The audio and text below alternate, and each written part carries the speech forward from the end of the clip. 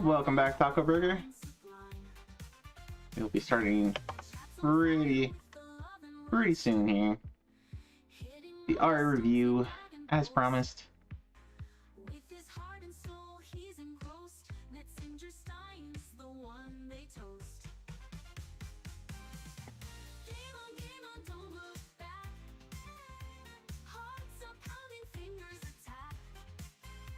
While we're getting ready here, let me throw some shout outs for other folks that are on right now and have been on today. So Pulse is still working on GoldenEye 007 on the N64.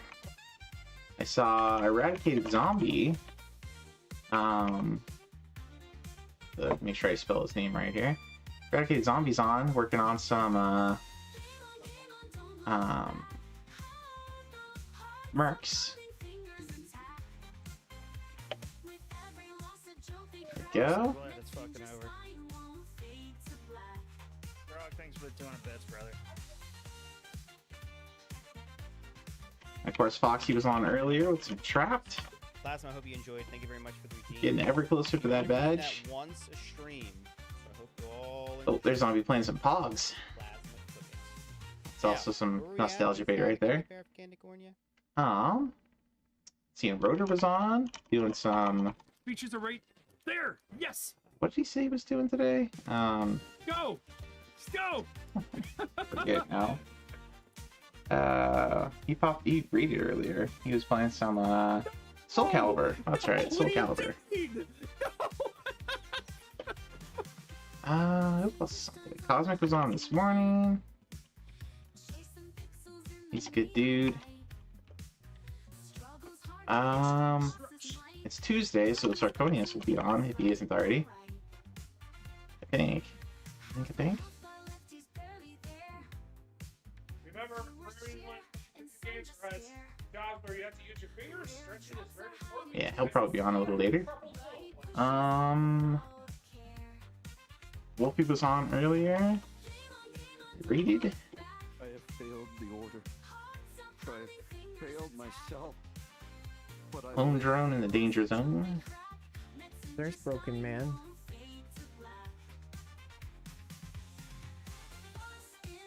All right, you guys ready? Ready for best woman? Oh yeah, Andy's on too. Thanks. Throw him a shouty. Oh my god. Oh, Lift is on. Wow. Just done 4 chapters. Working on some X and O. Can't remember how many chapters. Lots of folks in our community are on tonight. I guess there's 5 chapters. Here before Draco. Hey Dreamy. Good to see you. What is even over here? What is even over here? Right as spring. Oh, then okay. Yeah, forget it. I don't need that.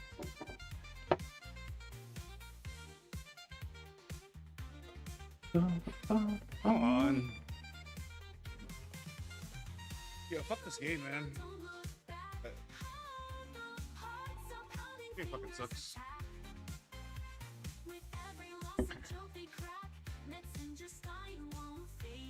Alrighty, let's swap scenes.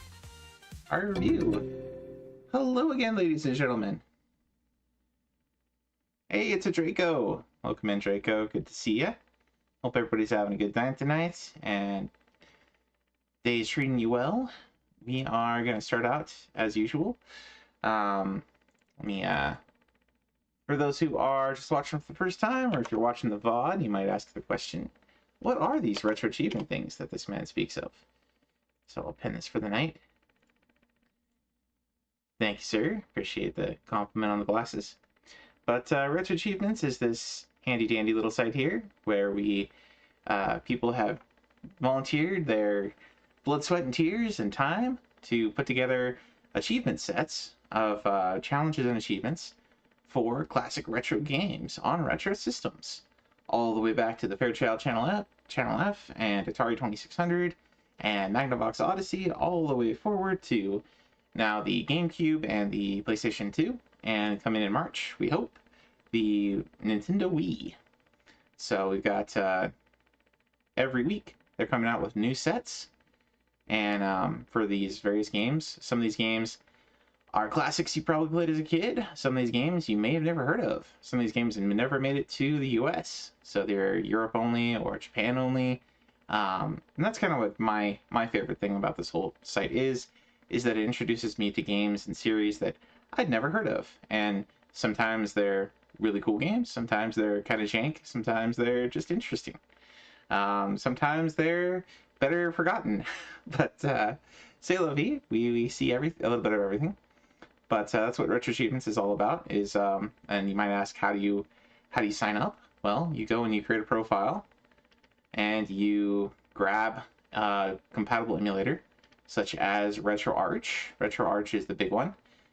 It has cores for a variety of different systems to emulate, and there's standalones for various systems, especially some of the newer ones, so like PlayStation 2, GameCube, etc.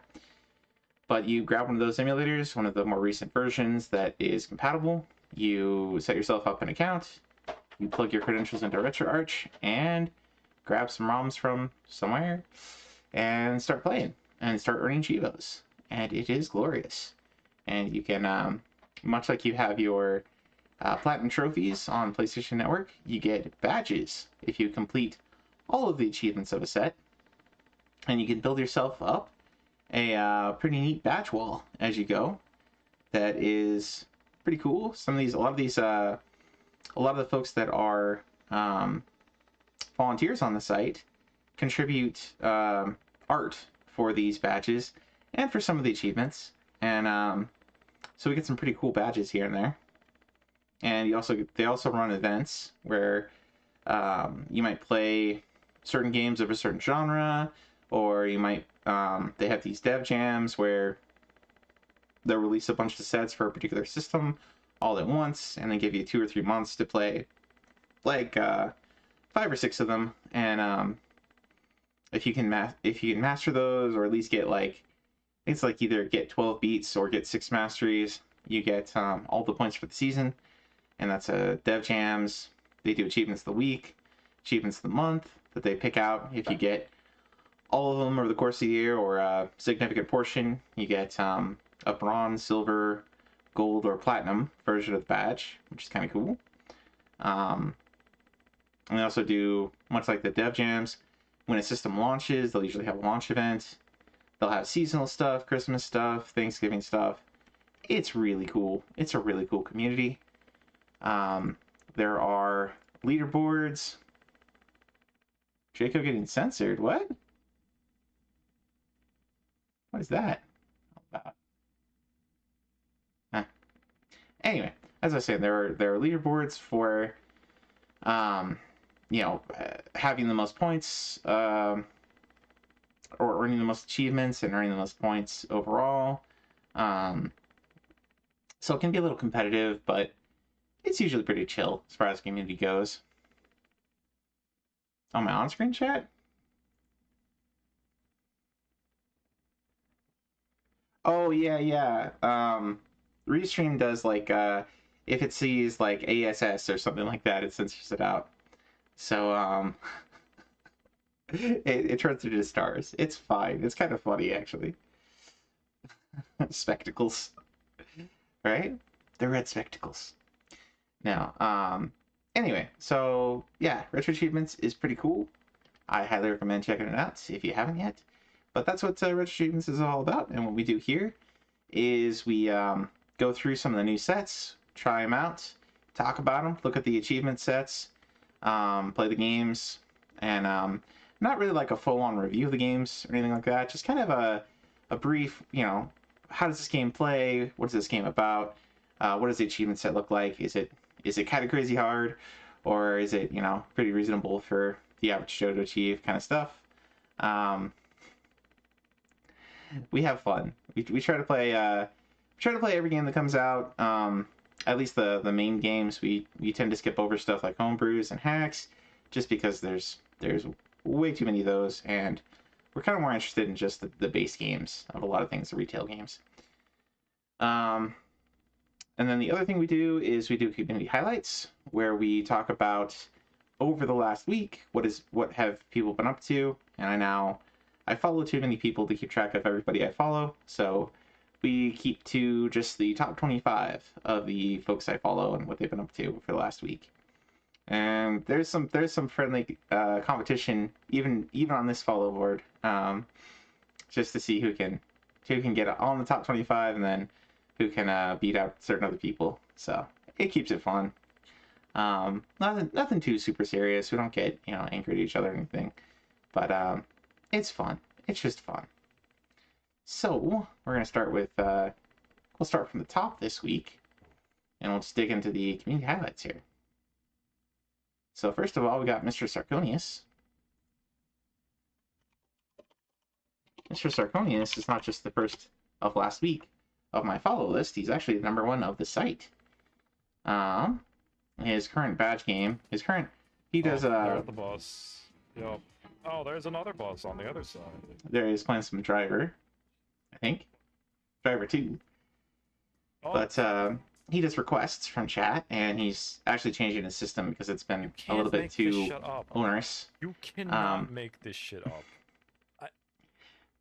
Driver 2 had some What change. the actual for fuck sure. is this? But Sark has a lot of patience to get through a lot of sets. That's why he's #1 on the site, and why he's got so many badges for so many difficult games. But he's been working on the Super Mario Bros. 3 World -E subset. So I'm not sure what all is involved in that one. But I think that's like in Lost Levels, there was a negative levels you could go to that were, I don't know if they were a bugged world or a glitched world or something, but there's some pretty crazy things in Lost Levels, and I think there might be like some extra levels added to this one as sort of a homage to that. And so the subset is all about doing some of those extra levels that are extra hard. He recently got Neo Contra badge. That was his last request game. Super James Pond and Donald Duck going quackers. So Sark's been kicking butt as usual. Just tearing through some of those requests. Metal Arms glitch in the system was another one that it was a request game, but he couldn't get it to run. It's not just a glitch in the system as the name of the game. It's also very does not run very well on Dolphin, unfortunately. May not have run well on the original GameCube. But anyway, he did that. I think maybe James Pond 2 was the one that was the request, and he did Super James Pond because it's like the same game. Maybe. But, and maybe the same thing with the Going Quackers there. Also did Space Shuttle project, I think, last week. Wario Land. And before that, he had kind of a Shrek miss that became a Jank miss. So, played a lot of things. But highly recommend Sark. Very entertaining streamer. Very cool dude. Next up on our list, we got Chocolatiel. Chocolatiel does multilingual streams. He does both English, French, and Spanish occasionally. He also does some puts up some videos for kind of achievement guides. Very cool dude. Very chill dude. He's been working on some Chrono Trigger, one of the classics. Some Dragon Quest 3 on Game Boy Color. The Dragon Quest 3 subset. Looks like he's set up and ready to go for that one. And then he was playing some Mario hacks. Very cool dude.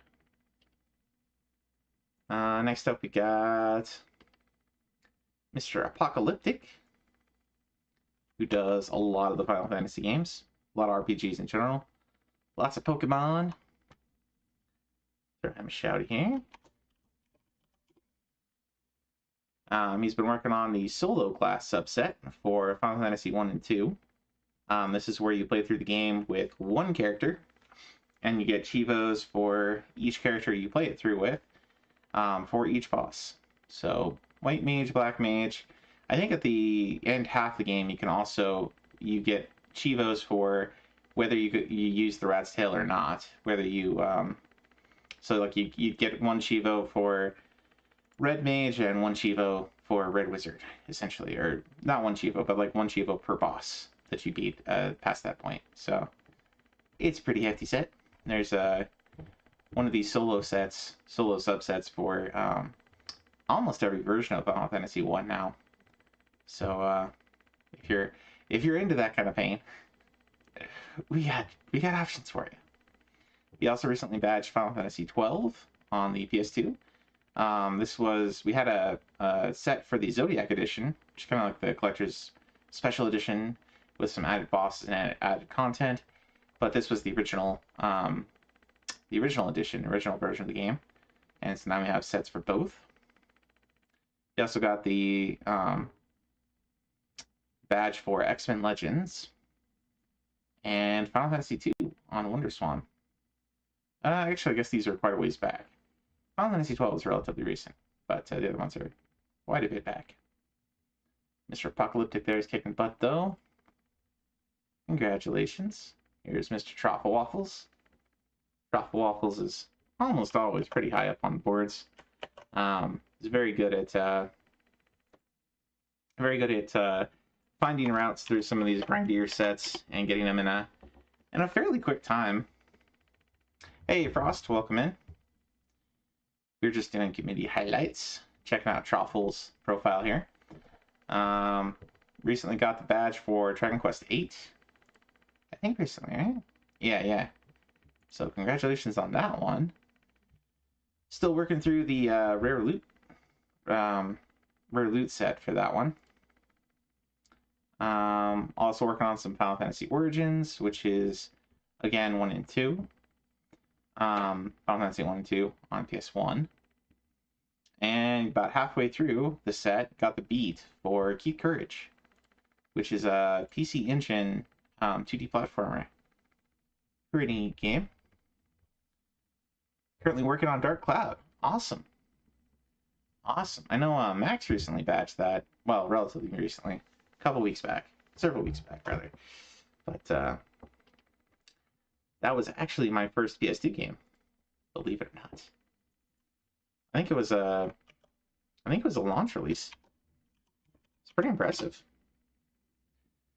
Had some jank to it. I'm not too fond of running through the dungeons and running out of the water, like getting thirsty or getting hungry. I don't really love those mechanics. Speaking of which, here's a drink. But I don't know. Still a pretty cool game. Kind of a spiritual successor to ActRaiser with all the town building. One is Jack and Dexter. You did badge that one. Sadly, you're stuck on Jack 2. Yeah, the badges for Jack and Dexter 1 and 2 are they got some hard ones on there. I wouldn't say they're like insane or anything, but there are some tough ones in there for sure. Next up, we got Mr. Bo here. Bo Malo, or Bo Mole. He's been playing some Final Fantasy Origins.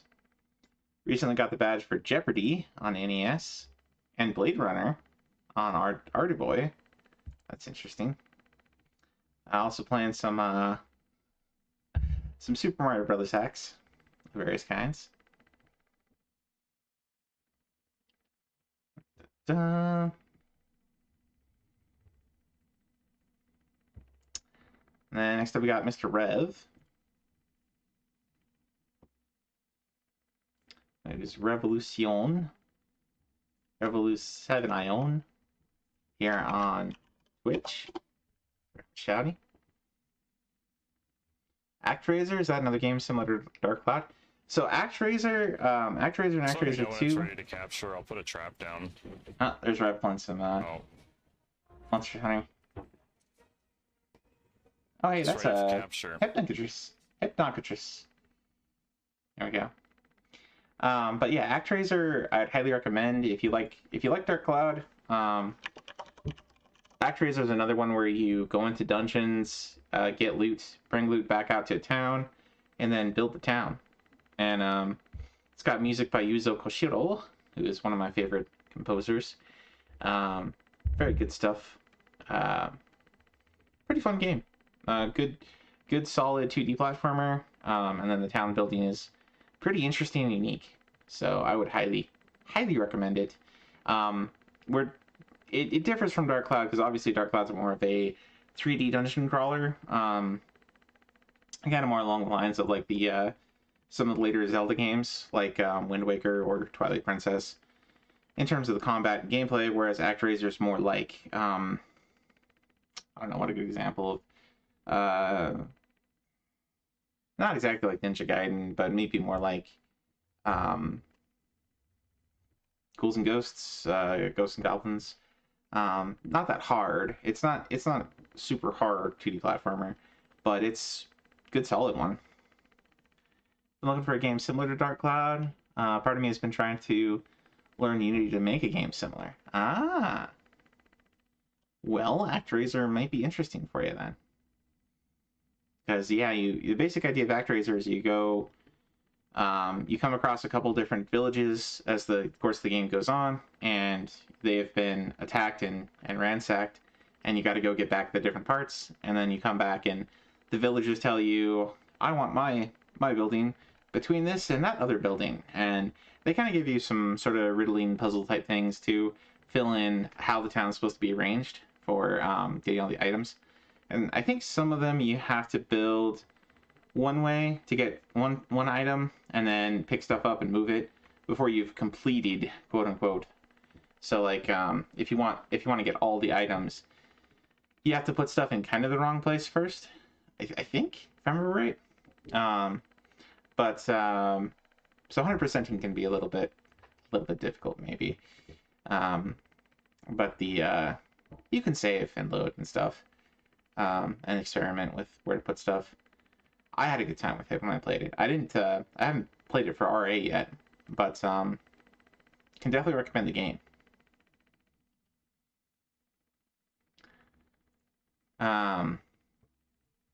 Anyway, as I was saying, we were talking about Rev here. Rev's been playing some Return to Arms, Champions Return to Arms. I know he was playing that with Draco for a while. Still continuing to play Final Fantasy XI. I know he's been hunting. He finally got his Pac-Man collar, which is a rare drop he was after. So I think now he's mostly just doing like raids and continuing to do digging for just money, because that's what he does. Looks like he also played some of the new Garfield game. Well, new as in terms of a new set anyway. We'll probably be talking about that in the coming weeks, because that one's a relatively new set. And also doing some other stuff. Perhaps continuing to do Peak Streak, so you'll see a lot of smaller games pop up between stuff. He's also working on R-Atality, so he's been playing a lot of fighting games.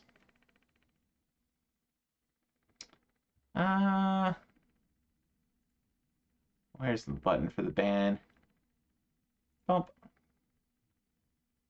We do not need. We already have the best viewers. We don't need any of that. Draco cannot ban. That's alright. Speaking of Draco, here's Mr. Draco. Coming in with 1,250 points this last week. Kicking butt.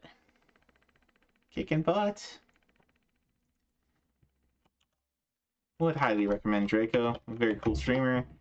Very animated. Does races with Bendy Human, who I'll throw a shouty as well.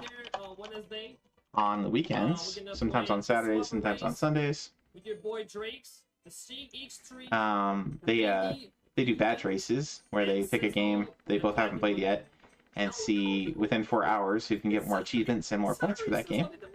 So that's a pretty fun game, pretty fun time to watch them do the race. And Draco also does just some other streaming here and there I bet it's really throughout the week.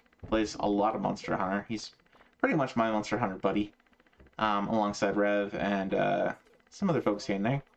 Rotor and Vance and San and Grin. Grin has also done some Monster Hunting with us. So good times. But Draco's been working on, started in on that Dragon Quest IX multi-set. Oh, good times. Because we,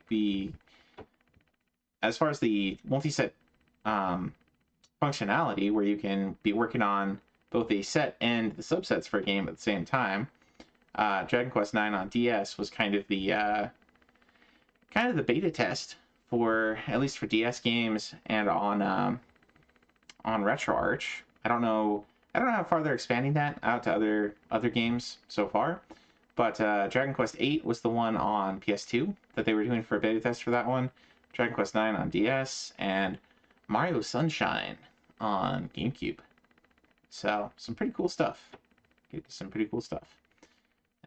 also been working on a lot of Monster Hunter, as I mentioned, Portable Third, Freedom Unite, and he's also been doing Peak Streaks. So badging quite a few little games here, littler games I should say. Some Sesame Street, some Lucky Penguin, some Tetris. Him and I have been trading games to do Peak Streak with, so it's been kind of fun. And there's Freedom Unite, and also got Virtua Fighter Animation. Which I hear that one on Master System is a pretty easy badge, so some good times. All right, next up we got Maximilian, who is Game Squad here on Twitch.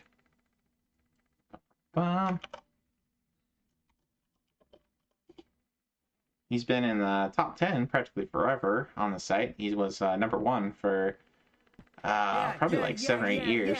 What the fuck? Very skilled player. How dare you fucking hit me at this point? Oh boy. You clown shoot. You absolute push-in clown shoot. Ass nugget, motherfucker. I think that's him playing some Metroid Fusion. Pulled out. It's a very foot-looking asshole. frustrating game at times, as you can probably tell. Anyway, he's one of the masters of Mega Man on the site. Many Mega Man badges. He's been working on some Lagoon on Super Nintendo. Vintage Max.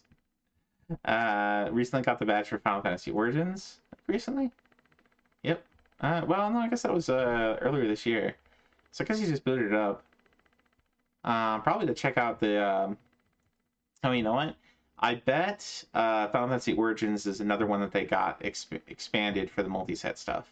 So he's probably working on the solo class stuff. And both of them are coming up because he's working on the main set, which now you can work on the subset via. So that's cool. He's also been playing a lot of Final Fantasy 12 and a lot of Mario X. Good times. Next up we got Andy.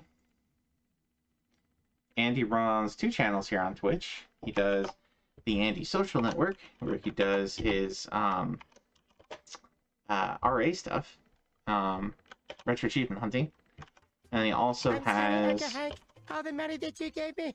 the Andy Gaming Network, which is where he does speedrunning of mostly fighting games.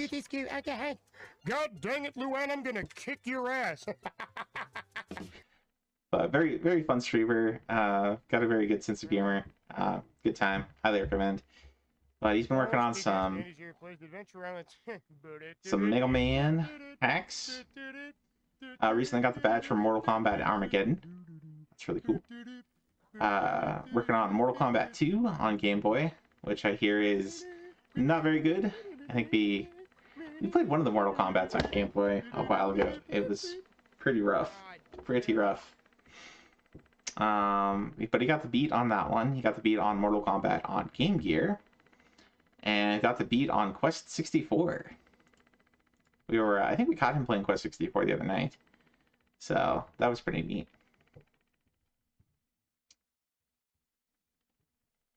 What else we got here? We got Mr. Chrono Gear. Chrono's another of the top 10 on the site. He badges a lot of stuff that comes out, a lot of the new sets. He'll get to as we're talking about him on our hard review. Or well, before we get to talking about him, because we're kind of behind. There he's playing some Mr. Bones. But very skilled gamer. Plays a little bit of everything. Wait. Often plays a lot of the kind of Did I rarer, more align this interesting, perfectly some and like some of get the old soft left? FromSoft stuff. That's pretty funny. But he got the beat and is very close to getting the badge on That's The Legend of the impressive. Mystical That's hard to Ninja, which I think is one of the Goemon games. I think that might be essentially Goemon 1 in Japan. Foxy would know. Yukihime Kyushutsu Imaki. So this is like the rescue operation of Yukihime. For Ganbare Goemon. Actually, I think there's an NES one that's the first one. So, anyway. You also got the Final Fantasy VII subset. We've been seeing him work on that one for a while. So, congratulations, sir. Getting that one. And then also playing some other stuff. Got Sesame Street 1, 2, 3 badged. 50 Cent Bulletproof. Relatively recently. And some Shinobi 3. I think that was back at the end of December there. Was that last week? I guess that was technically last week. Man, time's flying. But yeah, I think he badged this one because Turnbuck started it, and I think he badged it in about like half the time that Turnbuck took, just as kind of a just as kind of a nudge, you know. It's like, hey, you know, who's the better gamer? Anyway, Connor is a pretty fun dude. Then there's this guy. I don't know about this guy, folks. As I mentioned, I've been continuing my Peak Streak stuff, so I've been playing a few little games here and there. I started in on Year of Falcom with Foxy, so I started with Trails in the Sky first chapter. Made some pretty good progress today. We kind of started it yesterday, I think, because well, I started a little bit before stream because I want to get through the tutorial section because that's a little boring to watch anyway. And we made some good progress last night. Made a fair chunk of progress today, and hopefully some more tomorrow. But that's going to be probably my main game for a while. I'm continuing to play some Portable Third off and on with Draco and Kren. Whenever Draco gets time, we usually pick some of this to play. I need to work on some of the solo stuff, unfortunately, because now I'm the long pole of the tent on that, but that's nothing unusual. Also been playing some Final Fantasy XI. I guess I got the beat. I don't know. Oh, because I got Shadow Lord down. So that's considered the beat. But I've been playing that with Crane every once in a while. And then working through some other stuff for Peak Streak. Still got a bit to go with Freedom. Still got quite a bit to go for Freedom Unite. But a lot of Monster Hunting, a lot of Final Fantasy, and some Dragon Quest. Been working on that with Draco every once in a while too. Good times.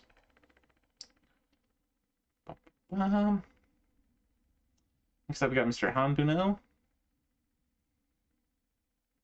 who got Goldeneye badged. Oh no, I guess he just recently booted that up, but he got that Goldfinger 64 hack that we saw him working on. Got that one badged, so congratulations. I think everything else before that is before last week. Throw Hanbuno a shout out here. I don't know if he streams, but we'll throw him a shout out anyway. Next up we got Graham Tams. Graham Tams is another fellow Monster Hunter and Final Fantasy XI enthusiast. He's also been working through Final Fantasy Origins. Continue to You work got on your some Final gold Fantasy lit? 11. Hell yeah, Suda. Let's go. Pew, pew, pew, pew, pew, pew, pew. Pew, pew, pew, pew, pew, pew. Looks like he also got Final Fantasy 2 recently. Was this recent? Yeah. Got Final Fantasy 2. And still working on some Final Fantasy 3 on the DS. This was a remake. It's not, it plays out quite a bit differently than the other threes out there. The one on PSP and the one on NES. So can't say I'd highly recommend this one, but it is what it is.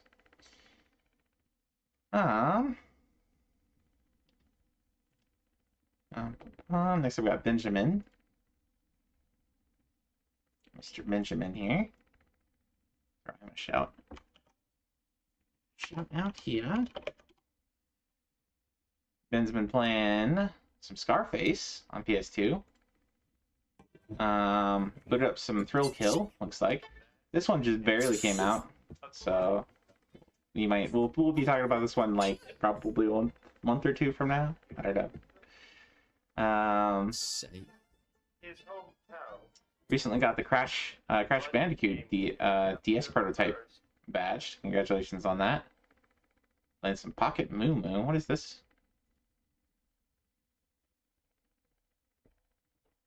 So this is like a PlayStation mini game.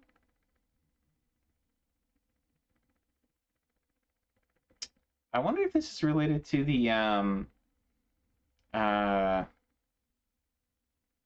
Jumping Flash series. It is. Interesting. I didn't realize that got like sounds like a spin-off of the Jumping Flash games. Interesting. Okay. Been playing some interesting stuff sometimes. Next we've got Megatron. Mr. Megatron here. Megatron started up when I met him here on Twitch. He was doing a NES marathon, playing through the entirety of the NES library. I think he completed that, and now he's on RA and using all that expertise gained to get through a bunch of NES games. So pretty cool dude, very skilled gamer. Wow. Lots of patience, but he's badging a lot of the classics on NES, as well as just some other things that get set here and there.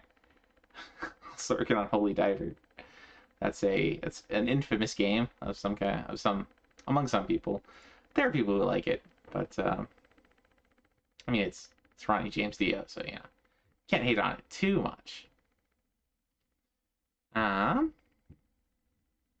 That's what Megatron's been up to.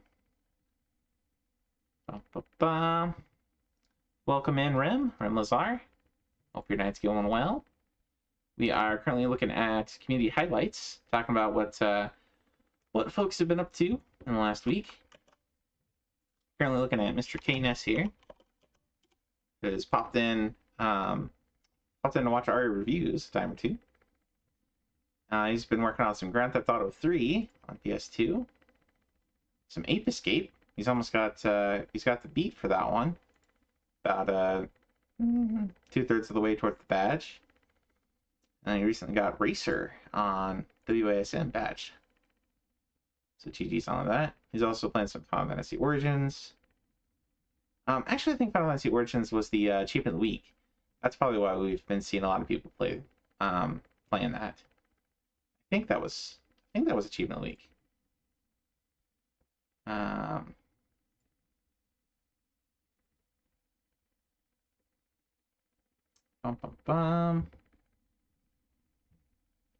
Yeah. Okay, so defeat the Dark Elf Astos. That's why we're seeing a lot of people having played Final Fantasy Origins. Brisbane had mentioned that actually the day before yesterday. Or no, that was yesterday. He mentioned it, so makes sense.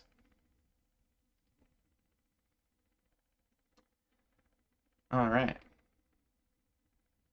Next, I've got Prince Lovecraft, who I met through Draco. Third time shouty. He's been playing some Shadow of the Colossus on PS2. That's classic. Damn that kick. Recently got the badge for Naruto Clash of Ninja 2. Did you hear that? Which is a 3D fighter. Playing some Jackass the Game, which is a pretty crazy minigame game. Doesn't take itself too seriously. There's a lot of the Jackass style stunts in it. Almost got the badge for Grand Theft Auto 3. That's quite the slog there. And did get the badge for God of War 2. So congratulations, man. Kicking butt. Mr. Prince Lovecraft. Next we've got Zombie, who's currently playing some Mercs. Eradicated Zombie. Zombie's kind of one of the kind of late night-ish RA crew here on Twitch. Oh man, he's my spirit animal right there, that guy. But yeah, he's currently playing some Mercs. Okay. I feel like that's gnarly when he I got about halfway through the set for Batman Begins on PS2. We played that one a while back for our review. But it was a thrill kill. Recently got the badge for Lion and the King 2. This is another one of those slider puzzle games. Kind of bad. And Pinocchio on Super Nintendo. I've heard this one's actually pretty good. There's a version of this one on 32X and Genesis as well. So these are supposed to be some of the better Disney platformers out there. Hey Jerry, welcome in, sir. Hope your night's going great. We are currently just going through the community highlights. Talking about what the top 25 folks I'm following have been up to. Next up, got Navanos here. Navanos is another very skilled player. He's in the top 20, probably be top 10 before too long.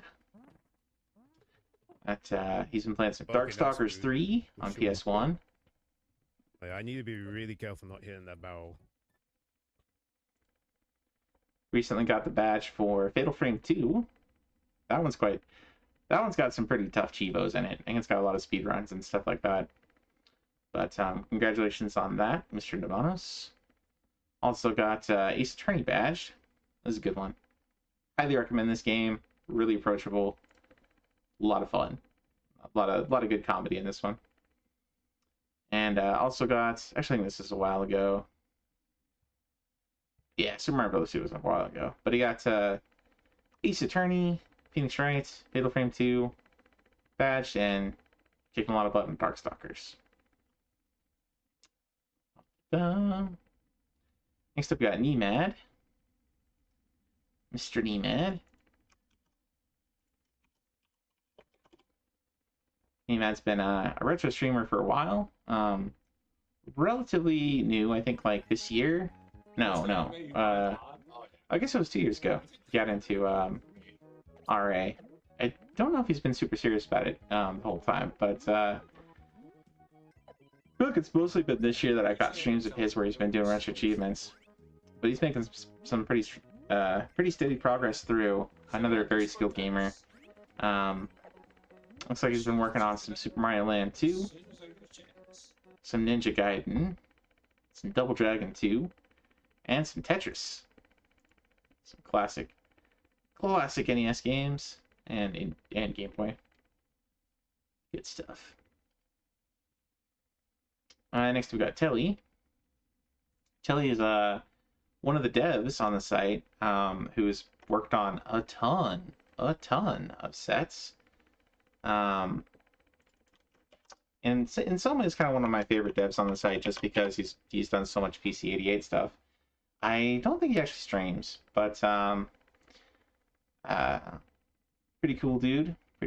He's been working on Legend of Heroes: Trails in the Sky second chapter, which I'll be getting to hopefully later this year, and some Popful Mail. So maybe he's also unofficially doing a year of Falcom. So respect. Also playing some 2048, and might be working on Shanghai on 3DO as a dev. I don't know, but cool dude. Next we got Turnbuck, Mr. Turnbuck here. Shout. Feels like it's not been that long since I met Turnbuck. Maybe 3 or 4 months, 5 months, something like that. Very said no to head. Oh, I'm really very glad much a you said character shit. here on Twitch. Kind of plays the heel if you're familiar with wrestling. He he can be highly competitive, but it's kind of fun to have something like that in the community too. He throws a lot of he dishes out a lot of fire here or there. But I don't think he really means it for the most part. It's a lot of fun back and forth. Galka. Yes, he plays the Galka in Final Fantasy 11, so he's a natural enemy of us, Sandorians and Wintersteins. But anyways, he's been playing some Zombie Virus on PS2, some SSX Tricky. He got the badge for Zombie Virus, so congratulations, sir. Playing some SS Tricky on PS2, got the beat on that one. I think we watched Sark play through one of the SSX games recently. Might have been 2 or 3. It was really difficult badge, so I don't know if Tricky is as difficult, but quite a lot of grindy stuff in there. I finished with Little Ralph. That is a very difficult 2D platformer. Might be one of the hardest I've come across on RA. But this is one that Knocker regularly recommends to people. I think Knocker's done it, Foxy's done it, Sark's done it. Just very interesting and difficult 2D platformer. Lots of pretty trolly stuff in it. But also got some 2D fighter sections that can be pretty rough. He's also playing some Panorama Cotton. Panorama Cotton plays kind of like what is that game? Oh man, my brain's not working. This is kind of like that game on from Sega that has Space Harrier. It's kind of like Space Harrier. You got kind of like this first-person view. Well, not exactly a first-person view, but like an over-the-shoulder kind of first-person shoot 'em up, where you're like flying around on the screen, and you see your character's back, and you're just kind of avoiding shots and firing. I have a soft spot in my heart for games like that. Very neat stuff. And this is Cotton, who's already kind of a super cute character. But that's definitely on my want to play list at some point. I'm not by any means great at shoot 'em ups, but it's a cool series, and that's a cool game. So kudos to Turnbuck's picks, picking that one. Next up we got Wise, and I will say it is a little bit sad to see Turnbuck come in over Wise for the week. I think Wise has been out sick though, so we need that emote explained. Which one?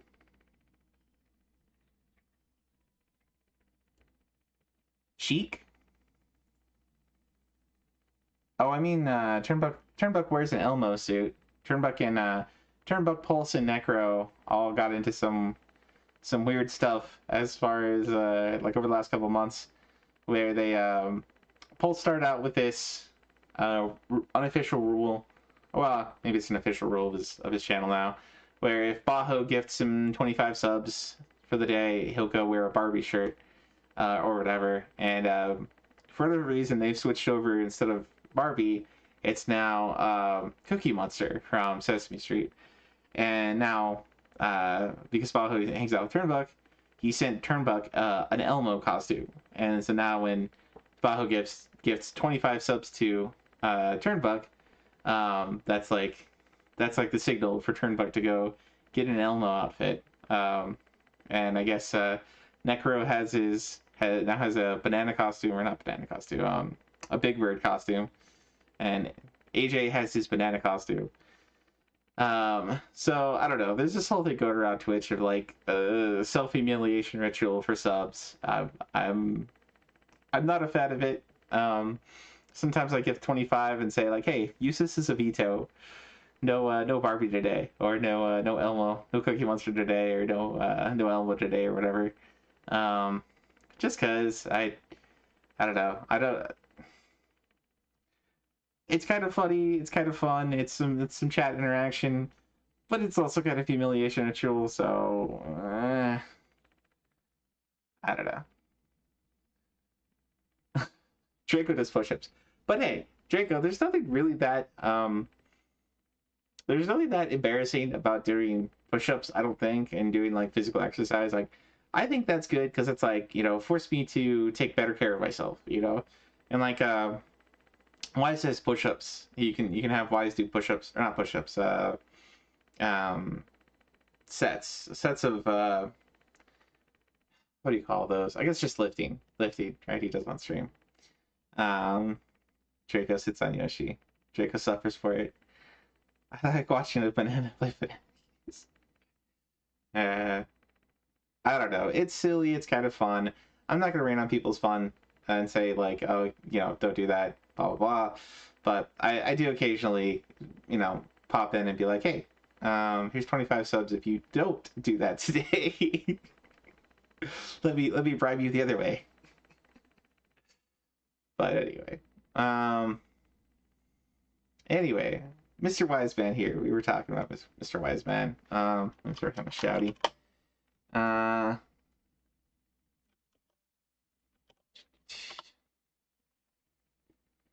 But Wise has been working on some Dragon Quest VIII. He's about halfway through the set. Also getting some of that fat loot and rare loot drops, and getting the party and records chats. So I think this is basically just getting all the dialogue in the game, which is cool. I like that there's a set for that. That's pretty neat. That's probably hard to 100% because there's a lot of characters to talk to. But it's very cool, and it's very cool that it's all multi-set now. Looks like he's also working on some Mario hacks and loaded up some Super Mario Land 2.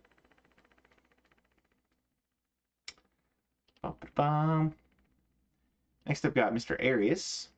Arius is another multilingual streamer. Very cool dude. Plays a lot of Yu-Gi-Oh! Among other things. He's been working on some Friday the 13th. He recently got Radical Red, Pokemon Radical Red patched. That's a Pokemon hack. And I guess, well, this is a while back. He got Action 2. Talked about that last time. But, kicking butt. I have no clue what I did wrong. I was. There he is playing some more Yu-Gi-Oh! I don't know. Good stuff. Then we got Mr. Cheeseburger Cats here. Old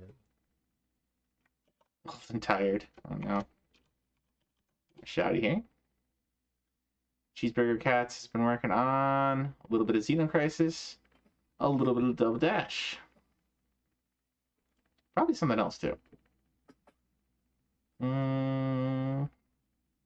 Magical Drop 3 and Tekken 2. And some Vampire Savior. So some more Darkstalkers. And Super Gem Fighter. And Pocket Fighter. Got the badges for Super Gem Fighter and Pocket Fighter. So, congratulations, sir. Kicking butt. Alright. Well, that covers Mastering Action 52 is Insane. It is. It is a pretty, it's a collection of jank and unfinished buggy games. So, I don't know. I'm told it was also sold. They tried to sell it for quite a lot back in the day, because it's like, oh, it's 2 games. Only it's a lot of games that are, you know, maybe, you know, 3 or 4 levels or 4 or 5 levels or something. They're really more like demos or prototypes, if anything. A lot of them crash right away. And apparently, somebody was telling me that they did a thing to get past the this was an unlicensed game. They did a thing that basically they would short circuit or overheat the chip that was doing the check. So it could potentially harm your NES by playing it. So pretty crazy. Also, hello there, whoever just popped in. It looks like a Foxy. Hello there. How are you doing today, sir? I gotta fix my push to talk has gotta go out. There we go. Now I can talk freely and say, you know what? I should challenge you to a race in Cheetah Men. Let's go. I Or Alfred and the refuse. Fennec. Either way. I refuse all Action 52. What? What about Bubblegum Rossi? Come on. Bubblegum Rossi at least, right? I refuse, sir. I refuse. Or what- Oh, absolutely. Total what are- veto. Mutant Beaver Tomato Fight or whatever they called it. I've had enough Yeah. tomato games. One time we played Attack of the Killer Tomatoes. That was enough. Oh gosh, yeah, that was enough. That was enough for me right there. TB Jerry says he had an Action 52 for Genesis. Got it at the grocery store. Guess it was multi-system. Heavily promoted the Ooze. It was that was their crown gem outside of Cheetah Men. Oh, that was from the same developers? The Ooze. Yeah, I mean, that's it's interesting. Action 52. No, it's not. It's not interesting. It's really, it jumps terribly. I'm not super familiar with the Ooze or Action 52, but I did see I know. Owaz play the Ooze once, and it didn't look that bad. But Oh no! Sorry, not that Ooze, but that one. Okay, that one's not as bad. No, there actually is a different kind of the Ooze that they made. It's really bad. The platformer that's not fun. oh, I see. So it's a name that shares the same name, or it's a game that shares the same name, but it's a different game. Yeah, but for some reason on the Genesis, when you start it up and you look at all the games, it like highlights the Ooze right away. It's like, oh, this is their crown achievement right here. Well, welcome in. We are right on Thank time you. to switching gears to start playing some of these new yeah. sets or new-ish sets. We I'm are ready to see these newish sets. on October 24th. I'm going to be kind of messing around with some PC88 settings on the side because, you're a Falcom and all. Want to make sure that's working. Sounds good. Sounds good. I when we were back and talking about Ease 3, I forgot. I was thinking that the MSX version did not have a set. It does. It does. It is Ease 2 that is missing a set on MSX. But Ease 3 has really? one. So one more choice. I'm gonna have to octuple dip into all these games at some point. There's so many Ease 3 sets. It's crazy. It's There's crazy. so many. Well, everybody loves East 3. Maybe I'll make it the year of East 3 for all we know, and then next year do Falcom. We'll have to petition for 4 more sets. Petition for them to make 4 more ports. There we go. I need my completion, my East 3 completion. Can't live without it. All right. So first on the list tonight, we've got Asterix, the Gallic War on PlayStation. Ooh. Which I think somebody gave this to you for a breakfast stream at some point. Oh yeah, I think I've played every Asterisk game now. But yeah, this is definitely one I've played. I'm looking at it right now, yeah. So let's see. It looks it is a action strategy game. Interesting. You got a lot of collection achievements up front here as the progress. So I'm guessing you might just get these at the end of a level. Let's see. Collect all. Okay. Collect all gold coins and potions in every level. Some of those are missable, which probably suggests that there's probably points of no return on the level. That's probably why they're marked as missable. And throw the Roman of distance of 40,000 or more. In Bowl Roman, hit 3 Romans with a single ball. Score 50 or more points. Score 60 or more points. And whack a Roman. So there's a lot of violence towards the Romans here, as you'd kind of expect from the Gauls. Oh yeah. But should be mentioned, this is mostly a Belgian studio, just having some sour grapes over having lost the Gallic War to Caesar, I'm sure.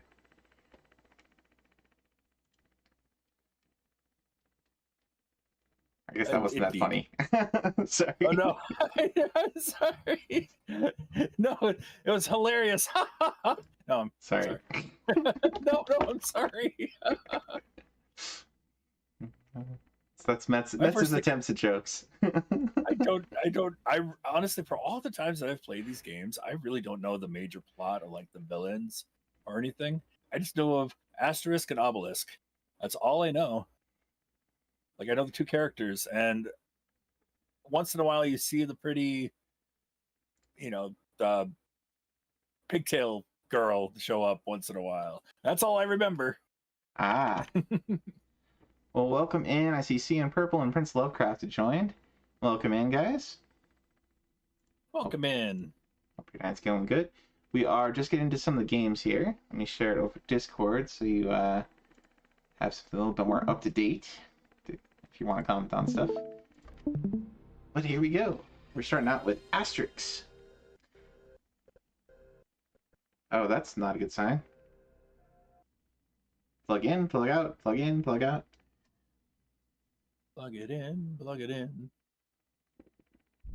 Oh, wow. I think my whole,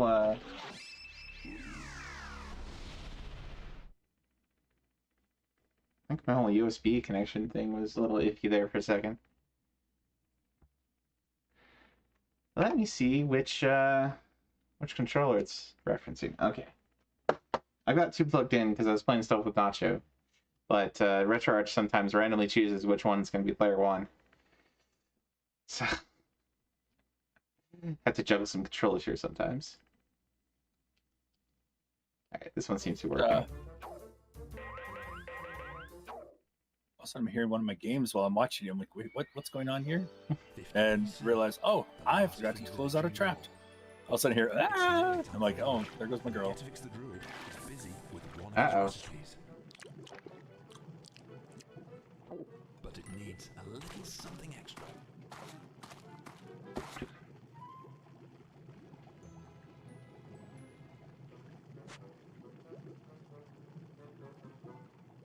No little something extra? This calls for some help. Asterix and Obelix are the goals for this job. A barrel of potion should help. But none for Obelix. Now, all our heroes have to do is find everything for Getafix. With your help. Wait, this is the tactical one, isn't it? It said strategy on it, so yeah, this is the strategy one. Oh, I loved this one.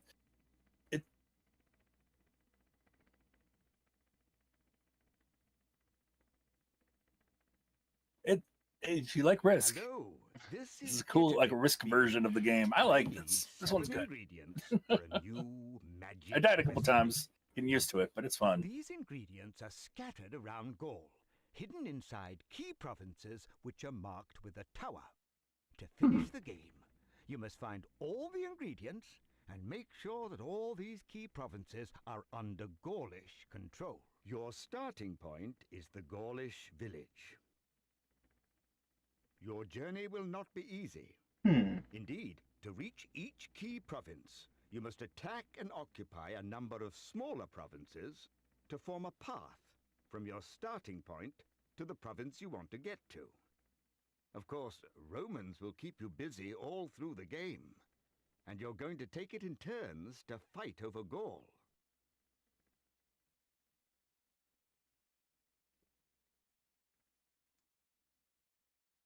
You've seen these characters before? Yeah, so Asterix and Obelisk are Asterix and Obelix, I suppose I should say, are I want to say Belgian. There's a Belgian cartoon all around them. I think it is. Yeah.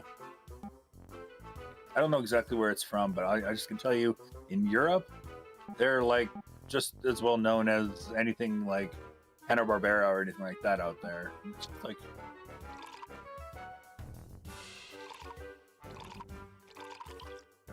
Should I just put all my potion out there?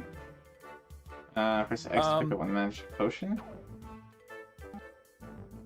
You can put it all on that, or you can. Well, because you need to invade. So.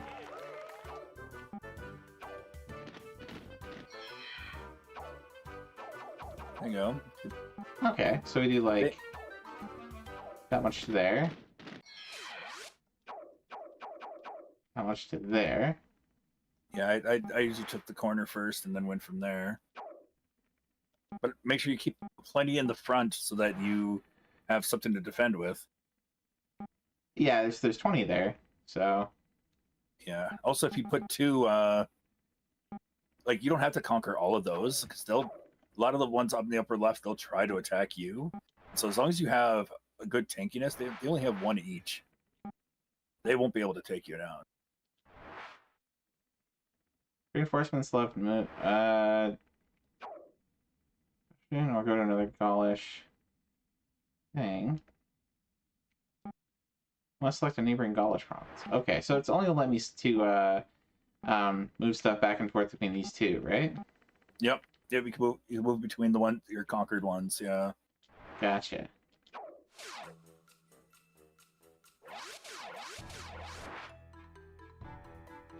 Yeah, someone gave this to me on a Saturday, and I had a good time with it.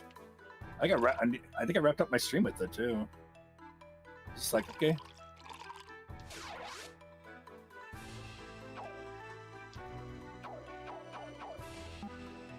Active Roman province.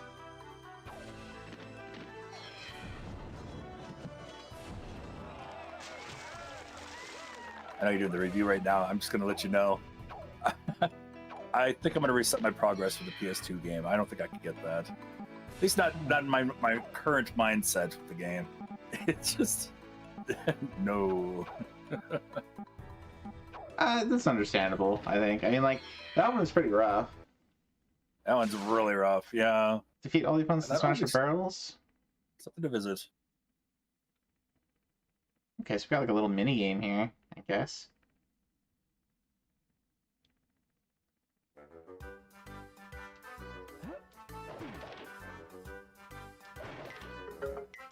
Oh, we're on a timer.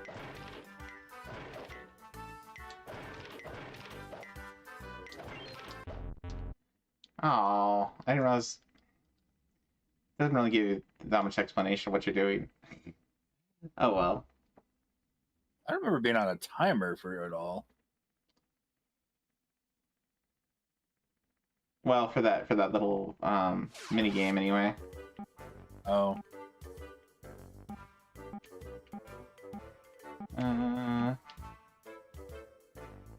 Okay, reinforcements.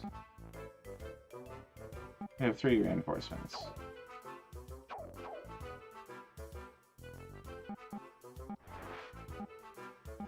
Okay. I think we'll move these forward. And in turn. Attack the village. We lost 6 troops. That's not too bad. Let's put... Bring this up to 10. Put the rest here. Let's go ahead and take 5. Capture this. Break a barrel. Get all the opponents to find the flying one. Jump up and... should have paused it there to read that. Oh.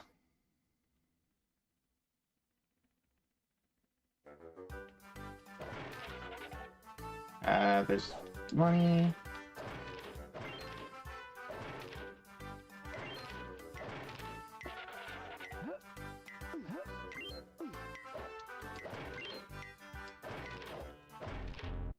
I've lost?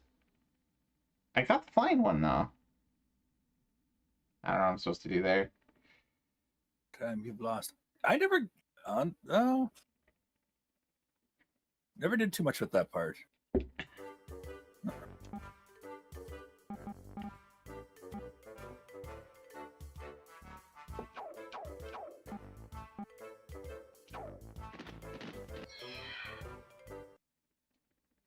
Oh, maybe it's find the climb, jump and get it to complete the level.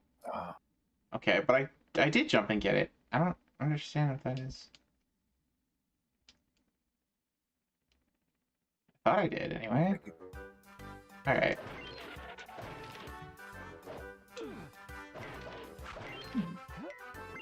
There we go.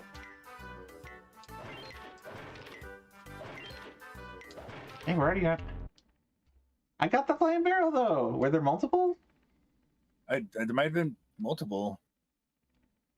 I'm so confused. I didn't really explore that part too much.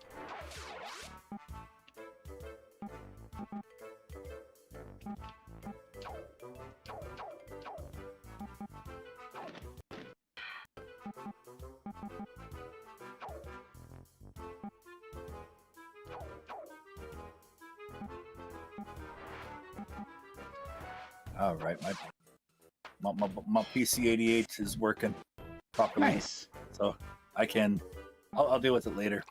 It's nice. I don't have to worry about it. Whew. If you have any PC-8800 games, I'll gladly play them.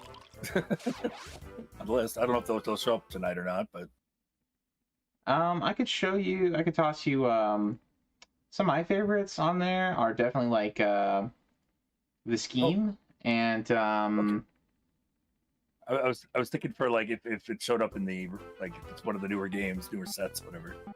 But oh, okay. I don't know if we have any PC-88 stuff, but that's okay.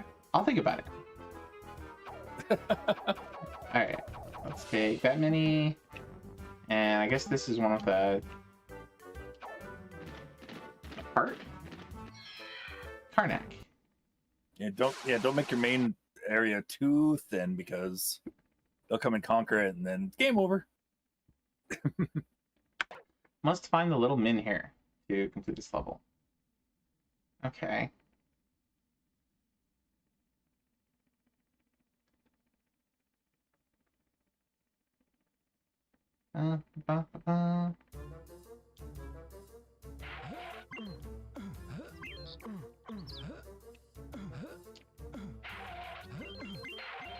Oh gosh.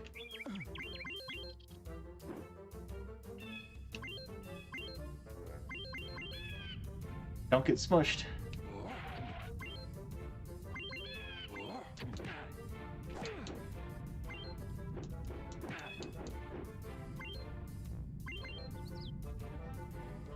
Whoa! Oh, come on. Is that the end of the level? No. Okay, good. I don't know. I was afraid there. Oh. Okay.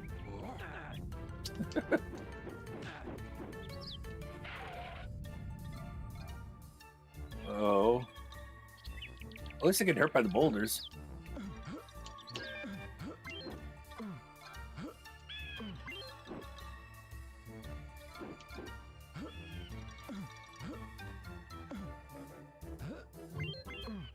Oh wow, this is chugging when he's jumping.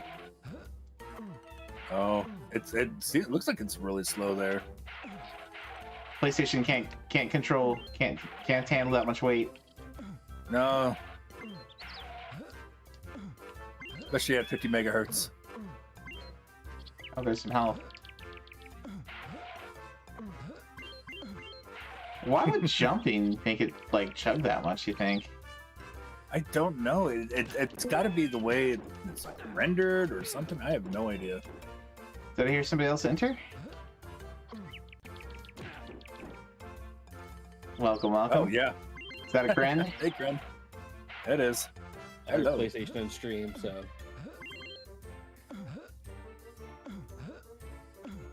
Man. This is rough. Wacky art style. Reminds me of like Discworld or something. Reminds you of what? Like Discworld, like art style. Oh, yeah. These jump mechanic or It's just chugging every time I jump. That's goofy. I guess it's like a checkpoint. Checkpoint maybe.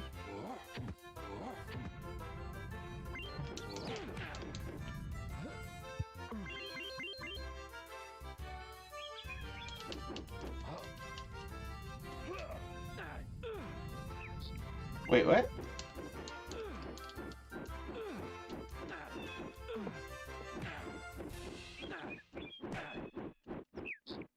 Okay. Oh, now my cat's watching you play. Don't let her down. Is your cat named Baron too? Yep. Yep. Her name's Baron. Ain't that right, Hey, Baron? It's like Drake. Good is. girl. Yeah, you're a good girl, Baron.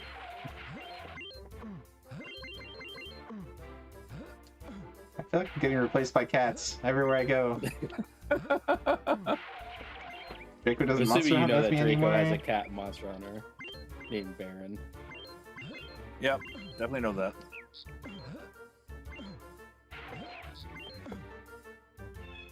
Is there somebody's face on these coins? Yeah, I imagine Probably the they're, Emperor.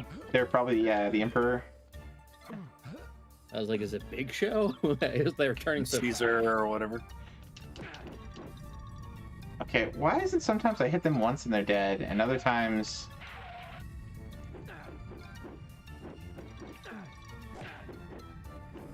Ah! Okay. There's our Menhir, I guess. Business opportunity. Oh, where did we miss 2 coins? We're down to the Triari. Okay, it looks like Cleopatra. Oh. Now that I can see it standing still, or like Mowgli. I don't know. One of the two. At least you got the it's Mowgli. Yeah, it's Mowgli for sure. Okay. Pick up 1 magic potion.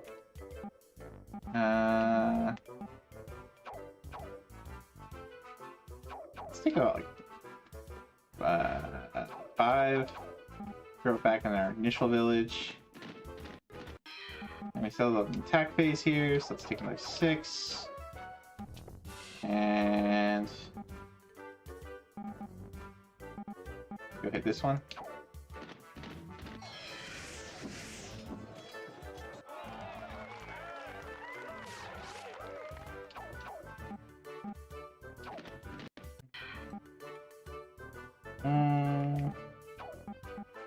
Let's kind of even out here a little bit.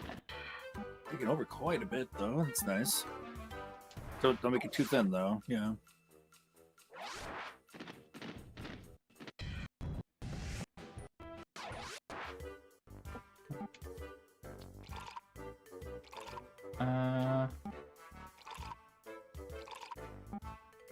Then let's advance from here.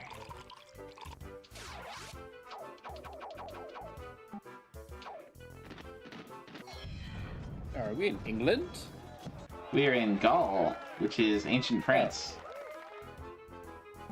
I was actually watching an hour thing on YouTube on Gaul while going to sleep last night.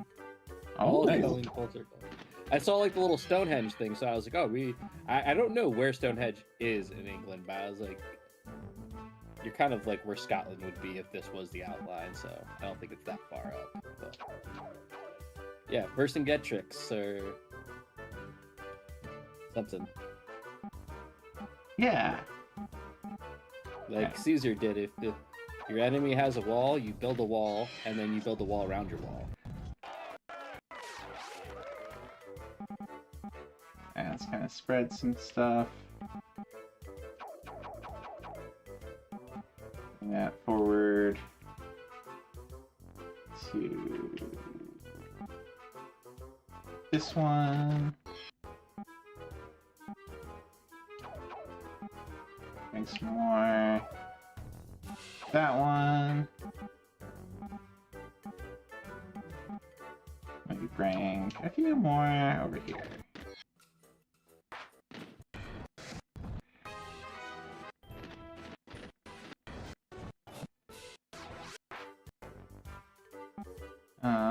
Okay. Let's take it back. So let's,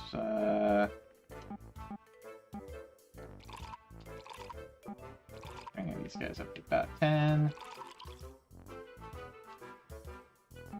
Good enough.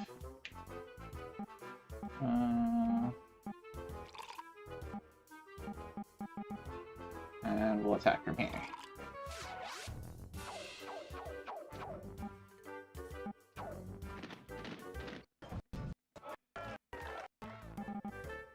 And we'll attack here. Throw the Roman. Fire distance to... okay. How do we throw a Roman?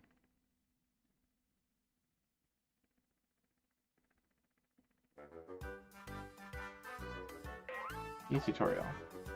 Throw a number of Roman soldiers to fill the bar on the left with yellow. Begin, tap the square button quickly so to spin the Roman around. Your speed is shown in the power up on the right.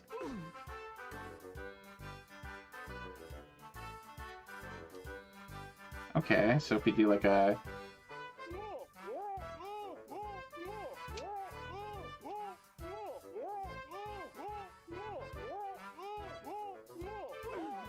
Oops. That's rough. Alright.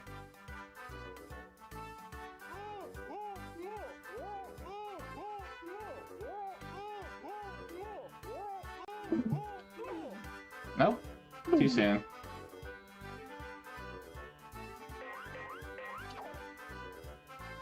That just reminds me of Caveman Games. Caveman Games was kind of funnier because throwing your wives by the hair is kind of funny. Oh boy.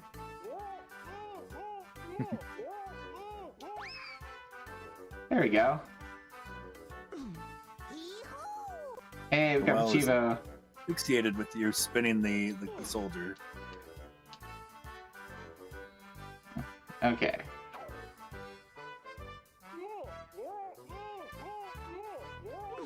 Oh. They get more than one choice? Okay, more than one chance, I think. There we go.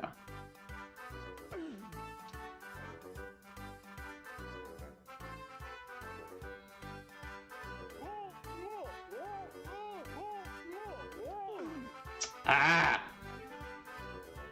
Hard to time that.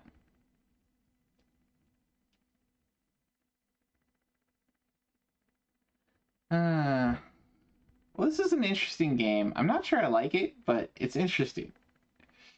It's not There's bad. fun parts to it. The mini games I haven't delved too deep into those parts. I like the risk side of things. I like setting up I like setting all this up and. I see. You have to beat the mini game to get that area. Yeah. That's kind of a pain.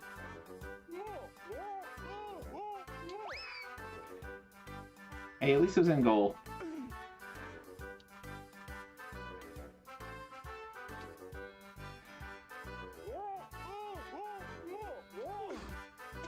Come on, game.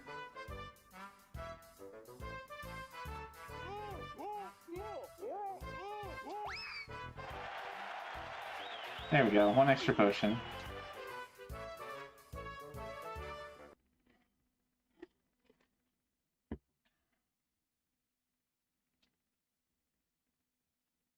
I still don't know what we're supposed to do with the smash barrel thing. This is weird.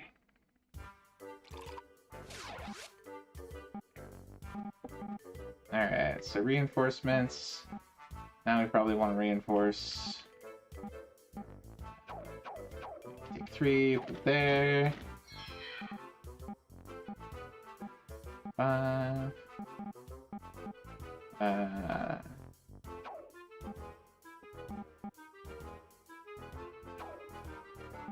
Probably leave that one a little bit light because it's in the middle.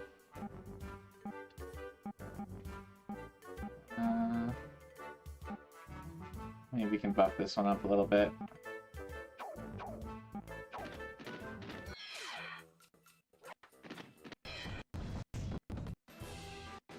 Hey, it survived. Alright. Oh.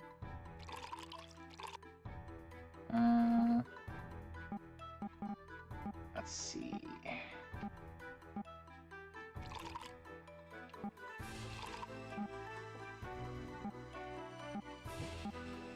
Let's attack from here. Probably want like at least 3.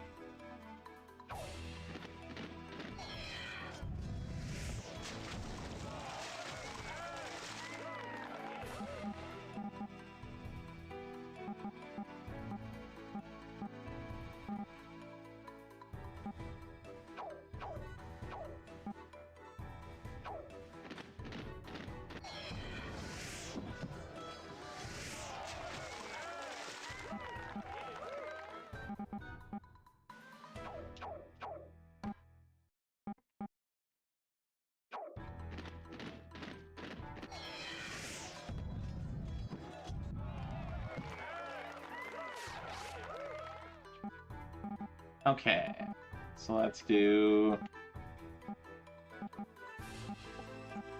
Now this is relatively safe. So we can toss them over there. Taking over a lot of that area. No, I think your goal is what, the upper right areas where... All the Seesaws. towers. So that one, No. and that one, and that one. I don't know, maybe there's something special if we get that one. And probably that one. And that one, and probably that one down there. Anyway, I think we've got enough to kind of get a feel for the game. Let's see, where else should we? I got some more here. I think we want to reinforce this one. So maybe we'll do... Take 4. Take 2.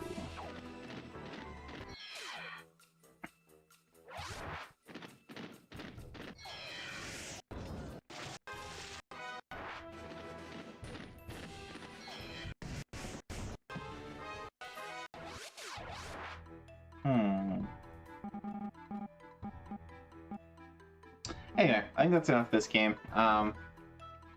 Pretty interesting. Interesting game. Got some interesting mechanics going. Mini games are a little rough. A little janky. But I do like the presentation. You know, very cartoony, kind of fun. And the Risk, I'm with you. I like this Risk game a bit. Yeah, I think that's the best part about it. Yeah. But there you go, folks. Asterix, the Gallic War. Give it a go. Give it a try. Yeah, interesting game. All right, next up we got another Nicktoons game. Oh. I remember. Stag. we have a friend of ours named Staggertron. Throw a shouty here for, who is known to play lots of licensed games, many of which are quite jank. But I feel like most of the games he's played so far aren't that bad. They're just kind of decent at most. Yeah, they're just there. They're kind of decent at most. Like 4 to 7 out of 10 range. Maybe a couple of 7s and 8s here and there, but aside from Charlie's Angels. Offensive. Yeah, that was probably the worst, but nothing too offensive otherwise. But most of the Nicktoons games, I think that they get a fairly decent rating. Developer here is Natsume, so Natsume is responsible for publishing a lot of the Rune Factory and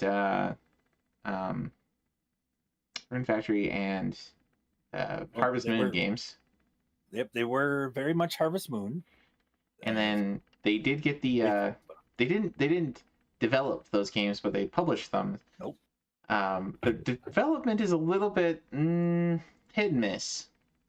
Very long story with the Monogatari series when it comes to Harvest Moon. That's a whole other whole other big history thing to learn about if you guys ever wanted to sometime. Oh, they developed Shatterhand. They did develop Shatterhand. Oh, there we go. There we go. That is like one of the best 2D action platformers. One that Adam and I really enjoyed was Flying Dragon for the N64. Oh, There's no set for that yet. They also did Three Eyes. They did Three Eyes. Mitsume ga Toru. Mitsune. Yep, Mitsune. Yeah. Or I guess that'd be more like the Third Eye Sees. Or the Third Eye Sees Through. But, oh, and Pocky and Rocky. Okay, I take it back. They're mostly hit. They're on Wild Guns. Okay. So Natsume's developed some really good stuff. Ninja Warriors. Gundam W. Gundam Endless Duel. I didn't realize they developed that one. Yeah. Yeah, along with the Mighty Morphin Power Rangers Fighting Edition. Yeah, I know. Mm-hmm. About the same. That's why I like the fighting. That's why I like the Power Rangers fighting game, is because it uses the same engine as Gundam Wing does. Ah, that's a good reason to like it. Yeah. All right, so digging into the set here, we got some collection Chivos. We got defeat a boss without using a superpower and while only playing as SpongeBob. So some boss-specific Chivos. Some time attacks. Ranking Chivos, which are usually kind of time attack anyway. Defeat the boss without walking in the mud and while only playing as Timmy. Hard. You have to beat the game on hard. Defeat the boss of Sandbar without jumping more than 8 times or taking damage, and while only playing as Danny. Okay. More time attacks. More time attacks. Damageless. Enter and complete any action area while only playing as X, Y, and Z. Okay, so you gotta play through at least one area with only one character. There's some mini games in the game. And you gotta get Rule 1 and Rule 2, whatever that means. Complete a mini game while catching toys instead of fruit. I could not tell you. Alright, let's dig in. I think 2 ARG reviews ago we played the Game Boy Advance version of one of these. And I did not have a great time with it, but I think that was more on me than on the game. My controller, I kept pressing right, and it would hit right and down. And it was one of those games where it was like, if you hold the diagonal, it'll stop and aim. So instead of I was trying to move, and it would stop moving and just aim. And it messed me up a bit, because my D-pad is a little sensitive. You have to be very precise. If you want to go right, you need to make sure it's just right. Anyway. But, did I grab this one? Should have grabbed this one. Is it under... It might be under a different name. SpongeBob and Friends. Okay. So, let's search for Volcano. SpongeBob and Friends. There it is. Oh, yeah, that's Garfield and Friends. Alright.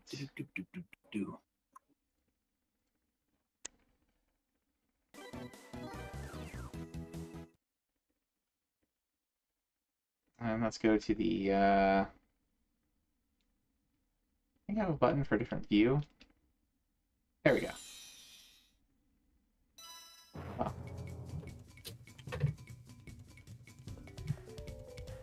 Battle for Volcano Island. Let's just do main game here. Oops, that was the wrong button. Single player. I guess this is a multiplayer mode. That's interesting.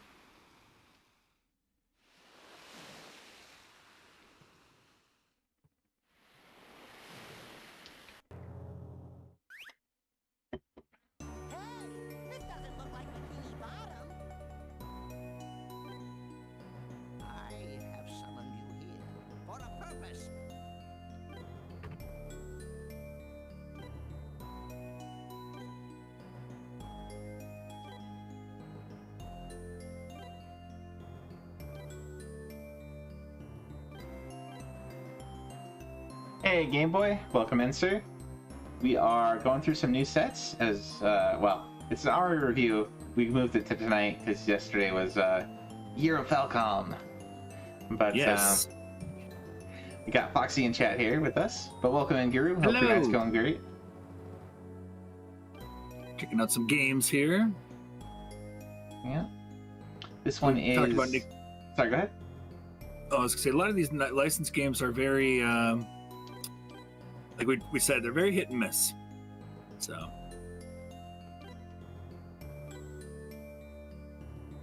change the concept. Improve the years of Falcom. Improve the years. Oh yeah, Draco wants us to have a year of Draco. We just played the games Draco wants us to. Okay.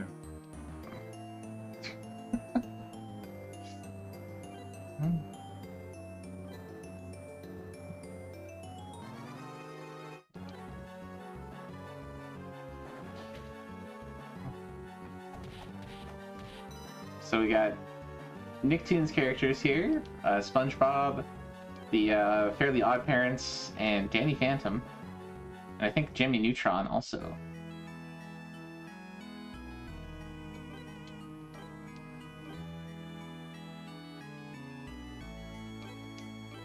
Okay, I don't really care about the storyline, so let's just get to the game. There we go.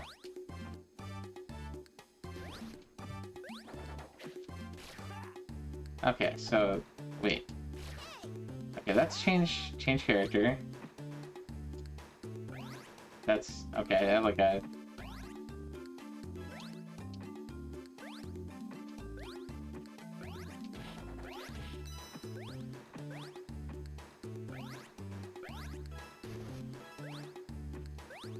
I don't know what that dog's all about, but whatever.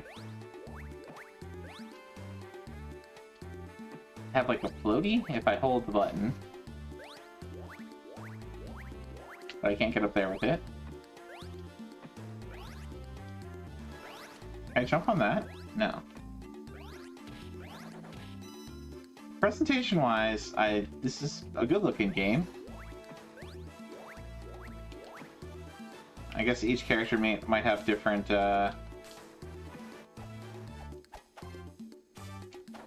He just jumps higher to begin with. It is looking nice. Maybe no Jimmy Neutron. Oh, we probably want to play... Yeah. We do want to play this as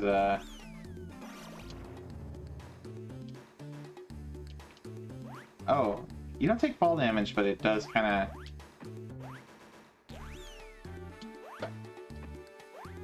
Oh, and Timmy here gets a double jump. Timmy Turner. Doug Dimmadome. Got some underwear.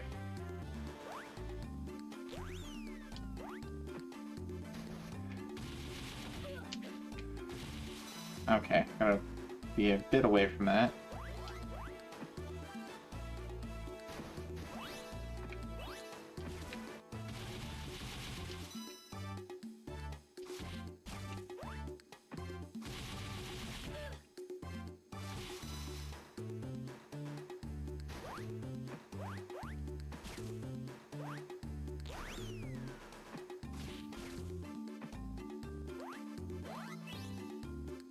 Oh, that would be a place to use SpongeBob.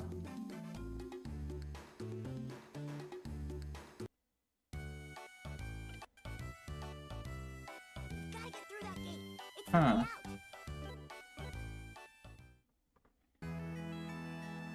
Leveling up on Metal Medley now. Metal Medley. Okay. On, is that, the Dragon Quest IX thing? I'm not familiar with Metal Medley. Gate is closed. You must find the crystals to open the gate. Continue journey. How much time does this? Future's in your hands.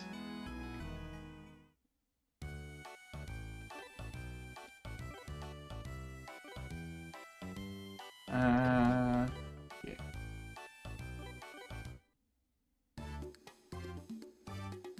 Okay.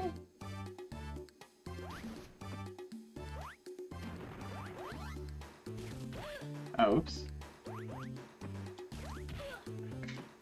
Okay, this character's not gonna work. Oh, that's death.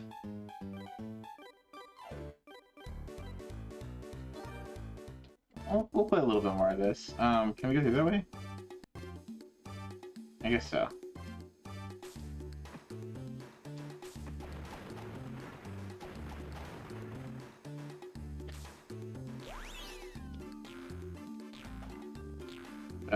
Can I stop bouncing? There we go.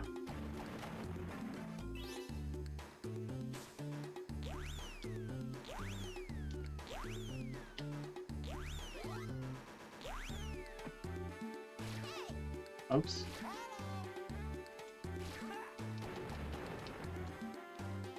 I don't know if L and R do anything. Maybe we want the floaty character here.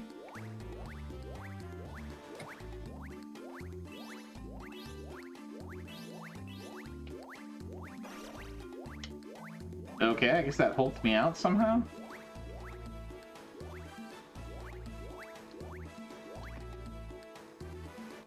I think so.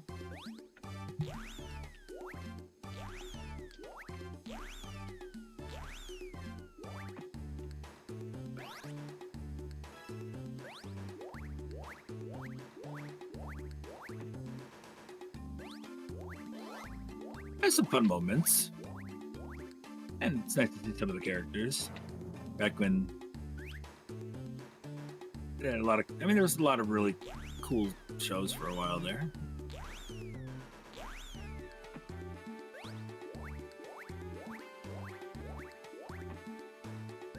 Oops.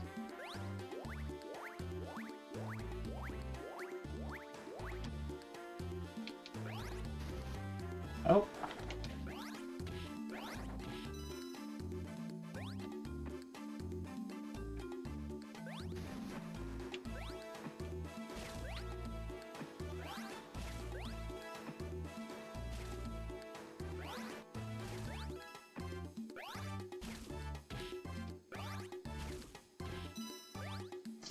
Okay.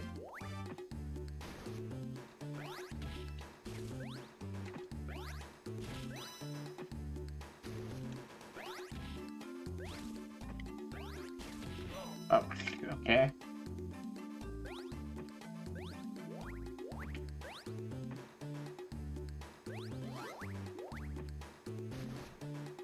Okay, and that gave us health back. So underwear gave us health back.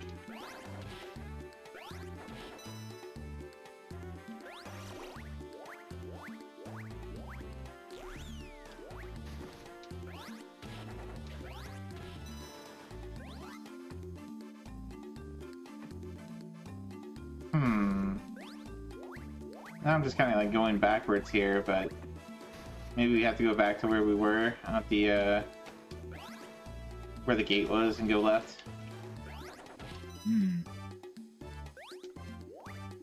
Actually, can I go back down here?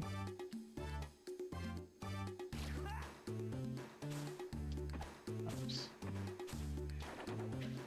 Sheep.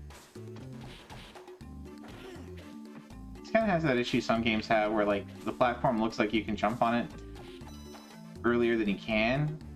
It's like, yeah,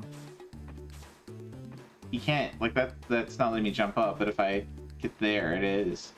I don't know, it's a little weird.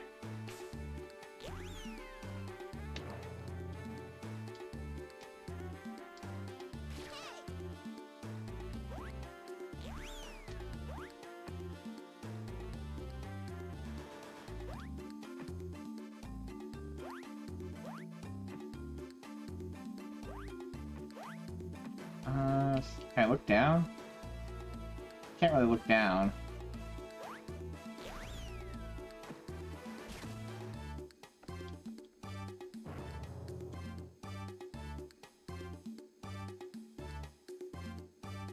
Okay. See if we can get to like the first boss. Ah, come on, game.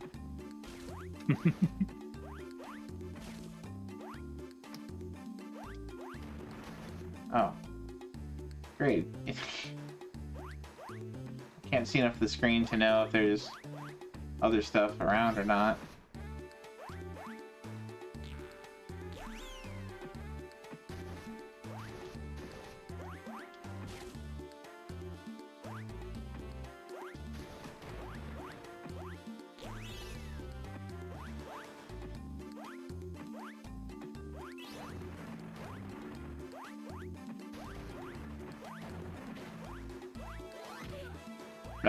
Okay.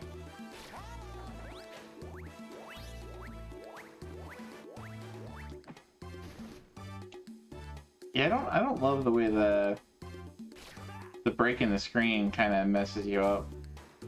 No, you can fix that actually. I can? I think there's a way to separate it just right. I mean, I guess that's a per game thing too. Yeah. Yeah, you can put like a barrier, not kind of like a stop between them, kind of calculate how far you really need to separate them. Is that a screen? I think there's a way. It's Screen gap? it's some kind of screen gap. Let's try that. 10. Okay. That's still a little weird, but Yeah, you can adjust it until it's exactly that makes it decent. wait, It's too much or too little. we're back here? What was the point of that? No idea. Hmm.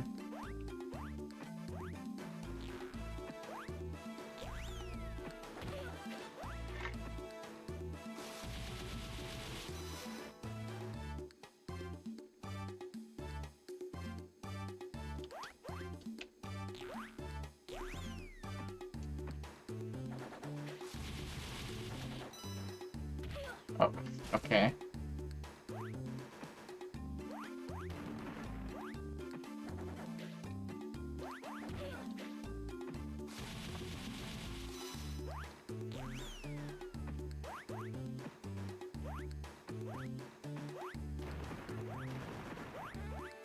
Oh, there's one there.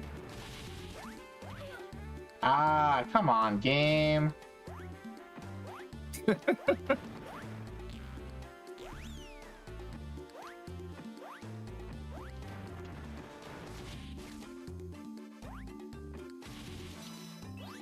There we go, 19 out of 20.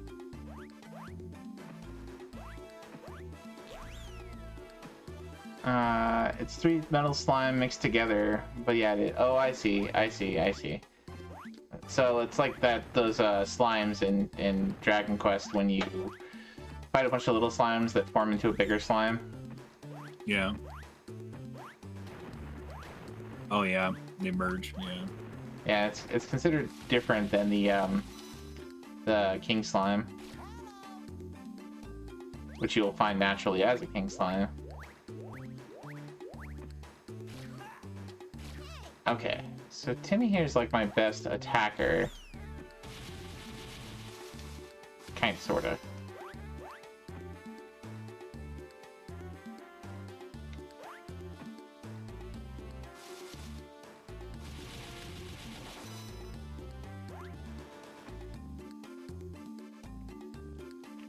What are these things for, you think?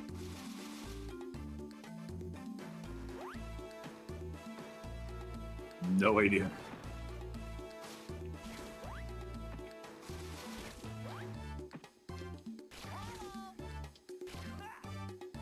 Oh, they all have separate health bars. That's interesting. Ah! Whatever. So maybe if you get 20 of the pink coins, you get the thing unlocked? It's possible. But, I mean, eventually you have to collect all 40 coins that are in there, but...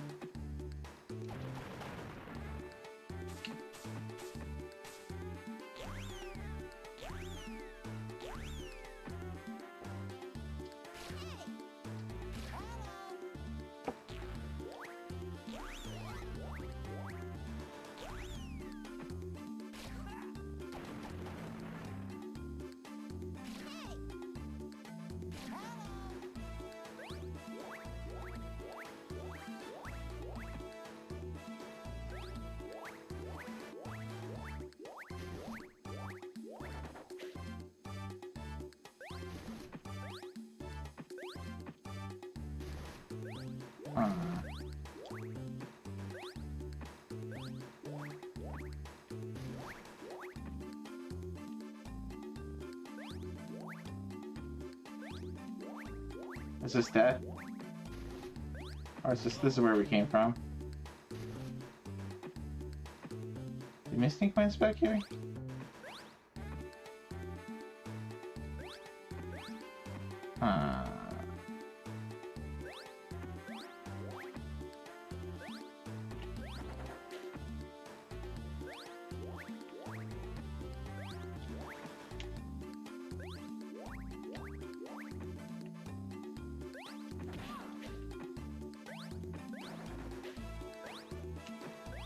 There's a hamburger up there.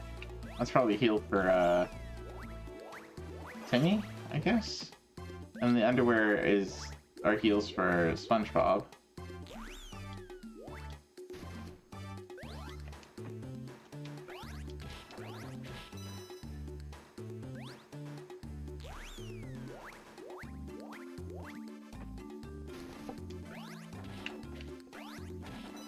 Alright, if I don't find this coin within the next, like, 5 minutes, I think we're on to the next game. I think I move on to the next one afterwards. Yeah, I don't blame you. I gotta say, I'm not super impressed with this. It's not, like, the worst thing I've ever played, but... It's just there. Yeah, a lot of Nicktoons games, I feel like I've always had that, where it's just kind of it's there. Nothing offending, but nothing too different either. If you like these characters a whole lot, probably enjoy this game, because it's cool to see representation of our favorite childhood cartoons and stars and stuff. Doesn't make it a good game, but it's nice to see them. Welcome in, Drake Tungsten. Good to see you. We are, as usual, playing through some new sets on RA. Hey, Drake. I just don't know where I'm supposed to go here. I feel like we've been everywhere.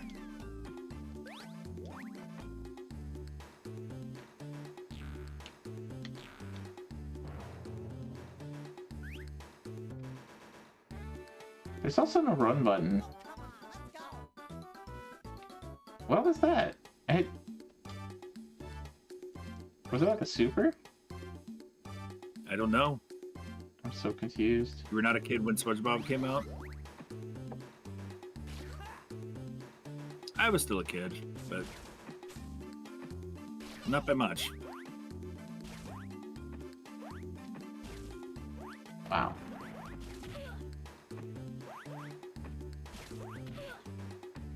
Come on, get up there.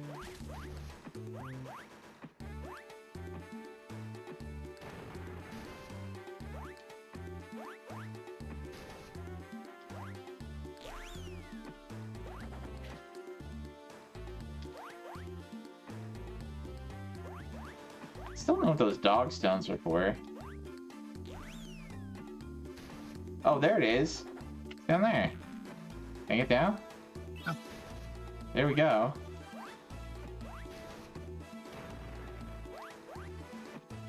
Maybe I gotta go back now. Back to the crystal.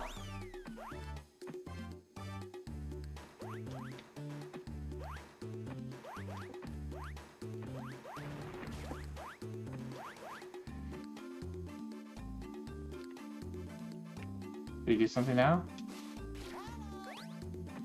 That's what we're trying to figure out. Is it possible now? Okay. And no. I don't know what those... And more no. What are those triangles for? Are those the dog statues? No idea.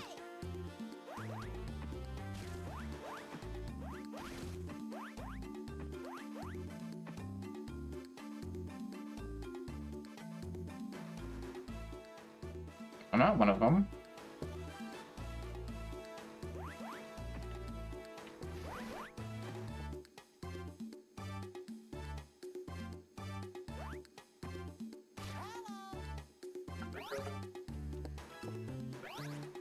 Hit up, maybe? Down? Jump?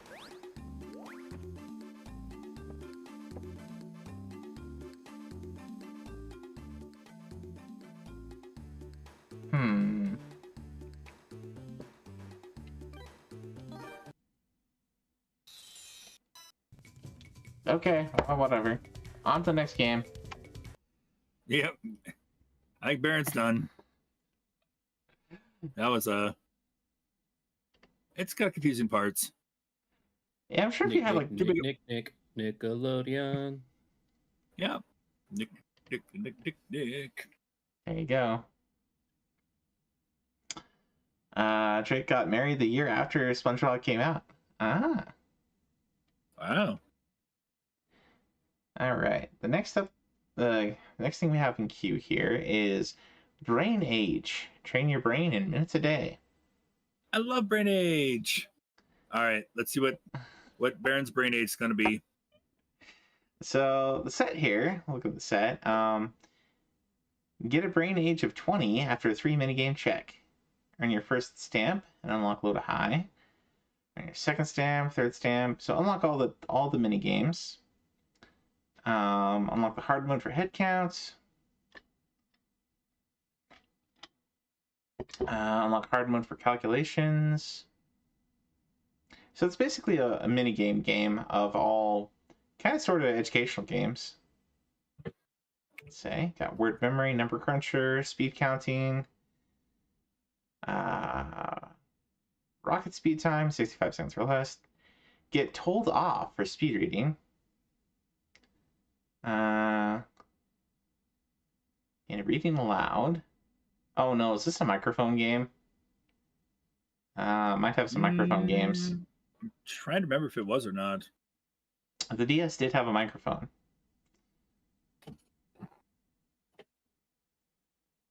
Tutorial It also pencils. like thing you could like blow into for like some games.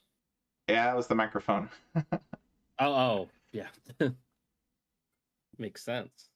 Gotta pretend you're Bowser in Bowser Inside Stories to blow flame. You know. It didn't work so well, honestly. It was okay, yeah. But there's a lot of Sudoku. Okay, so it looks like the majority of the achievements are all around the Sudoku, and there's a spread of other achievements around mostly unlocking all these other mini games, and then unlocking the hard modes and getting your stamps, which might require you to beat some of these. So let's boot it up. Let's see what Brain Age we get. I've never played this one, so we'll see.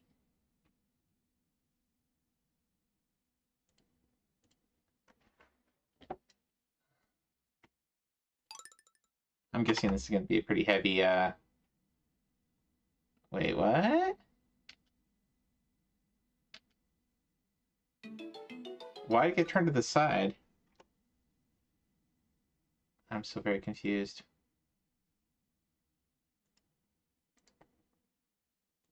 Let's get rid of the screen gap for now. I don't know if that'll fix things. Hey, Suffa. Welcome in, sir. We are currently trying out Brain Age on the DS, and it rotated the screen for some reason. Maybe it intends for you to play it this way. I think the actual game you did actually rotate your DS and played it with the stylus like vertical like that. So here we go. It was like one of the few games that went like portrait mode. Portrait mode. Instead of landscape. All right, so we got screen rotated left. Left, right, right, left, top only, bottom only. Rotated left, rotated right.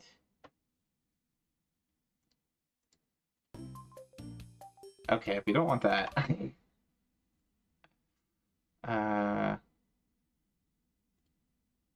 guess we want rotated left. But then we only see part of it, or... Oh no, I see, okay.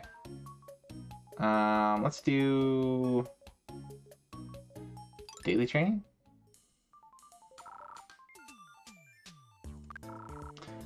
Brain training together. Look forward to it. Check the time before we start your training. Is date and time accurate? According to my clock, it's a little off. Should be the 34. It should not be 5-7. I think I had this set up to do. I pushed ahead in the future for for unlocking some puzzles in a game that had daily puzzles or weekly puzzles or something. So let's resynchronize. Yeah, the thing always had a. Or Maybe maybe many just games for the real. day. So let's restart.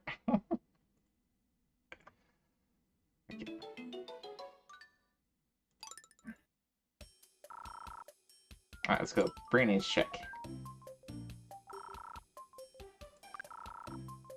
Color of the words you are about to see.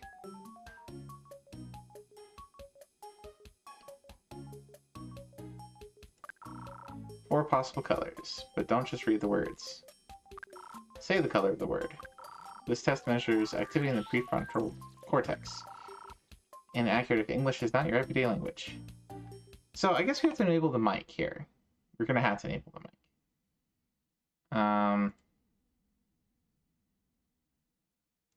Firmware. No. Mike. Audio. Someday. Microphone input mode. Here we go. Microphone. Microphone button mode. Always. Okay. And I guess my question here is, I've got one mic, which is on my my webcam here. So I'm curious if RetroArch sees that for mic audio. Do you know where to check that in RetroArch? I guess the audio. It checks your. I would think Quick Menu would have some kind of mic thing. I would think for the DS, but I'm not sure. Microphone on. Device. Okay, default should be that one. Should default to that. I know I've told this story 100 times, but I still get a kick. I still remember Adam's microphone on his DS was messed up. So when he got Nintendogs, he tried to name his dog something. It wouldn't respond. But like, because the mic was so messed up, it responded to anytime instead. It would just like, and it would just, and so he's like, oh man. So you had to quack at it. It was a Donald Duck interpreter. Yeah, basically. All right, here we go.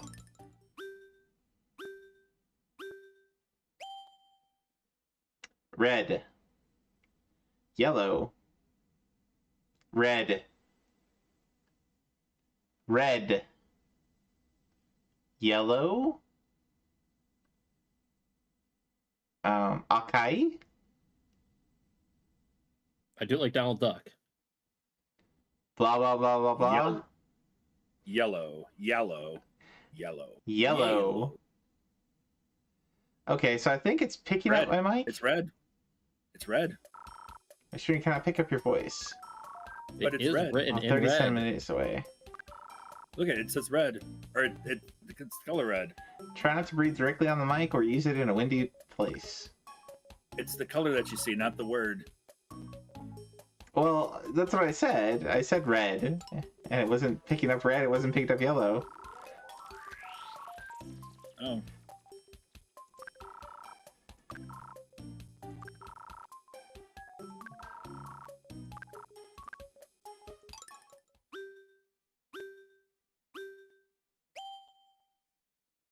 Yellow. Yellow. Yellow. Yellow. This is how Scottish people feel, I'm sure. Okay. So I don't think the mic input on DS. There might be some. It might work better with other cores, maybe. Let me try other cores, just real quick. Could be. So that was Melody SDS. This is Desmame or whatever. Do we have anything for the microphone? Pattern? Oh no, that's not gonna work.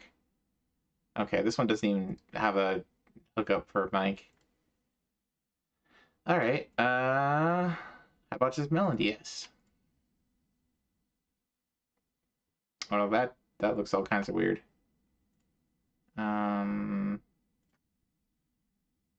Hybrid. We don't want hybrid top. We want rotated.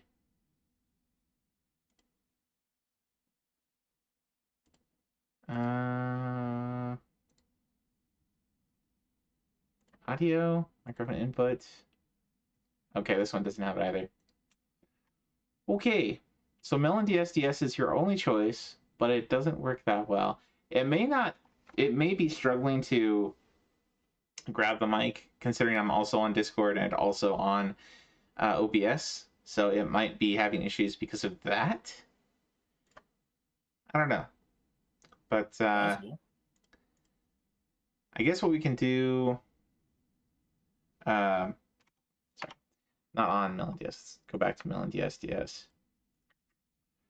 We can do Sudoku. We'll do a Sudoku puzzle. Just show what Sudoku looks like.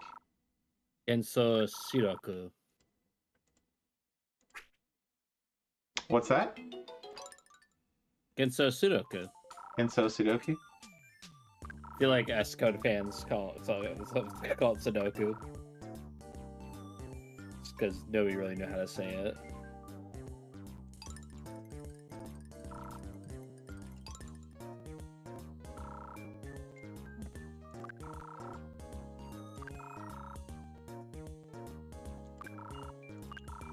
Train your brain, just like train your body. Which is brains.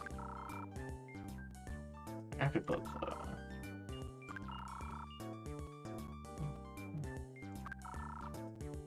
Hardly working at all. Lazy brains. Doing simple maths. Problems rapidly. Once she shows brain his owners reading out loud.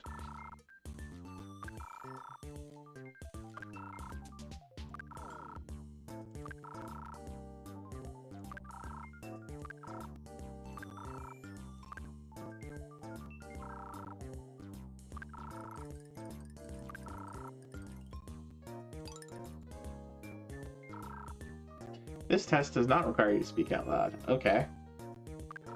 The problems that appear on the left screen, write the answers on the right screen as fast as you can. Okay. 6. 7. 0. 7. 5. 6, 7. 6, 7. Oh no. He's 21. 9. 30 minus 4 should be 9. I mean, did this game know? 18. To start off with those two is just very ominous. It knew. It knew.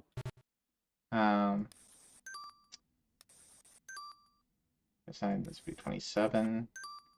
32. 15 minus 7 should be 8. 1. 4. Band. Yep. Buddy Baron was playing would you call it Picross or something? Yeah, I was playing Prycross earlier, and Kurt was getting all over. Counting in increments of 6, so I'd always say 7 after you said 6. All right. My signature's pretty awful here, but here we go.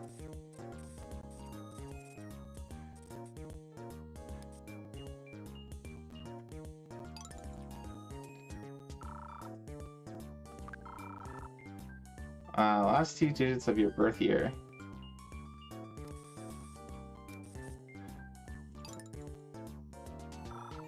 Month you were born. Oh boy, giving out public information on stream, private information on stream. Oh, now everybody's gonna know my birthday. Good enough. Happy birthday.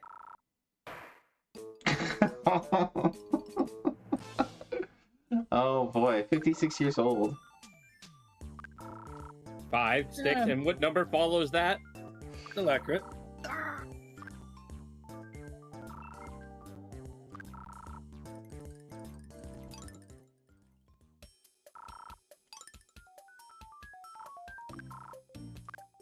So there's an achievement to get what? An age of 20? Get a brain age of 20 after a 3 minigame check. Oh. After a 3 minigame check, though. Alright, other options. Graph?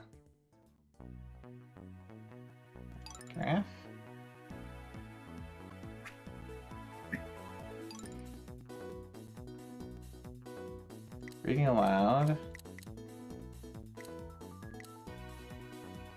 Do we get Sudoku? Do we not get Sudoku? Not yet, I don't think. No. I think it's after a certain amount of days.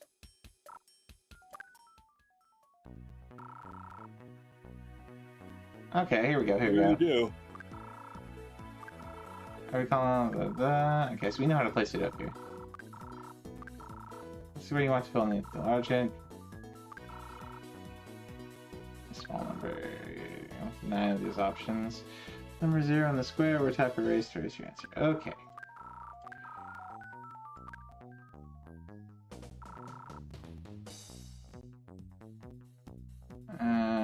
Okay, I'm not interested in those. Can we play it? What am I missing here? Do we have to go through the basic tips? Oh, there we go.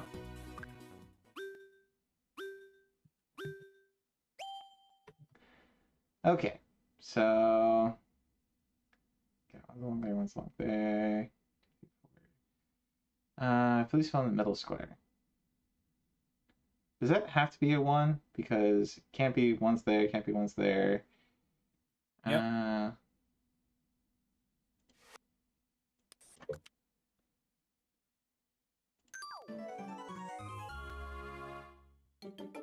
Well, the 1 could be there or 1 up above. No, it has to be there. Yeah.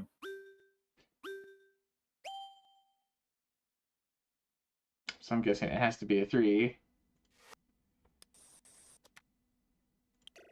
Oops.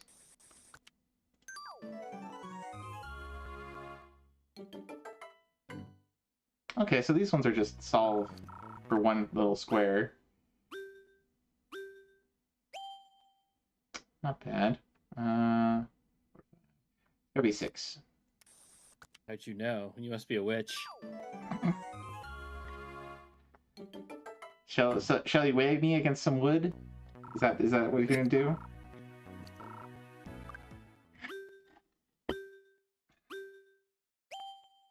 See if I float.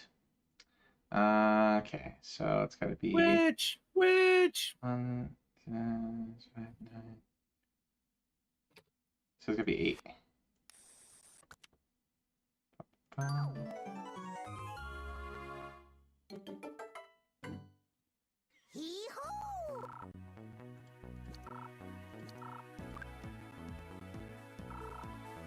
No. No cheating. You learned how to count. Woohoo! Alright, so I got no 3's there. 3's gotta be somewhere there. Let's see. Okay.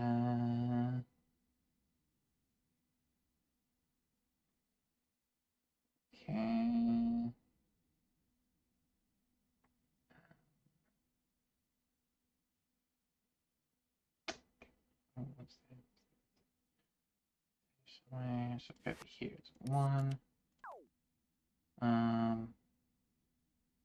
What's there? What's there? It's there. Be there or there. Okay, it's gonna be there. That one. It's gonna be 1 there. And for 2's, so it can't be there. Could be there. Can't be there. Right? Okay. Can't be there. There.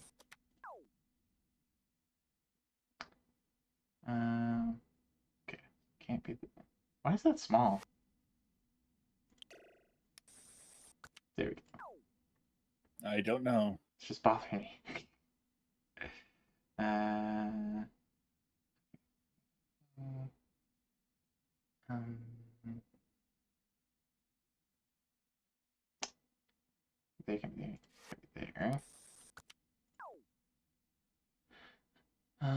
So it can't be there, can't be there. So it could be there. So it could be there, there. Is that right? So it could be there, there.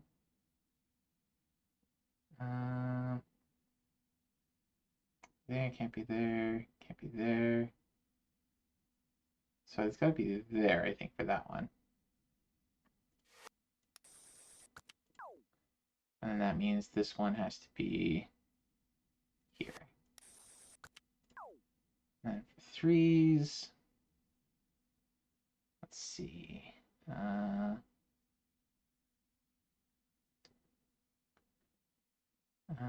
So it has to be there or there.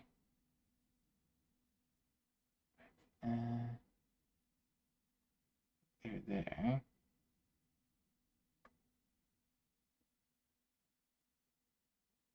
And what also floats on water? Ducks.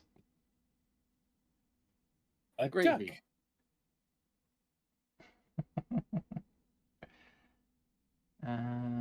Okay.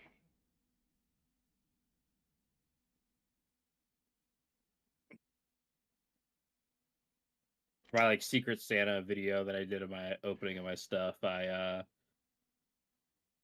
took the inspiration or just copied entirely from Mighty Python. Like the opening credits where they say that they sack the subtitle person, then sack the people that were charged I with love that. sacking. I love that about. Yep. Holy Grail was so good. It's been a while since I watched it. Probably at least. I watched a streamer did do like a watch party with it, but if not for that, I was about to say 10 years, but probably more closer to like 7 years. It's been a bit. Oh wow. Can't be there, can't be there. Can't be there, so it's gotta be there.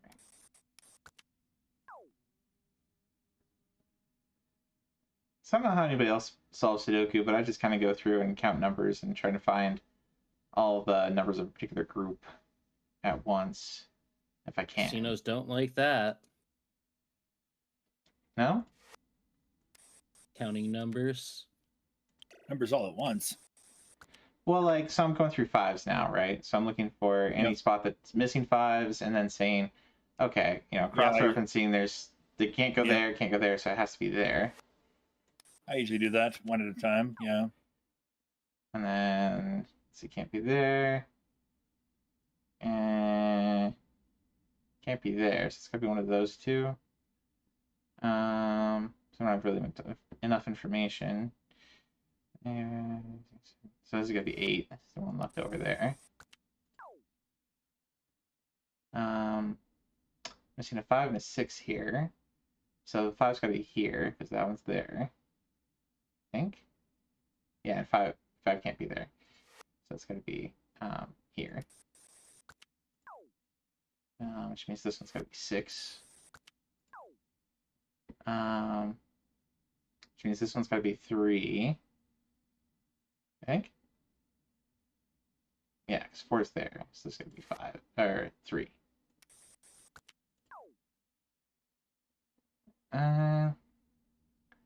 So we're missing a 5, 7, 8 here. 5 can't be there, 5 can't be there, so 5's gotta be here. This isn't Heroes Trails in the Sky. I've been duped. Oh, good point. I didn't change my thing back to retro. Like retro for this? Yeah, I just go for the generic retro for. Be a lot of work to switch between all these category? games. Yeah. But good catch, sir. Good catch. Well, I refreshed my because I noticed like when you were saying numbers like 6 or 7, I was seeing you write on stream the previous number that you said. So like I probably should refresh it just because like I'm a little bit behind. And then the game was still there. All right, so 3 can't be here, so it's gonna be here. And then can't be here or here, so it's gonna be here. Can't be here, so it's gotta be here. And then 3 is there, 3 is there, 3 is there, 3 is there. I think that's all the 3s. Yeah. And are we missing any 4s? We got all the 4s. And 5s. Yep. And 6s. Okay, so one of these is 6. Can't be that one, it's gotta be that one. And the last one's gotta be 9.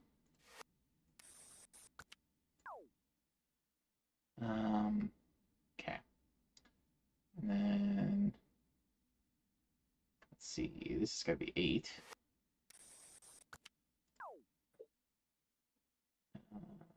And this one has to be 7. Oh. That's gonna be 9.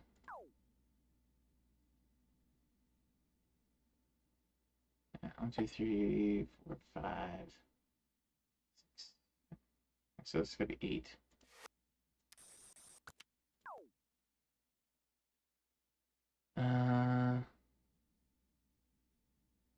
Okay, so this is gonna be 6.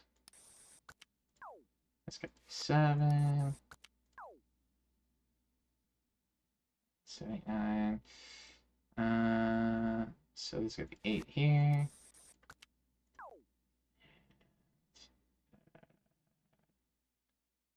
7 here. And 9 here. 9, I said. There we go. 7, 8. So it's gonna be 7. It's gonna be 8. 6, 7, 9. So this is gonna be 6. This is gonna be 7. That's gonna be 9. That's gonna be 7. What'd you just say? That's gonna be 6. Oh, I was just kind of mumbling to myself. I heard. No. No. No. No. Yeah. No. Think. No what? Keep it in your mind. I was just saying that's got to be 7, that's got to be 6, that's got to be 8, etc. No. You said 6 first.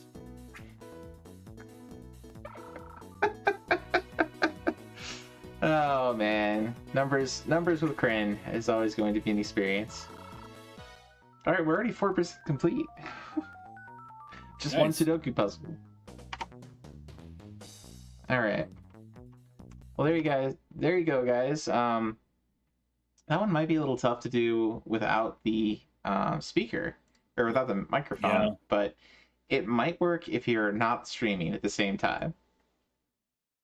Possibly. It might work. It might work. If might work, might work. Anyway, there you go. Brain Age. So, if you like Sudoku, if you like some various number puzzles and things, and you don't mind being dissed about your mind age, how are these going? Hey Dom, welcome in. So far, Nicktoons was a little disappointing. Asterix was really interesting. Brain Age is 12. I got a Brain Age of 56. Woohoo! And I'm only 38, so this is not good. Maybe all these video games have rotted my brain. So I need to play more video games, like Brain Age. That makes perfect sense. Alright, next up we got 19XX on the arcade. The War Against Destiny. So this is kind of sort of part of the 1904X series of games. So you have 1942, 1943, 1944, the Loop Master, I think it was. It's just called 194X series. And it got ported around all over the place. There's a 43 Kai. A lot of these games have sets, so pretty cool series. I know our buddy Cosmic is the wise man, Baron. Is Wiseman 56? Oh man, I think he's younger than that. He's like in his 40s, right? I don't know. I'm not sure.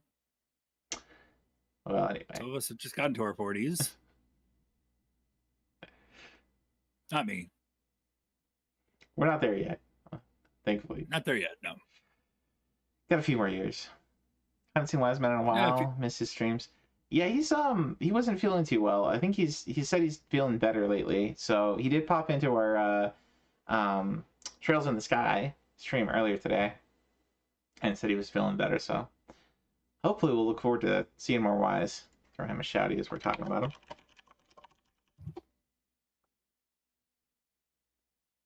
Wiseman play. No S. Why do I always do that? Little germ factories. Yeah, kids can do that. So looking at the set for this one, we've got... That's a very quiet clip. Are my clips working? That's just very quiet. That might just be very quiet. Okay, so you got to get rank A or better on each stage. You got to get 95% plus accuracy. Ooh, accuracy is kind of tough. I think it says accuracy, but it might just be destruction, actually, like hit rate of enemies, which would be a bit easier. Gonna have GK Chesterton AI sing for us. That might take a second to engage there. Oh boy.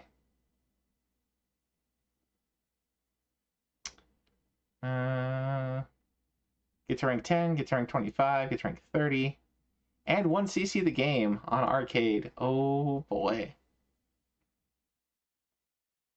Should have Tangia overlay. Is that gonna pop up? You may have killed the AI, Dom. It's trying to sing. It's taking a very long time. Yep.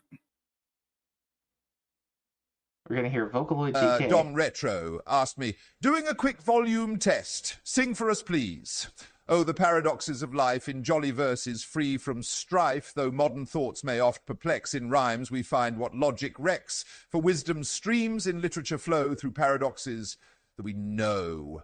And in this stream of gaming glee, a retro dance of mind set free. How's that for a literary serenade? Not bad. Not half bad. Do we see a Staggertron? Welcome in, Staggertron. Good to see you. Hope your day is going excellent. That was better than I thought it would spit out. It didn't have a stroke this time. That's always a plus. Tangia AIs often have strokes. We have noted. All right. Gonna load up some 19XX, and we get to see how terrible I am at shoot-em-ups. I do enjoy them though.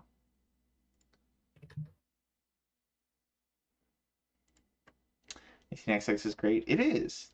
I would say the whole series, except for maybe the NES version of 42, and the MSX version, both kind of hurt my ears. They're still decent games, but they don't have the best sound effects. All right. I think we're gonna go with the lightning.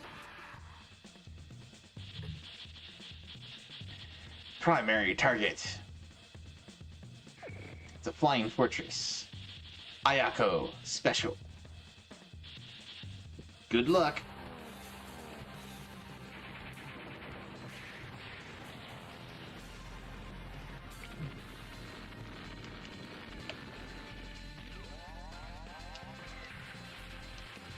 Dabu.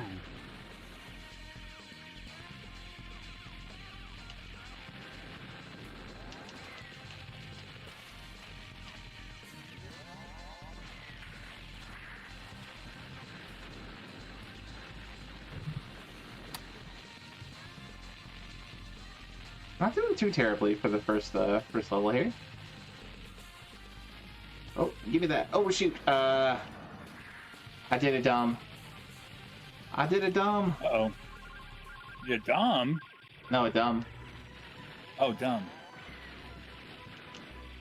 I ran into a bullet because I wanted to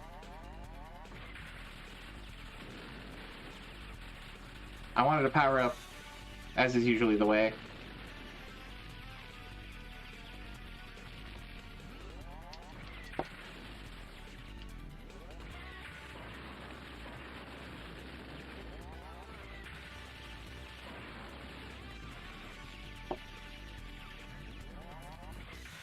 Oh gosh.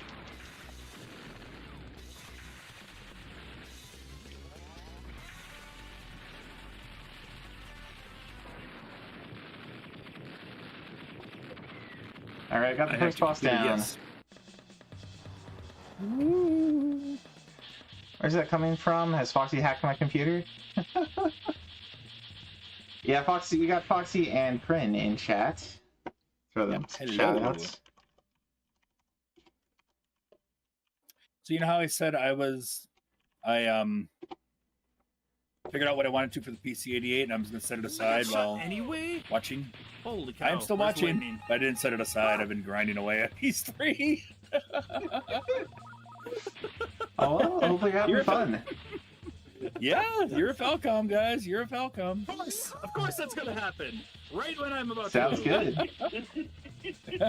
Of course. That's God. That's my Star Trek. There you are playing some Brainlord. Bam. Not Brainlord. Was that Brainlord? I was Brainlord. Brainlord would be cool. No, you play Brain Age. No, the clip in the clip. I think you were playing some Brainlord. Oh, no, that was Star Tropics. That was Star Tropics. Oh, that was Star Tropics. Okay. Yep. Brainlord would be cool again. That was a good set. Good time.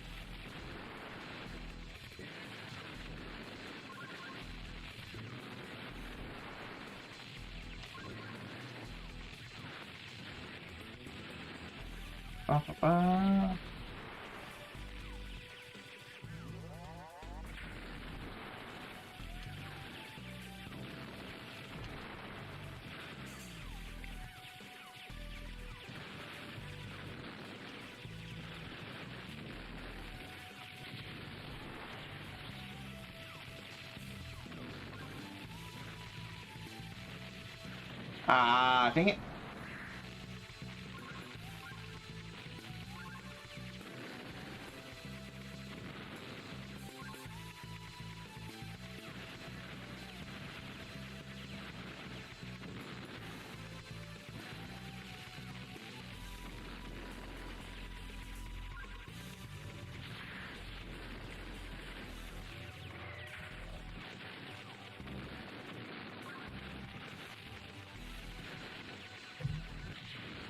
Probably need to be using my charge shot more, but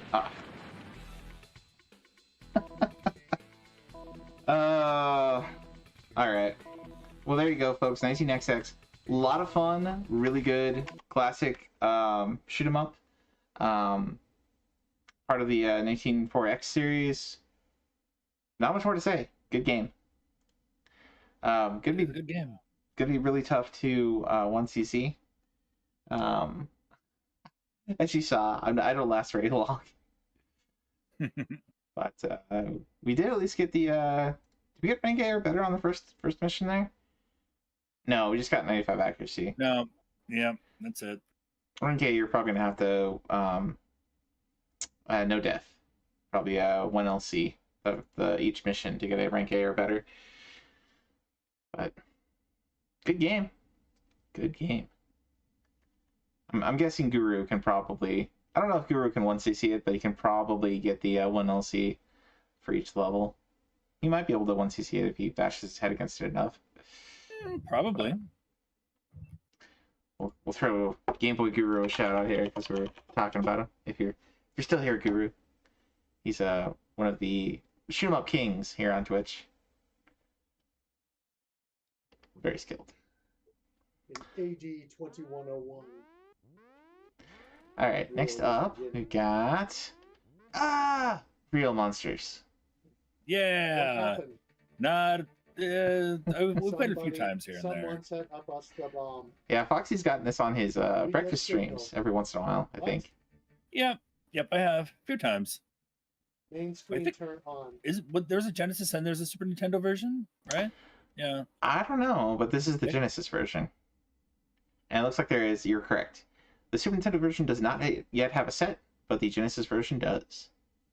Nice.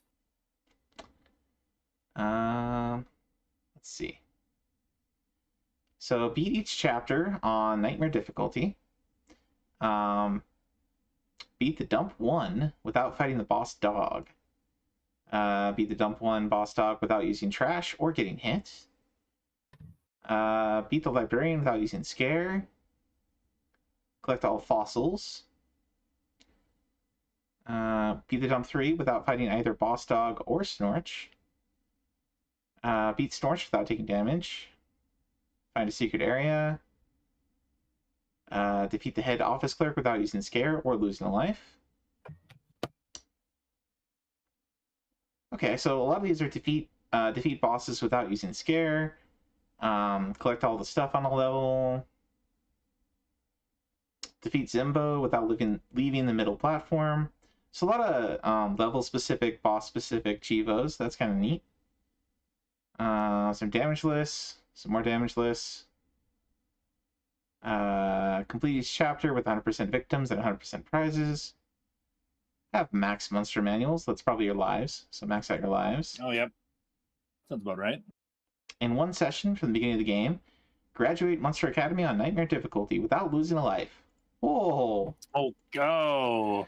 One LC the Nightmare difficulty. Great. No, thank you. Yeah, no, thank you. Why can't it just be one LC the regular difficulty?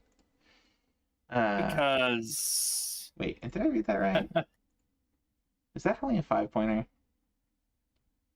No, it's it is a 50-pointer. At least it's a 50-pointer. Yeah, so it's not the worst at a 100-pointer, but it's decent size. All right, so real monsters. I don't remember. I remember this being a show, but I don't remember any of the episodes.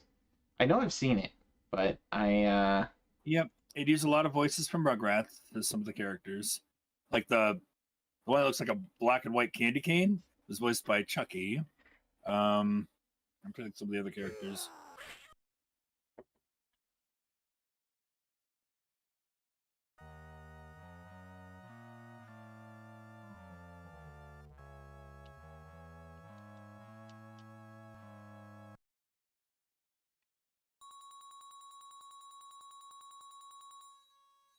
it's time to wake up.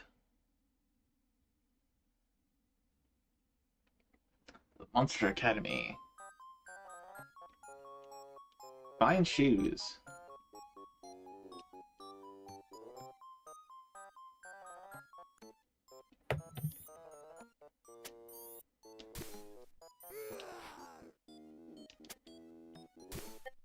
Do I have a limited amount of those? Oh gosh.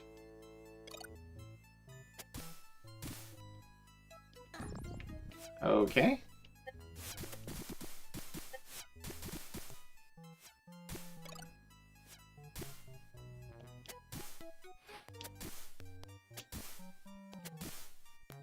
What does that do? Oh, that hurts. Okay. Can't shoot downward. Yeah, you don't go get the shinies. This isn't Monster Hunter. Well, you know, I'm a gamer. I'm used to shiny hunting. Oh, and you lose your weapon if you get hit. That's not great.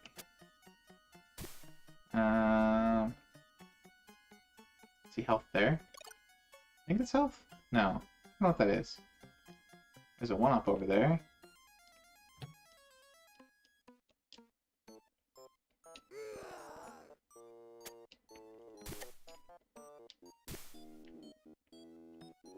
Can I switch characters?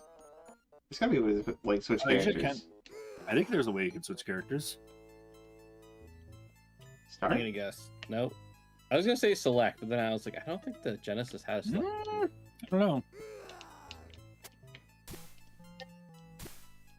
Is it maybe up and then jump or something? Cinna says, I think the... Welcome in, Cinna, by the way, Cinnamagi.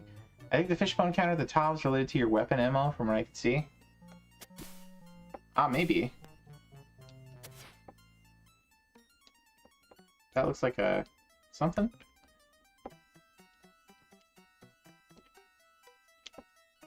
I don't have like a double jump.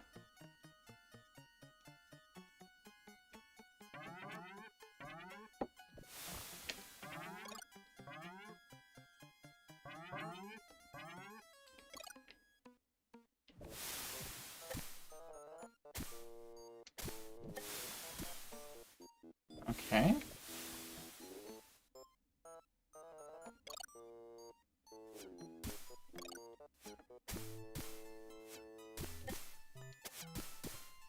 Can't destroy that.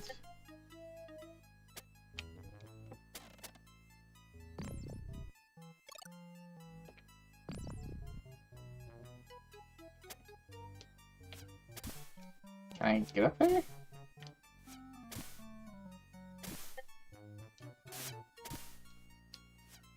It says to go up there, but there's no way to... Unless I switch characters. Unless I figure out how to switch characters.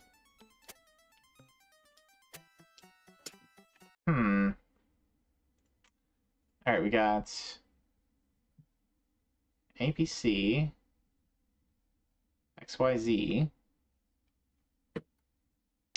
So we got a 6-button controller. There's not really an L and an R, but my L and R are my X and Z. They don't seem to be doing anything here.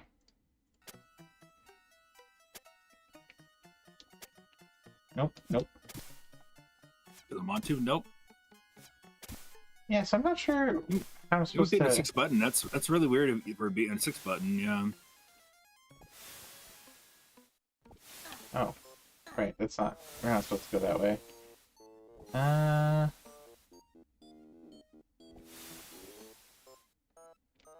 Oh, that's interesting. No secret area there or anything. So we can continue. See, there's another book over there. Can I climb that or something? Oh! Wait, how do I do that? Oh, down. Down in A switches characters.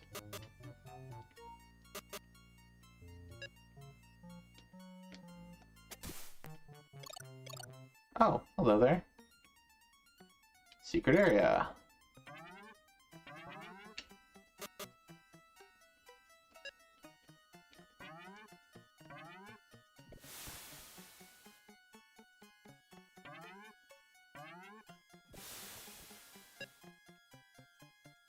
Do any of these have any differences? Can I, like, climb with this character? Can I float?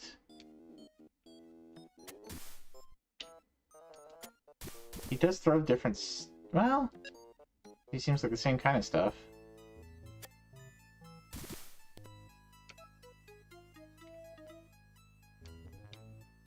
Okay...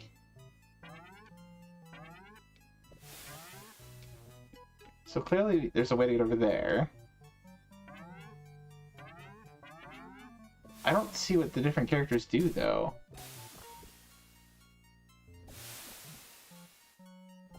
Any ideas?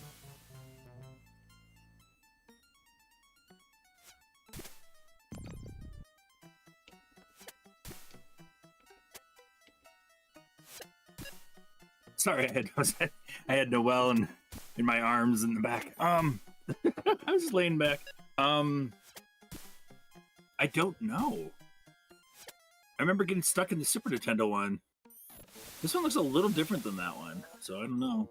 What in the world did I just do?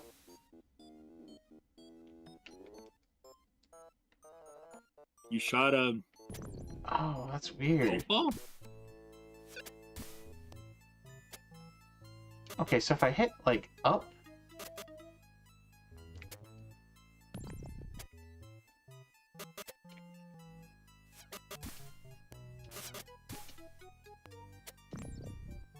What is that doing?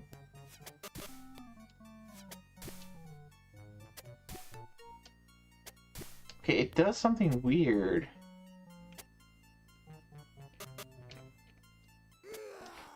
So if you hit up and scare, it's like doing something like a slingshot or something. He does it. What does it do?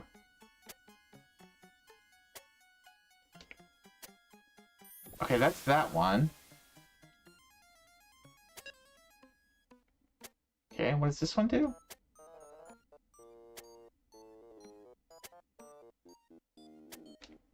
Oh, okay. So he does like a big jump. Oh, it's weird. Well, at least I know how to get up some places now.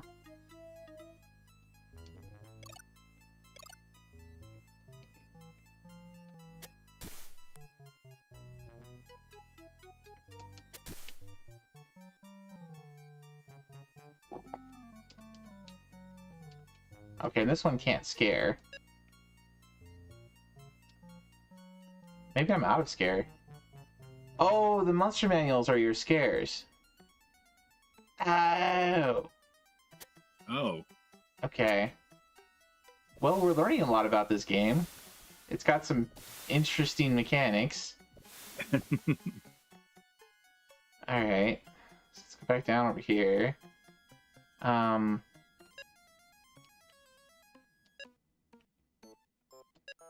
So his is like a slingshot. Oh, that's interesting. Seems to only go one way.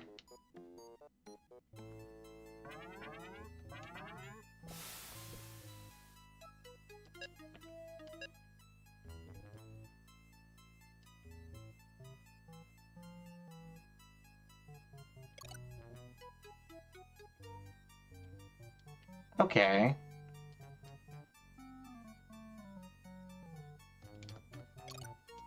There we go. That's interesting.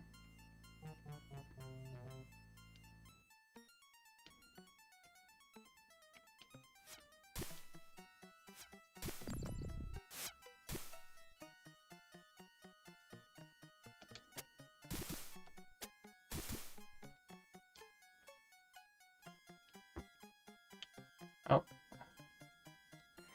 Alright, well, this is a interesting platformer with some weird mechanics.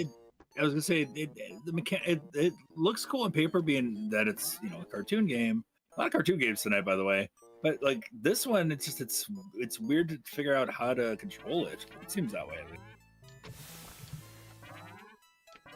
Yeah, I think I'm done with this one then. Though it's I mean, I'm not a huge fan of 2D platformers to begin with, but that's fine.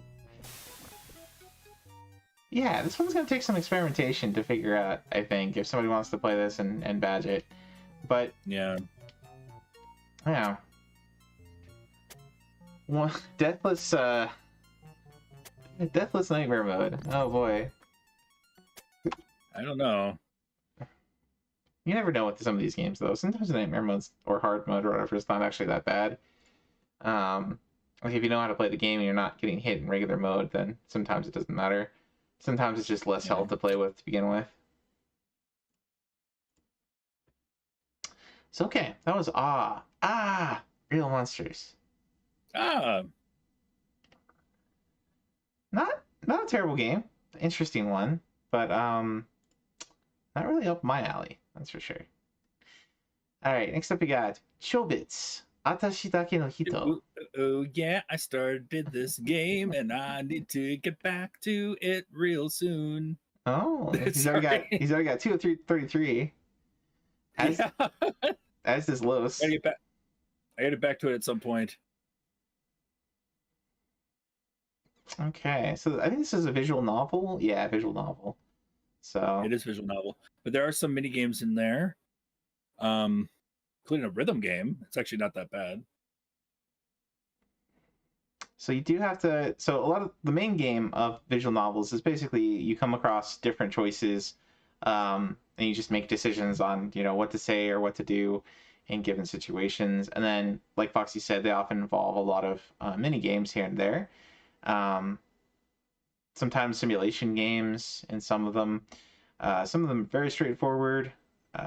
Some of them you can't lose, actually. Like Jesus. Jesus! But for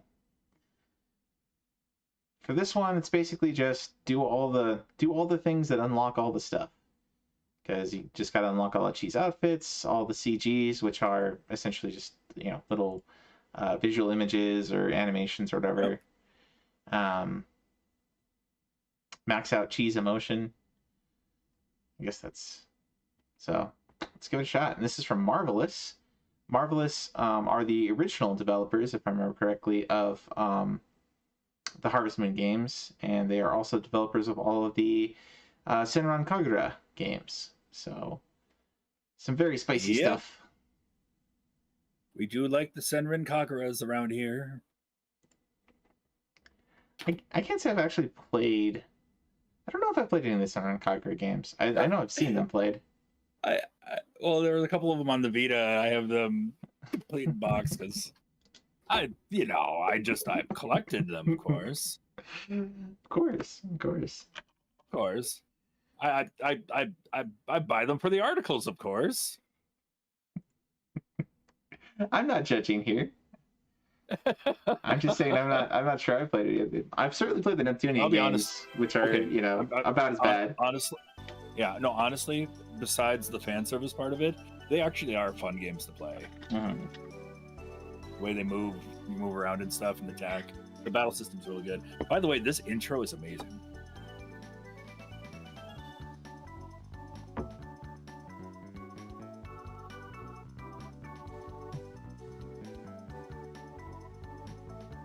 Actually, pretty impressive for an anime opening on Game Boy Advance. Half of me wants to sing along with it. So, if you guys are unfamiliar with Chobits, it's kind of an SF / romance comedy, romantic comedy, I guess, about a guy that picks up an android from the trash, and then hijinks ensue, and he has several potential love interests. I don't know if he actually ends up with Chi in the end. She's the robot, the android. But a lot of the show is an exploration of what do androids think or feel, or what can they think or feel, and such. I won't spoil the ending for anybody with it, but the intro. My favorite part, I don't know if you just saw it in the intro, but like she moved her lips as she's singing to Chihiro or whatever, or the guy, but just like Nakashima Daime. I forgot what it means, but I just remember that line all the time during the intro, and they showed that part of the intro in this intro. And I was like, that's impressive. I'm actually really, really impressive with that. We'll just go with the default name. We have Plum, aka Sumomo, depending on if you're reading the manga or watching the anime. I was into Chobits back then. I liked Chobits. It's quaint and cute and nothing over the top. Risque, is that the right way to say it? Yeah, it wasn't super cheesecakey. It was moe, I guess. Yeah, this game kind of skips over some of the details as far as how some of them work. That is a supremely unfortunate color of font. That's definitely a downside to that for the translation. Falcom, but it's way expensive. Yeah. Is this price okay for all? Does it mean broke Ronin suits can't buy one?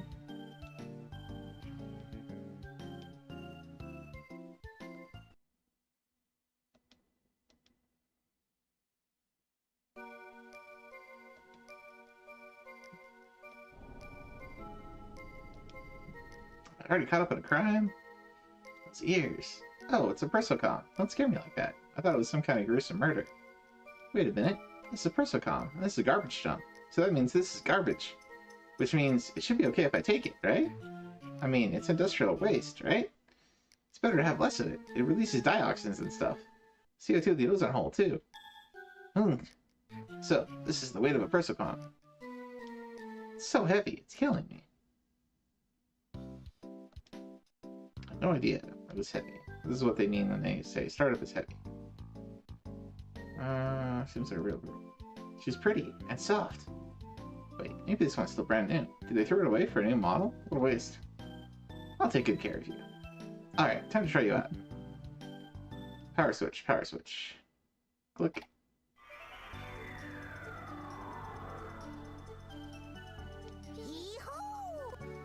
He already got a cheapo. Oh no. Girl, you find her who just shows up is super cute, and she has mysterious powers and can do anything. Plus, she's head over heels for the guy she lives with. Day 1.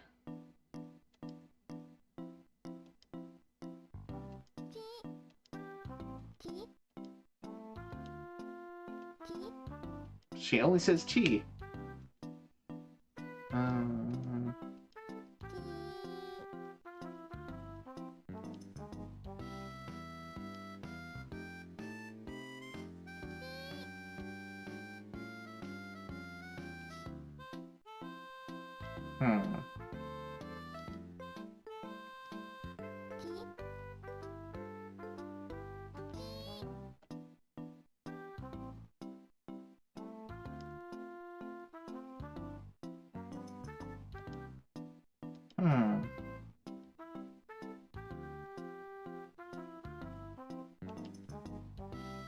Fellow Ronin. Just some background context here. Ronin are people who have failed the college entrance exam, which for a while there in Japan was considered to be super hellish, hectic. I don't know if it still is. I want to say things have... I've heard that things have changed somewhat. I couldn't really speak to how things are now, but I think there's probably still people who try to get into college and then spend a few years trying again and trying again. But I think maybe there's more room in society for people who don't get into colleges, or maybe colleges are a little less less hellish to get into now. I'm not sure. I'm not sure. I feel like I've heard so much when it comes to, you know, cramming all the information as can, cram school, whatever it may be.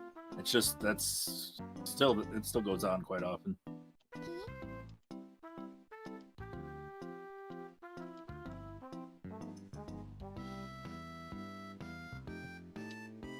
But it was a very common protagonist character. It would be a Ronin in, like, especially a lot of harem animes. A lot of down on their luck guys. And I think that's because that was the kind of the situation a lot of otaku found themselves in. So it was relatable.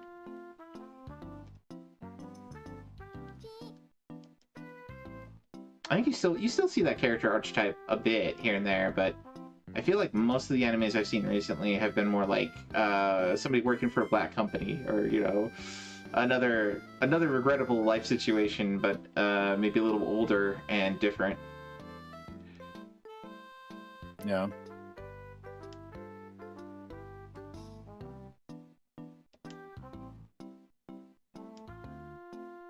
Most version and CPU speed.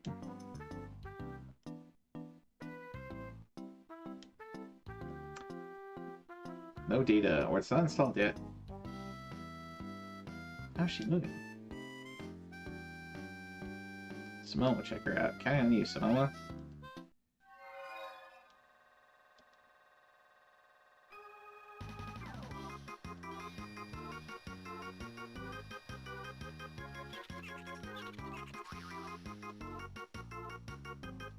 She's fried. Samoa's fried.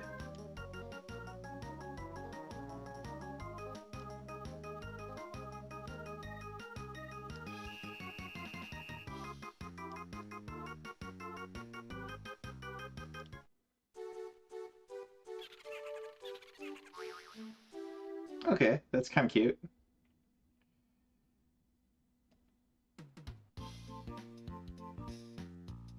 Oh wait, now it's in Japanese.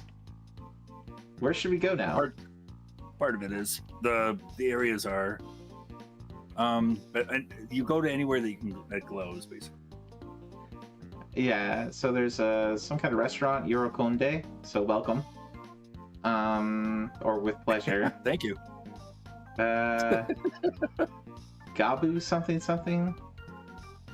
Ducleon. I don't know. I don't read kanji very well. I think that's some kind of university building. A station. Chiroru? Chiroru? Some kind of eatery, maybe? Or no? See, that's the symbol for wind and child.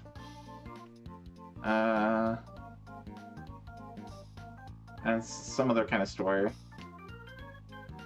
Oh, let's go to this one. What is this one? It's not letting me go there. I just supposed to hit A or start?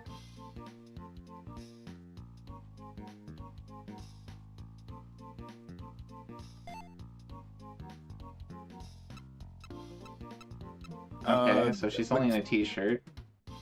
There's only one place you can go to here. Oh. You said the place that glows. Yeah, it should be a place. Should be only like one area. Oh, you can go. there we go. I think it's back here. Yeah. Trying to show off their wealth. Should be, I think. Yeah. Kokubunji residence. Huh. And again, people are going to assume one thing when they look at what's in here, but it's really not that bad, guys. Really not that bad. I'm just a custom Persocom expert. You thought I'd be older? Well, yeah. Question?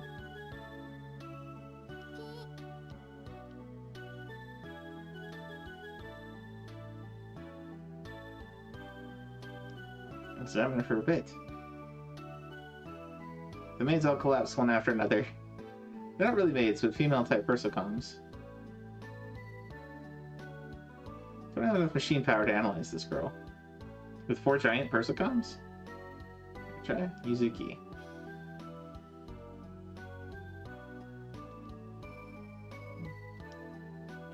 Ding! Congrats! 66. No, I can't. Congratulations.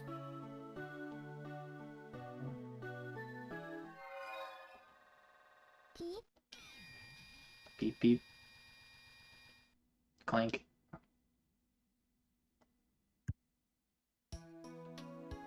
Portion of my data has been corrupted. Stock information and housekeeping data.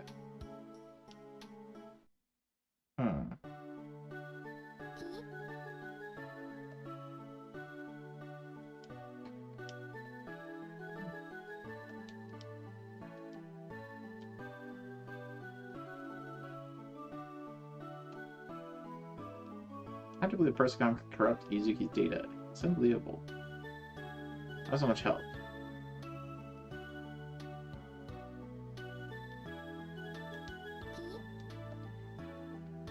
I didn't know about her. No email address.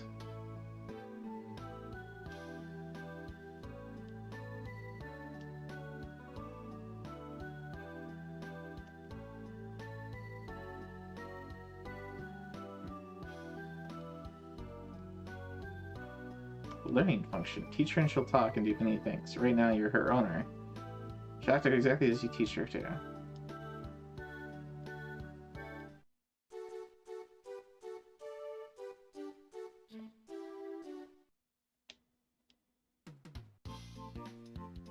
Now where should we go? Okay, so we're looking for the star mark, I guess. That's the glowing thing. Okay, so this is back home.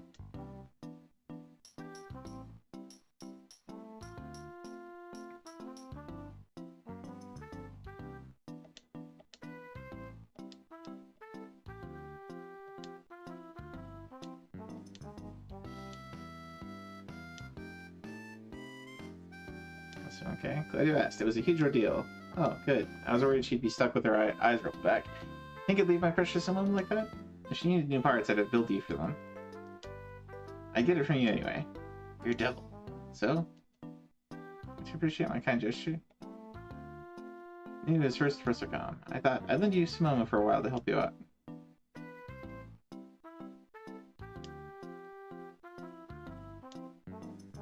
Special Falcom, you know? At the very least, she knows more about this stuff than you. Really? You can leave it all to Simoma.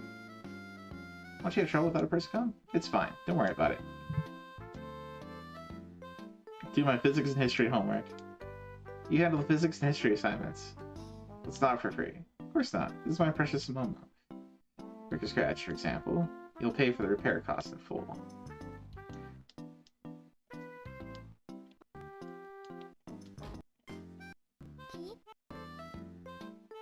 I'm to talk. She wants to talk to you. Thing like this. You want to talk with she? Press the R button with the zip. You'll learn with her built-in learning software, and she will grow and grow.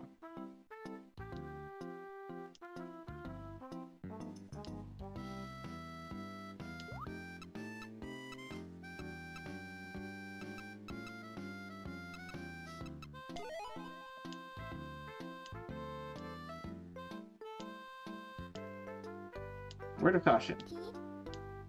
You have to talk to Chi while she is interested, or you'll lose the chance. Don't miss Chi's reaction. Pay close attention.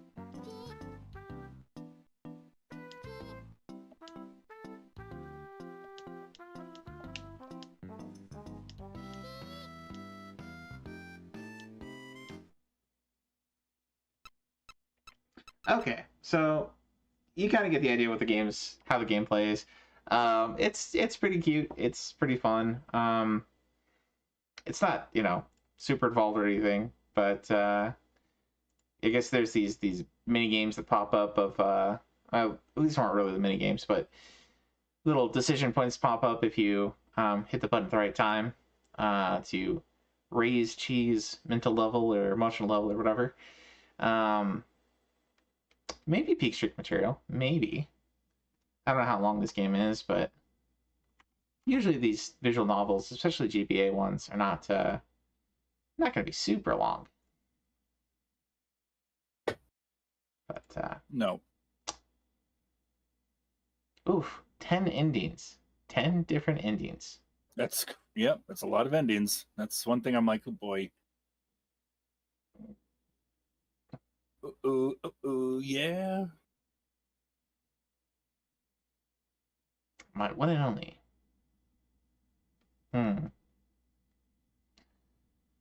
All right. Well, on to the next one. Cool visual novel. At times. Yeah, once you get past the first day, that's when you get to start doing your morning exercises, daily exercises. You always want to do there's like this Samomo exercise rhythm game that you want to do every single time. They'll give you like a choice of like hula hoop and a bunch of other stuff, but it's like, no. Your max affection, max stats, or whatever, you need to do the exercise the whole way. That's one thing I remember.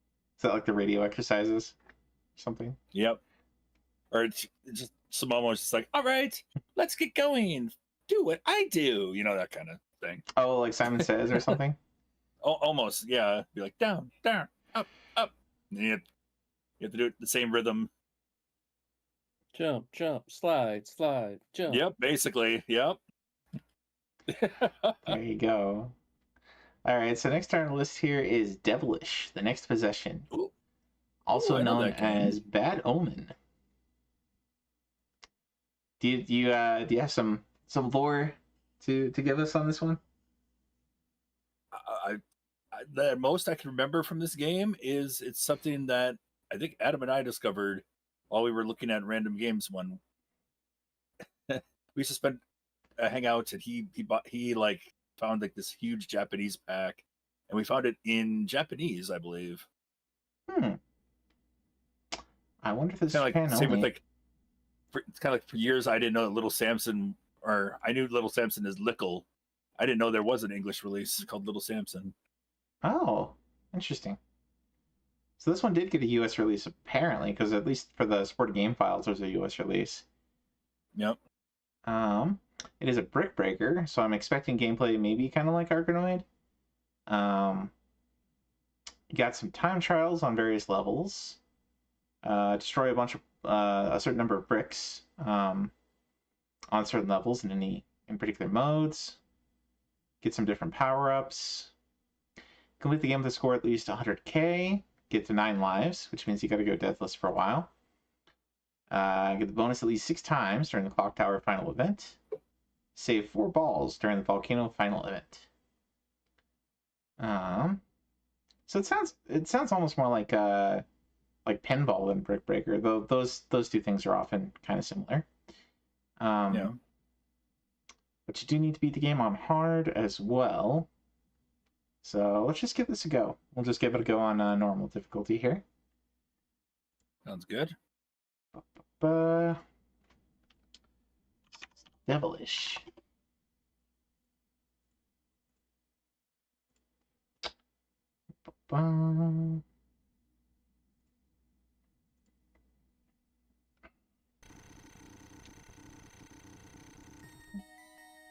There was a prince and princess living happily in a kingdom. But there was a jealous devil from the dark world named Gamma. How appropriate. Or maybe that's Lambda. I don't know my symbols all that well. I think that's Gamma. Turn the prince and princess into 2 stone paddles. Uh-oh. Not paddles. They turned them into paddles. Mysterious blue spear fell from the sky.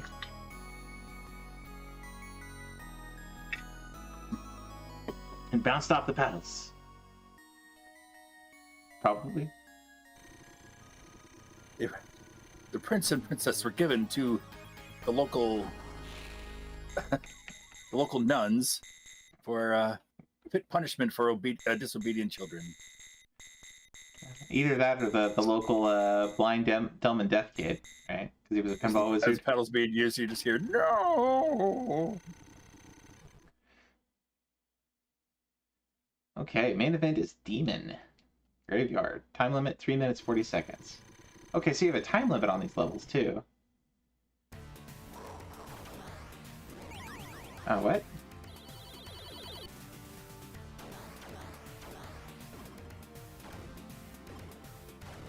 I already lost I lost the life. I wasn't quite sure what I was doing. Sonic Spinball, awesome. Oh. Okay, so I can like move across the screen. Yep. It's kind of different.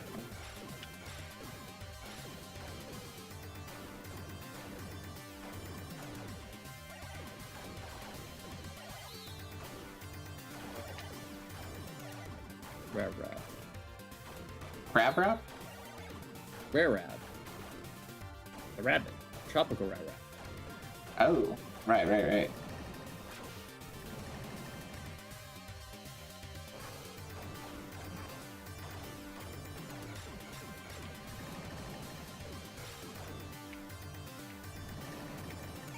Ah.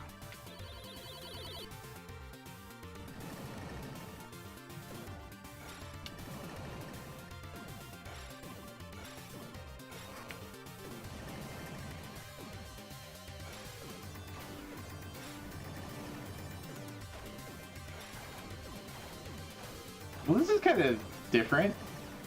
Pretty unique. Can we get the treasure chest? Yay! Kaboom!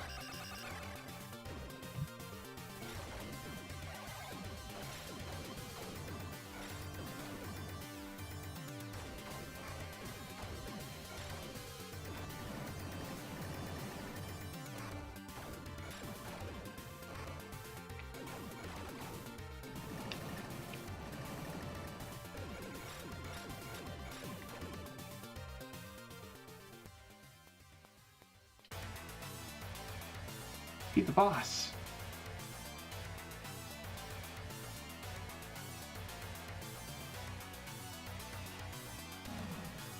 No, dude. I don't think I go to the devil's house.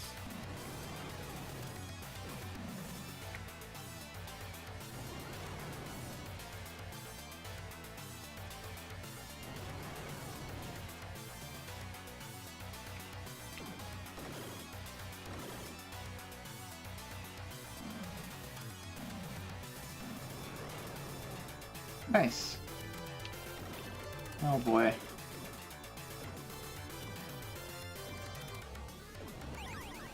Oh, he took my ball. He destroyed my ball!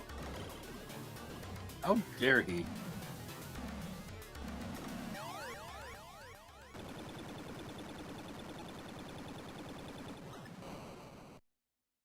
Okay. Okay. It works. Hey, you don't question it. Did not expect this to be like this. It bounces off the fire. Chivo get. Yep. Thank you for the GG. Appreciate it. Oh, it's like slow now.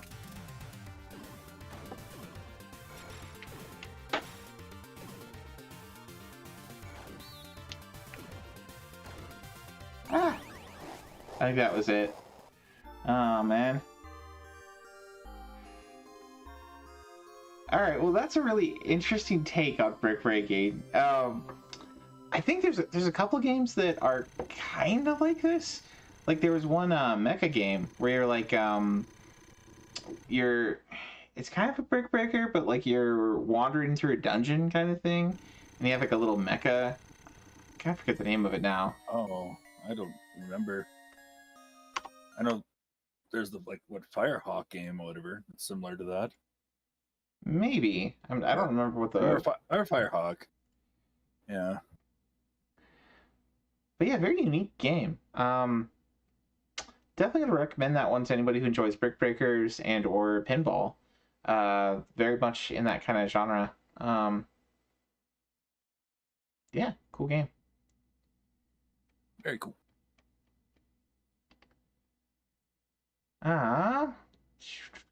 Next up we got... Foxy's favorite for me to play. Favorite kind of game. Let's go. A fighting game. Arcade fighting game. You got this. Got to do at least one damageless round. Yep. Finish with by defeating him with chip damage. Parry No 5 problem. hits No using problem. a reflector. Recover 5 times so using a easy. recovery roll. Super easy. Beat the game with each character using default settings. Defeat an opponent with each character's super move.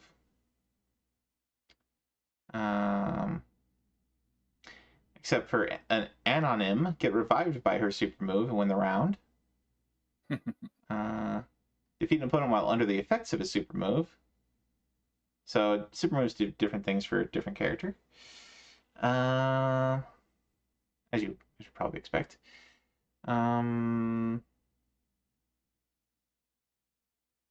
a 16-hit combo using a Ningen Hakubo cancel into EX Denko down.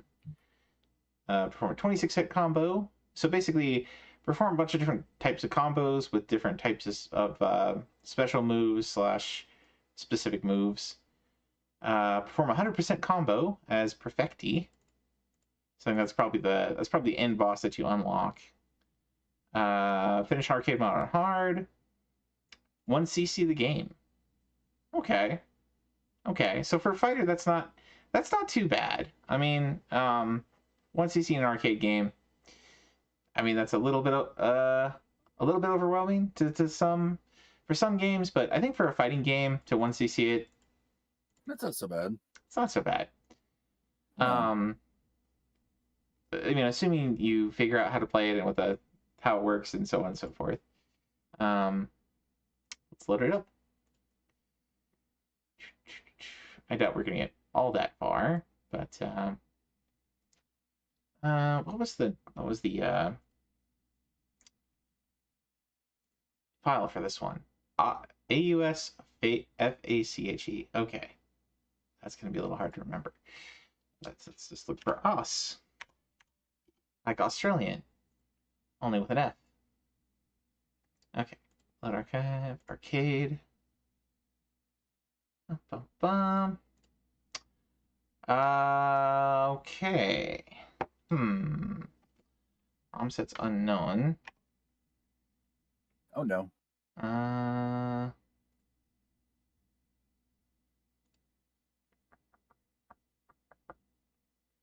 We're missing a channel F BIOS, but that's probably not important for this.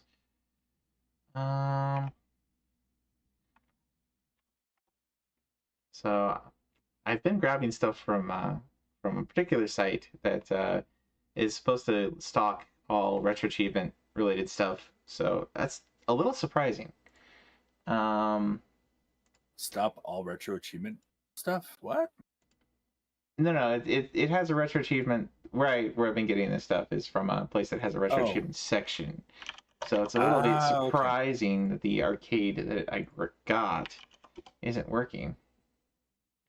Let's try like through MAME. I could. It does say MAME. It does say. No, wait. What is that? I mean, you give it a try. MAME SL. You were doing. I thought you were doing Neo. That looked like Final Burn Neo to me. Was that MAME? No, I mean I was using Final Burn Neo, but I didn't realize that MAME was compatible with retro achievements. Yeah. Yeah, MAME is. If you do allow patched ROM sets or whatever it is, it gets you out of softcore. I think you do hardcore.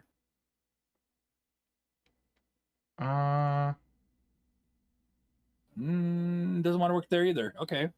Oh, hey, it's worth a try. I don't know. I don't know if I have the right stuff in MAME.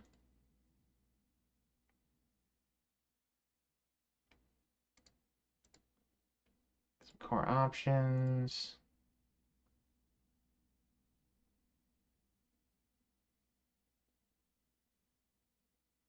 Trade mode is on. I'm not aware of any sets that work with MAME.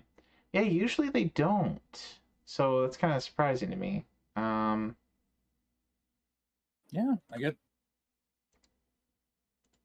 I've had a few of my arcade sets and stuff that I've used with MAME.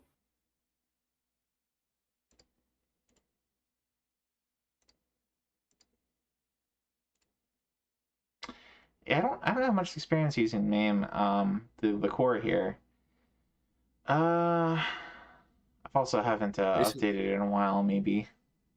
Basically, it doesn't use one, you try the other. That's all I really. That's what I usually do. But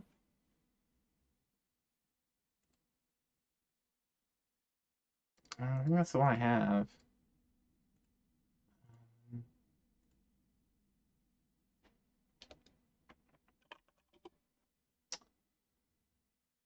Yeah, this is the one I have.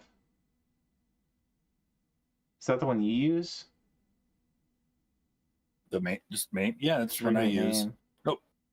What I'm saying is, it's probably the ROM that you have now, because it's not working on Final Burn Neo or MAME. Then, yeah, then it's probably what you downloaded. Okay, we'll put this one to the side for now. It's a fighting game. I've never heard of the series, so I'm not super familiar with it. That's okay. We can watch a video of it. That's fine. I'm pretty sure I can even check if I used games like Black Tiger and stuff. I used MAME. Tiger.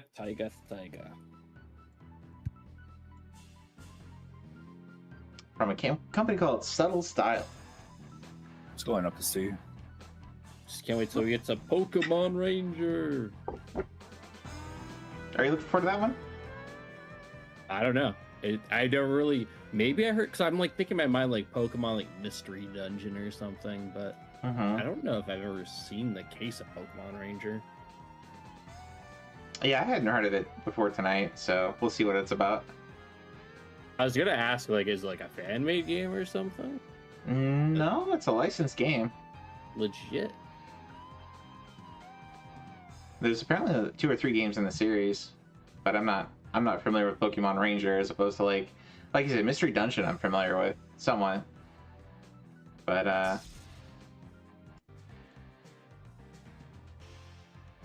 okay, so we've got some like comic book backstory for characters.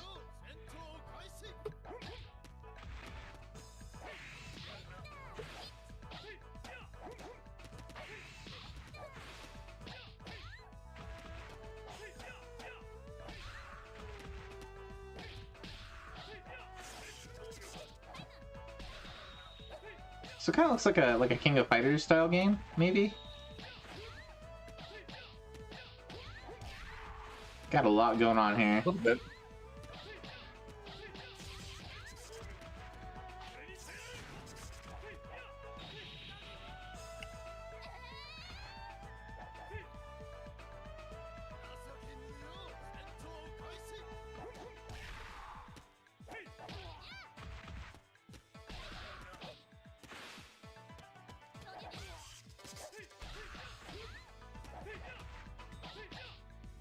You get extra damage for hitting characters in the back. That's cool.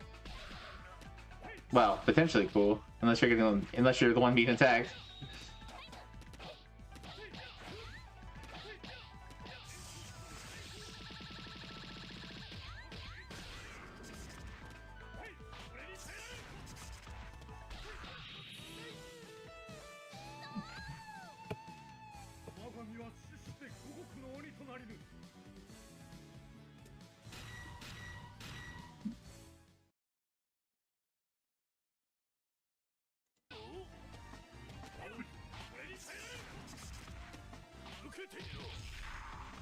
Definitely a pretty cool presentation.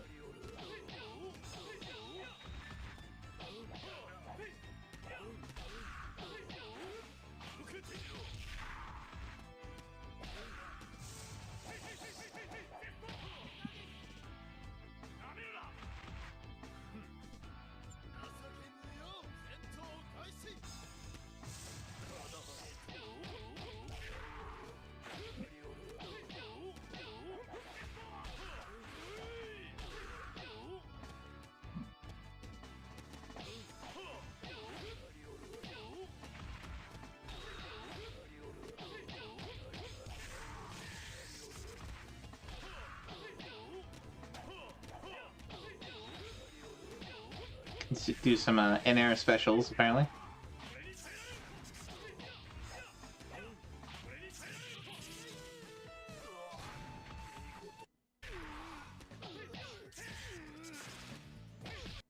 So there you go. Akatsuki Blitzcamp. Now you know what it looks like. Yeah. There you go. Go play it. It's a good time. If you can get it to work. If Baron was playing it, we know he would be wrecking us all with it. So I'm sure. You'd find a way to hack my into the game or something. Who knows? We'll see what happens. Oh, for my time. There you go. Yep. All right. Next up, we got Run Equals Dim. Return to Earth. This is a shoot 'em up. Looks like kind of a cutesy SD, maybe mecha type. It does look like Shoot 'em that. up. Instead of Gundam, it's Rundum. I guess you're right. Instead of Gundam, it's Rundum. Yeah. Let's see. So beat each stage without continuing. Beat the game without continuing, without having the bomb stock go lower than 2. Collect 10 stars and a single credit. Reach the maximum level of the blue weapon to obtain 3 bombs. Reach a score of 10,000, 20,000, 45,000. Okay. Pretty short set. Only 185 points. Okay.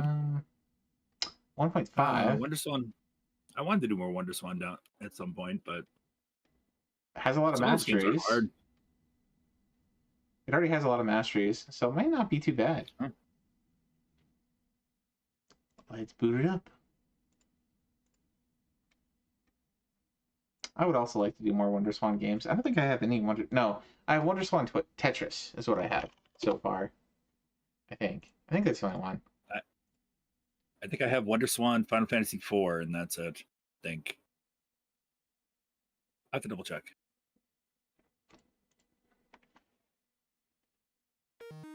Let's check. Dev said Akatsuki Blazcomp runs on Flycast. Oh, it's a Naomi game. Oh, okay. There we go. Okay, that makes more sense. Thanks for the heads up, Safa. Thank you, Safa. Yeah, there are a bunch of arcade games I've had to run on the Dreamcast simulator. So.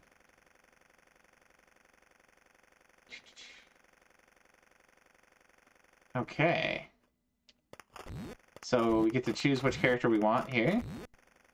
I'm not going to try to read all that right now. Backstory! And plot. There we go. Shigoku no something something. So the hell, something from hell. Oh, we got some story. We got some Zentradi looking things. Oh, that was my bomb. Take this. Okay. Okay, you can hold it down. That's cool.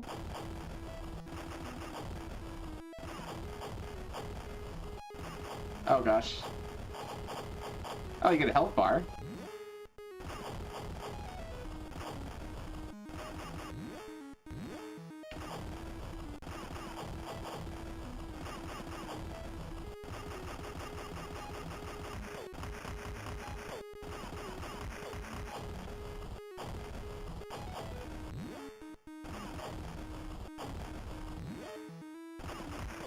Oh gosh.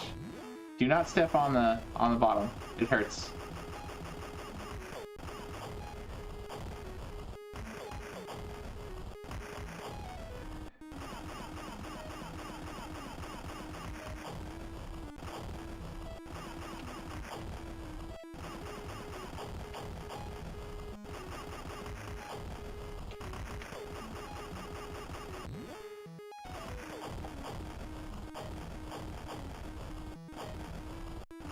Okay, I'm guessing the stars are kind of like secrets.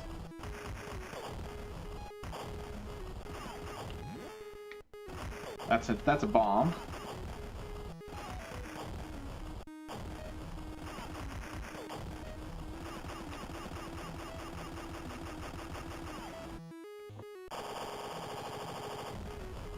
Oh wow.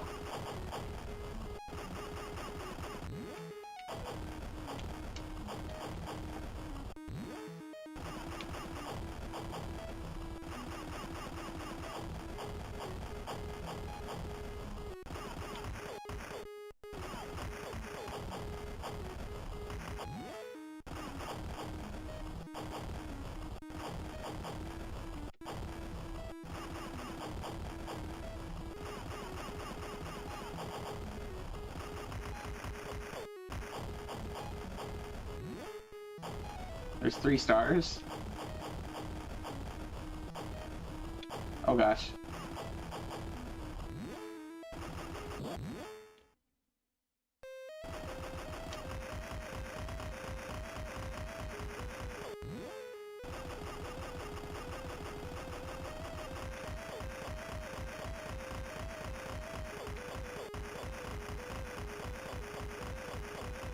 Health.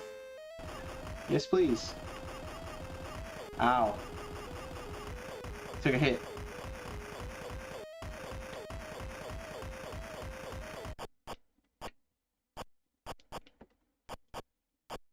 City's on flame with rock and roll. Apparently. Alright, alright. The arrival of Jesus. Oh no. Green Frontier Finest. This might be Peak Streak material.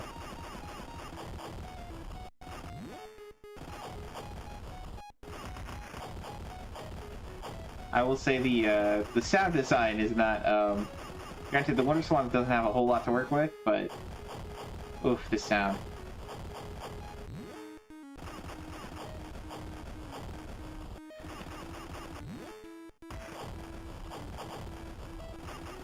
Rundum, Raggy.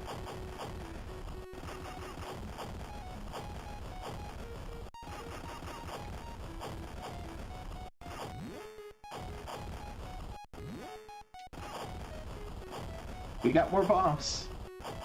More bombs. Well, not the kind of.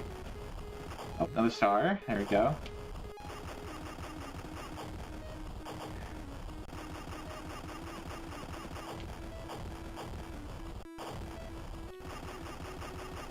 I think we'll just beat this level and then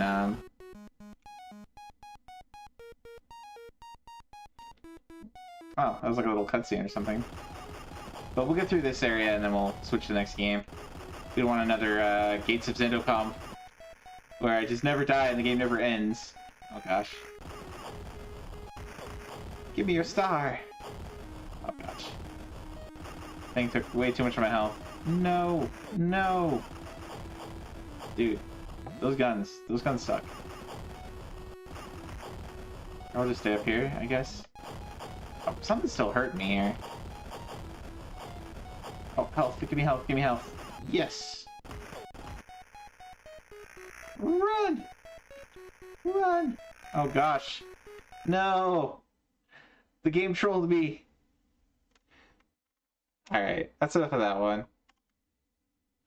Not bad. Not bad. A little...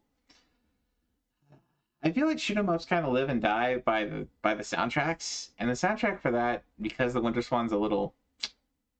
It doesn't have much to do. Excuse me. It doesn't have much to work with, but I was a little sad. That was a little sad. I could have used a heavy metal soundtrack or something. Power loss is punished in that game. Yeah, the sound for the Wonder Swan's never been the best. Yeah. But not a bad little game for what the system can offer, you know? It does a good job for what it can. Yeah. Welcome in, Cosmic.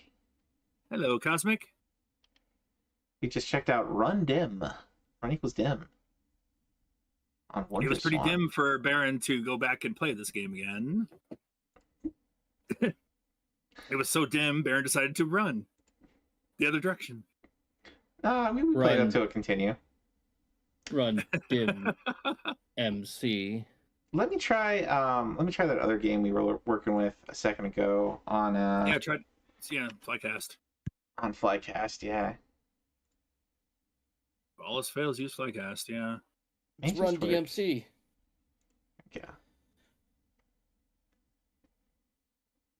Oh, would you look at that, Naomi? I should have just looked to see if it used the. All else fails, go to that. Yeah, that's perfect.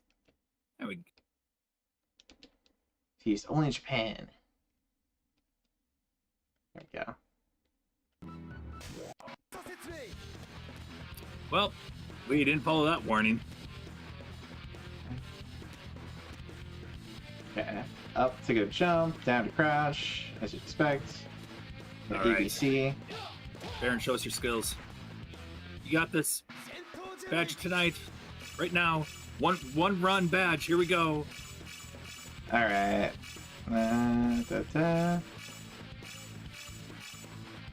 Ooh, let's go with the nun with guns.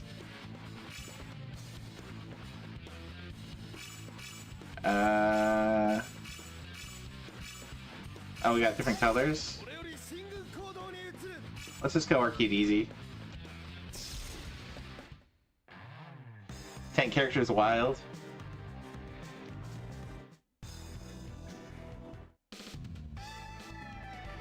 Oh, this is Anonym. Okay. So her super reses her.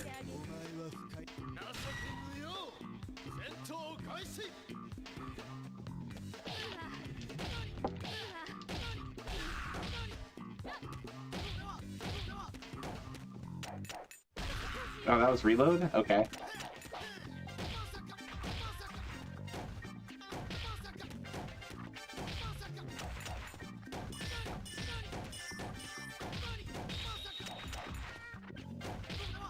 That's just the straight attack.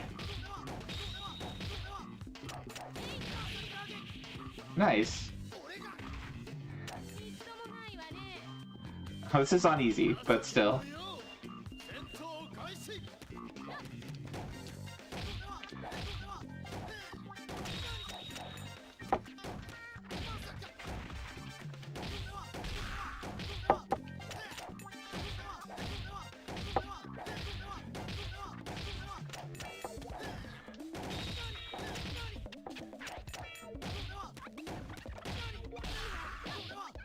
Does she not use any other attacks?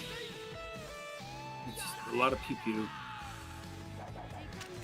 I haven't seen this one, but I'm pretty sure I watched a streamer play a fire game of this in IP. Interesting. Oh man.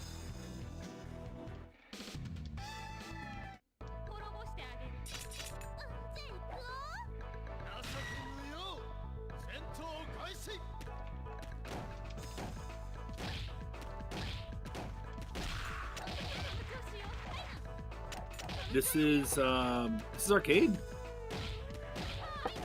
Yeah, this is actually arcade. Oh gosh. She had like no combos. Yeah. By the way, Cosmic, I got Ace 3 to run beautifully on or for the PC-88. So if you ever want to try it sometime, I can help you set it up. Get out of the corner.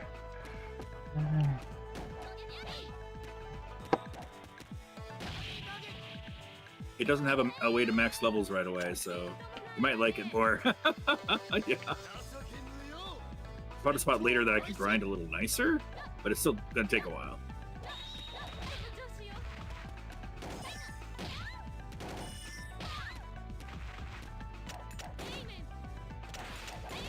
Oh gosh.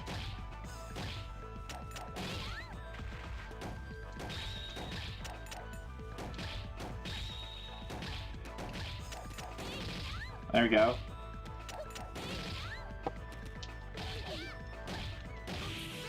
Oh, let's try to do some different things.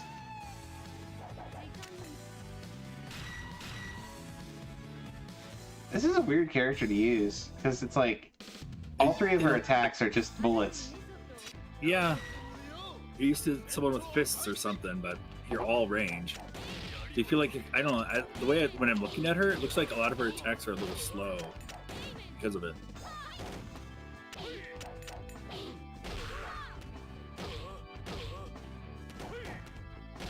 You got super nachos for dinner?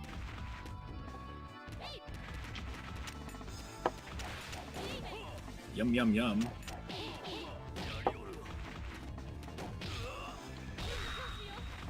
Nacho told me she hates nachos. Go figure. What? What? She loves nachos. I know, I'm kidding. No, I'm kidding.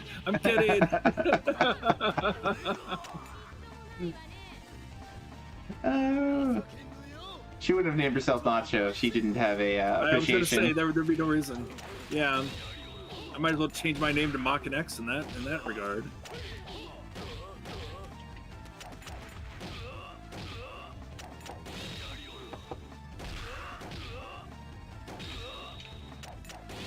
There we go.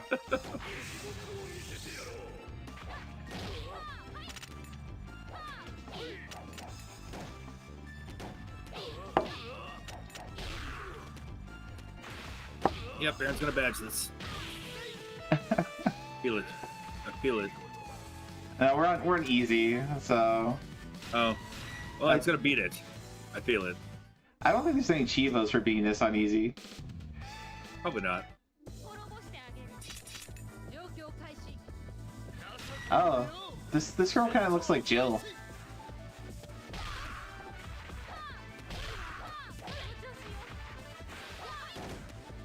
Oh, she does have like a somewhat of a Jill look. Jill mixed with Cammy.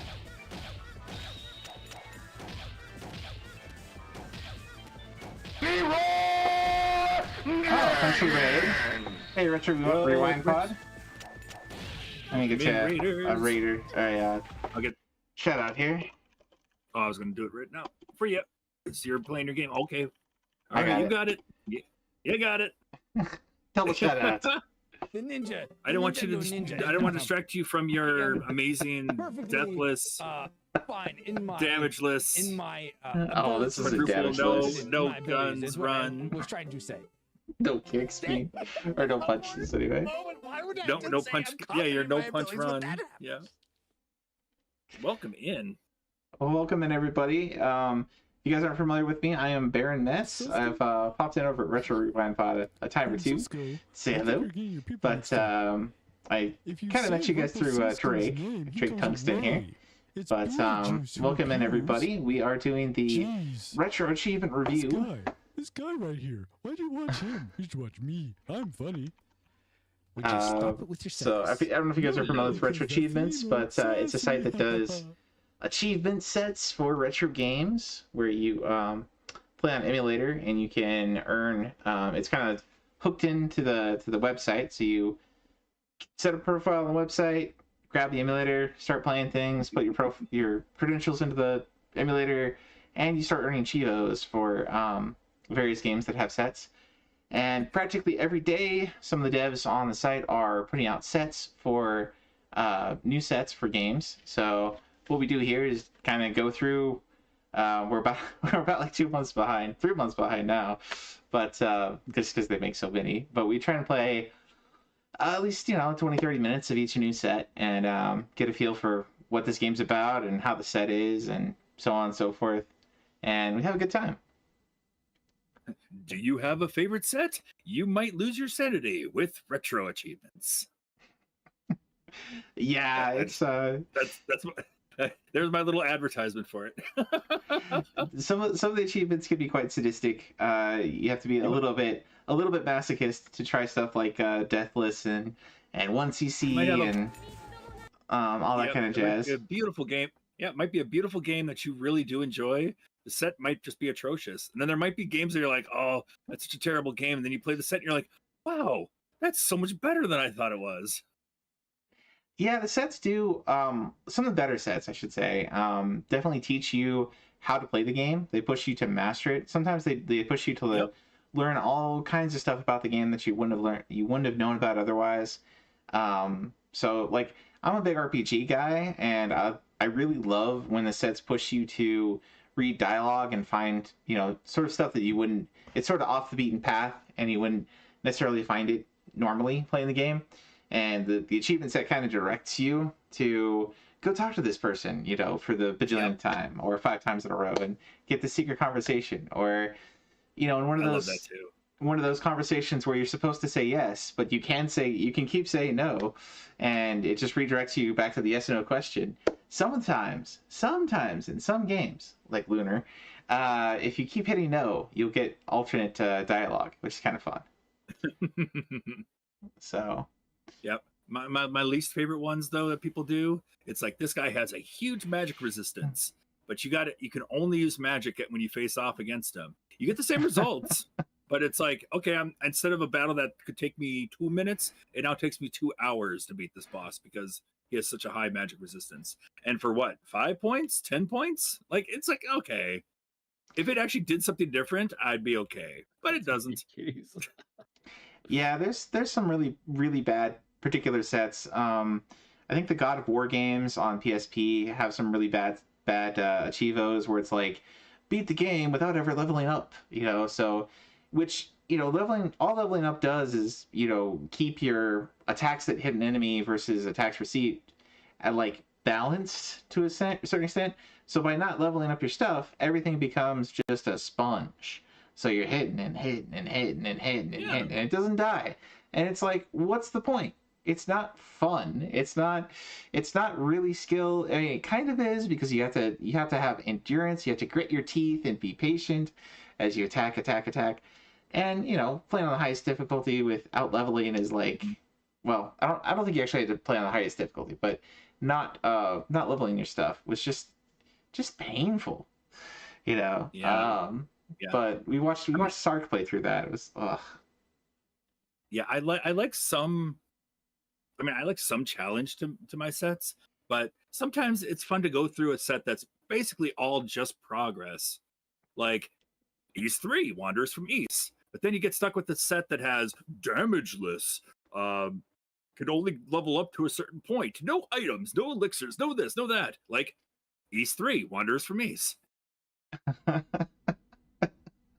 Yeah, E3 has like 8 ports, so There's like 8 different ports. Probably 7 of the 8 are actually decent.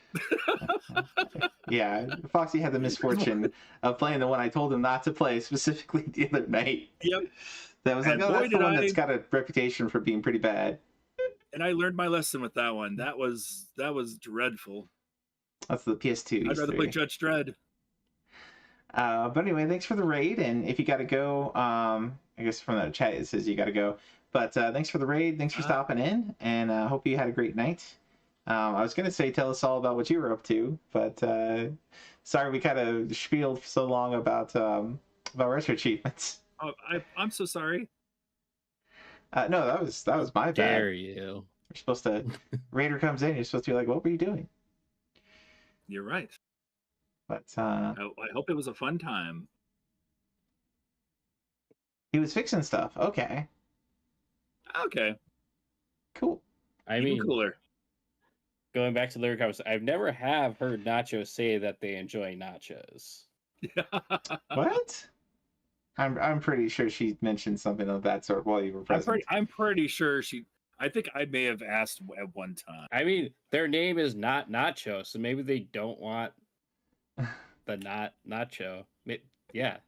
Maybe you ask them what they want, and they said not nachos. Yeah. That is true. She did name one of her characters Notch Nachos, but I think she meant Nacho Nachos. Oh yeah. Oh, They were her nachos. nachos. Oh. Sophie says, I don't mind people the spreading the word notch of like an RA. archer notch. Alright, well, I think we've seen enough of this one. This is cool. This play is very much, of course we were playing on easy. Nuns so, with guns. Nuns with guns. You can't go wrong with nuns with guns. It makes me want to watch the anime Chrono Crusade. But it's really There good. you go. It's really good. Yeah. Nuns with guns. So funnily enough, when I was in college, we had an anime group that would get together and watch, 2 or 3 episodes a week or something together. We'd take an hour and a half or 2 hours or something, and we had a poll on what to watch, and Chrono Crusade was up there, and I was like, hey, nuns with guns. Anybody want to watch? And like everybody's hand was like, yeah, that sounds fun. So I love Chrono Crusade. We had a good time with that one. All right. I'm gonna go back to the review screen here. Okay. So for those coming in from Retro Rewind, we've been going through several games, just playing maybe 20-30 minutes, one continue, one life, whatever's appropriate. And we were just doing Akatsuki Blitzkampf I don't know how to pronounce that, but it was a fighting game on arcade. Interesting one. It uses the Naomi core. So if you're going to play that one, you want to use Flycast, which is the Dreamcast emulator. And that's set up that one's set up to play Dreamcast games and or arcade games that use the Naomi system, Sega Naomi system, which basically is Dreamcast. So there you go. We put through a couple other things tonight. We did play 19XX on arcade also. That was a fun time. Played Brain Age? Yeah, we played some Brain Age. Got some really just Sudoku in Brain Age. That was kind of fun. Yeah. Some Nicktoons. That was a little underwhelming. You say the colors yellow and red. Oh yeah, I wouldn't read the mic input. So you were supposed to say the color that was shown, even though the word was different. So it displayed yellow, but it was in red. So you're supposed to say red. You had to channel your inner duck and be. Yeah. That's how you had to do. It would be like, oh, that's red. Oh, that's yellow. There you go. We also played Gallic War, Asterix the Gallic War, which is kind of like Risk mixed with mini games. That's pretty interesting. The mini games are but the Risk part's really fun. Yeah, we played some Real Monsters. Played some Real Monsters on Genesis, which was interesting. You get 3 characters. They each have different special moves that you have to use to get around. So it's kind of got some Metroidvania-ish aspects to it with that, but I don't know. I didn't really have time to dig into it and really learn all those mechanics, but interesting game. But moving on. Next up, we got a racing game, Sega Rally Championship. Sega Rally Championship, except it's the Game Boy Advance one, right? The Game Boy Advance one. I think we played this one on Saturn last time, or recently anyway. I think this is fairly recent. Netflix that edition version goes, game over, yeah. Daytona, right? No. Anyway, Maybe if you game over and it doesn't make that sound, or at least attempt to try to sound like game over, yeah. I don't know. All right. Well, that's the one thing that stuck out to me the most. I think I played that one. I think that was the one we Nacho and I played Versus on. So that was like the one with the super narrow courses where it was like you had just like a really narrow road you were going through. My friend had it on PC, so I played it on that first.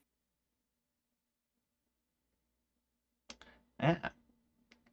So they want you to get first place in all the cups, reach the credits, buy everything available in the shop, collect all 27 points in a single round of RC Rally on each stage.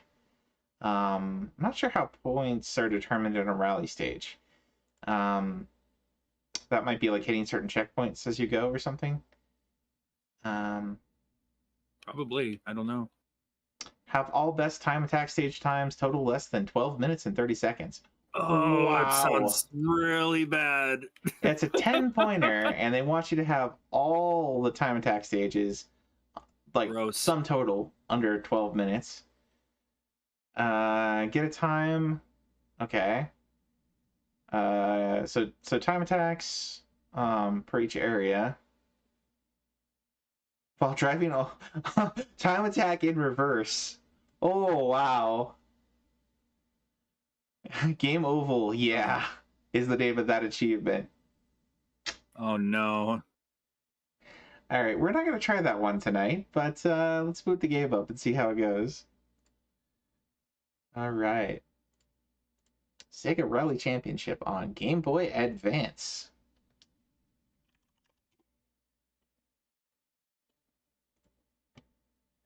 Let's go to our Retro Arch scene. There we go.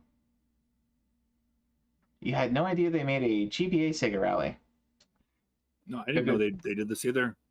Yeah. I guess we'll go name entry. It's our only option.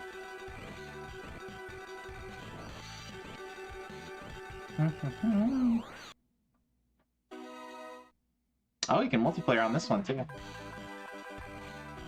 This kind of championship. We can only do the Amateur Cup. Sega Rally Championship.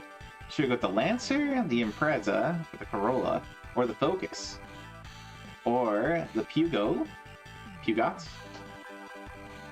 I think we're gonna go with the Toyota. And we'll go with automatic. Okay, let's go. What kind of car does a Jedi drive? A Toyota. Sorry. I chuckled.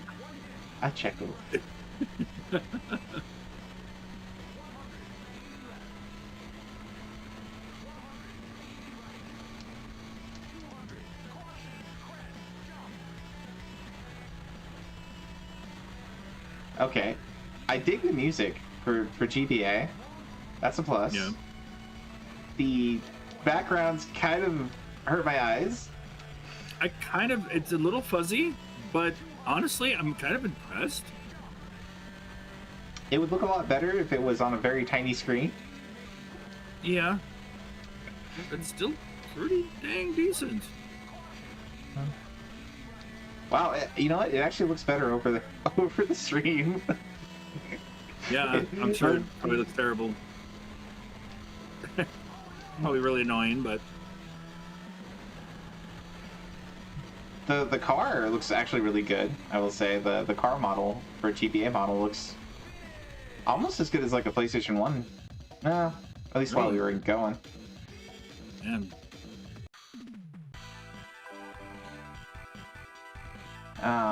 Kind of looks like the GT Advance games. Yeah. A little bit. Yeah. Not bad. You got to game over at least, or try to. I don't know if you can in this game or not, but I gotta hear. I gotta make sure my heart needs to hear what it needs to hear.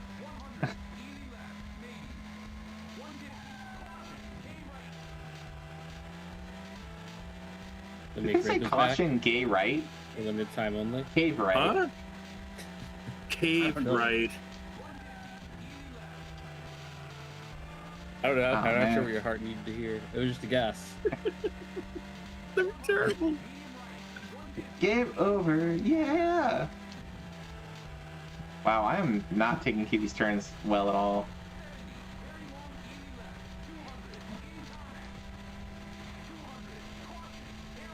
There's no way to crash or die, or I guess we run out of time maybe. Oh, I guess we checkpointed there. Yeah, if we run out of time, maybe it'll game over. Yeah, I don't know. Narrow bridge. Oh man, that bridge I can hardly see. It's still, it's, oh gosh, what was that bridge?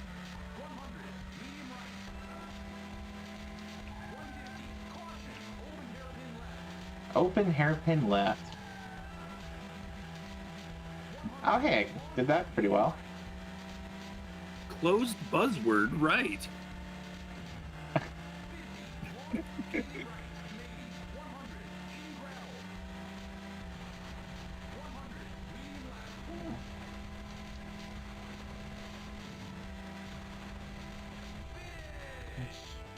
All right, we'll try to game over. I just want to see the time up, game over. That's all. You can just please do that for me. I want to see if it'll do something.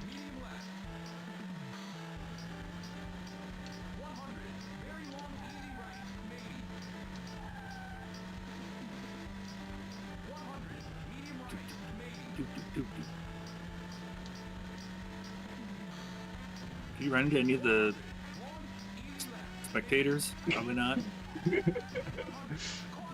We'll see. Long, easy right, maybe. Long, easy right, maybe? Okay, nope, you can't run into the spectators. Darn. I tried for you, Foxy. Well, thank you. This is not Carpocalypse. Darn, no Carmageddon here. No Carmageddon. Or Charmageddon. Yeah. Medium right, maybe. Medium right, easy left. I think the only way you can game over is if you time out. It's the only, it's the only way I can think of. Yeah, the forest area looks really good though. Oh yeah, this doesn't look bad. I just wish that bridge was terrible. Yeah, it was not a good bridge.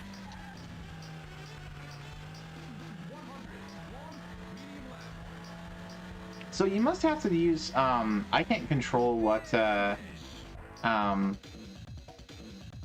can't control to get into reverse. So you must have to do manual to do the oval thing where you have to like go through oval and do that. All right, we'll time out here. I was like, can you just time out once? I'm just super curious. Game over, yeah.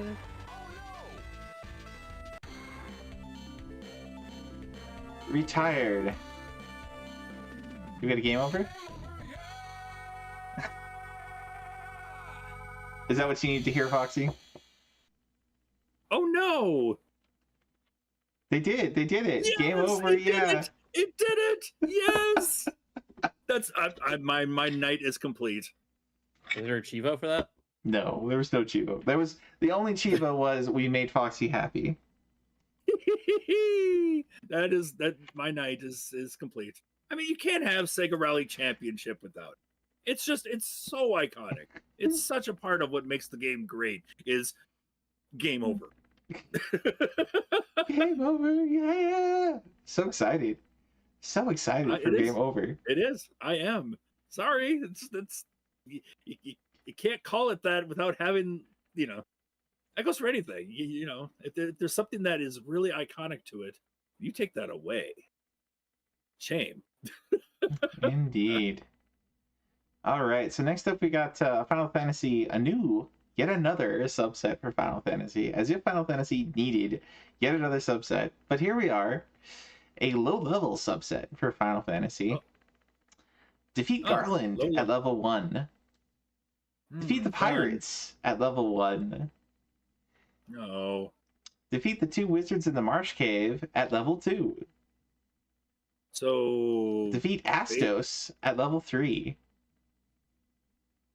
So, run from every battle. You're only going to get the XP from the bosses, it sounds like.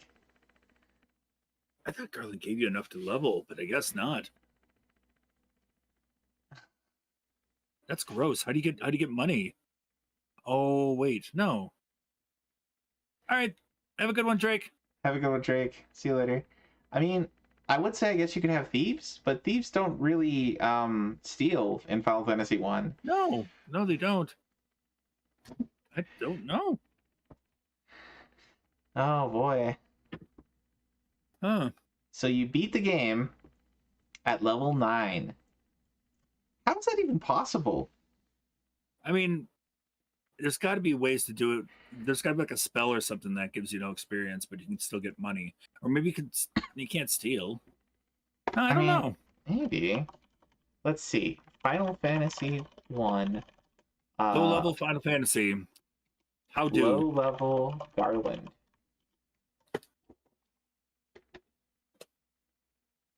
You know how to earn money? Without gaining experience? I'm just trying to think. There's...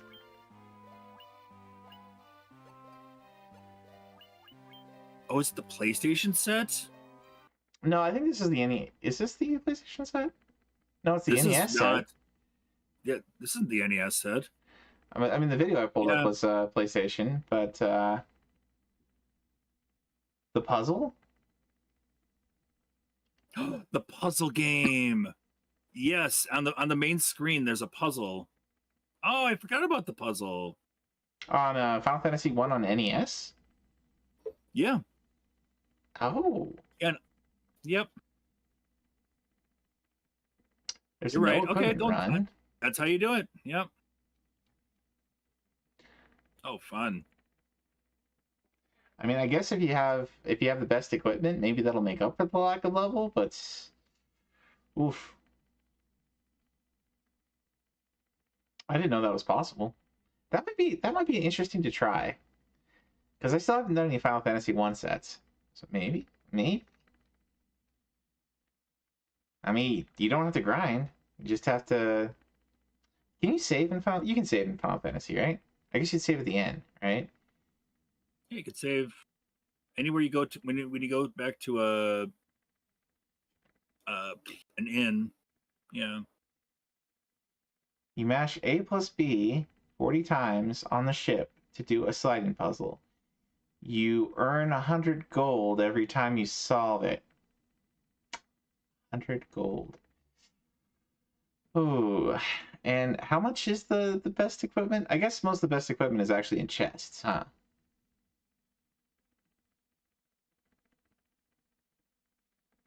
Yeah. Alright. So yeah, you basically run from everything, save a lot, save often, save early.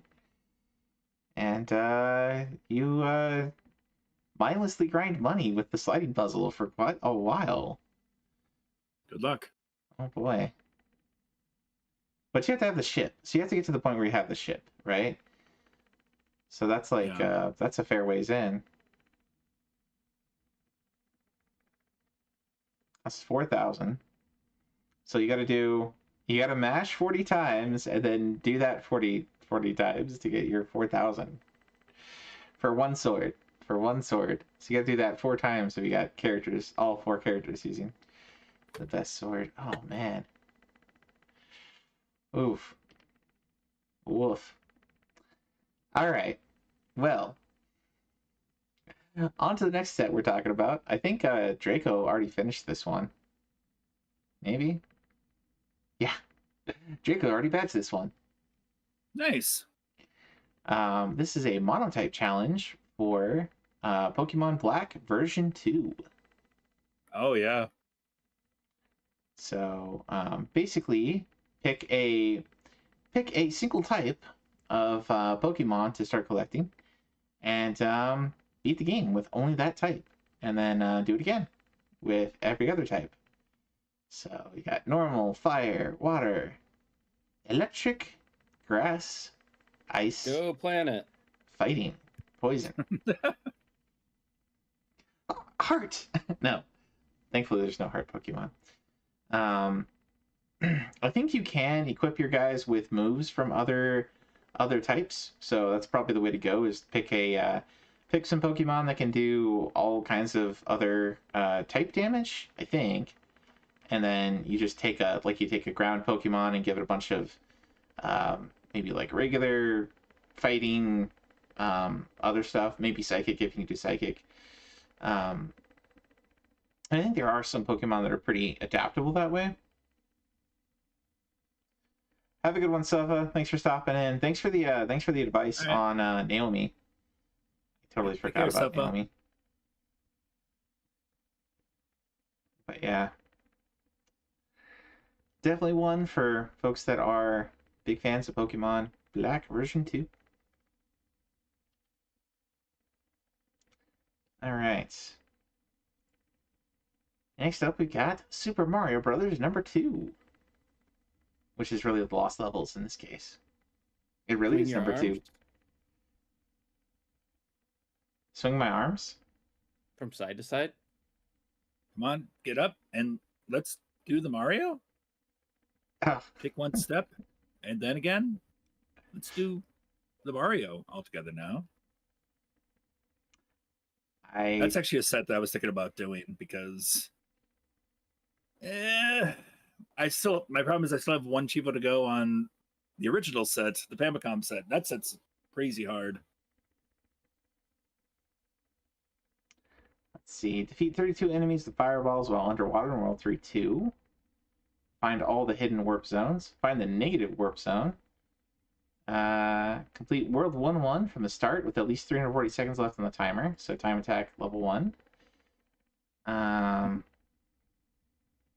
Starting from World A1, rescue the princess in World D4 solely as Luigi in one session. Complete each world, of course. Rescue the princess for the 7th time. Rescue the princess for the 8th time and unlock extra worlds. Complete World 9. Venture through all 32 levels and discover World 9. Starting from World 1-1, rescue the princess in World 8-4, just as Luigi. Jump over one of the kingdom's famous flagpoles.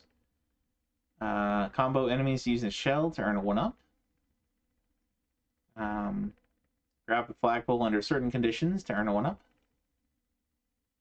Earn incredible fireworks display with 6 explosions for finishing level. Grab the top of a flagpole to earn 5,000 points. Collect 100 coins. Okay, so... And collect all the power-ups, including the poison. Including the poison. Including the poison, okay. Let's load this one up.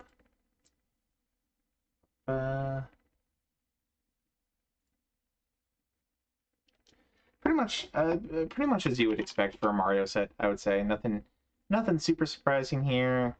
Even the time attack's not too bad. Okay. Ba-ba-ba.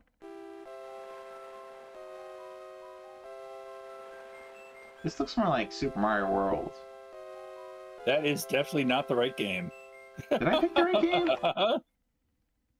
You chose Super Mario Advance 2. This is supposed to be NES Classic Super Mario Brothers 2, or whatever it is. Too many Marios. Yeah. Different 2. That's a good set too, by the way. Pretty simple set. Here we go. Super Mario Bros. 2, Famicom Mini 21. This looks more like what I was expecting. Okay.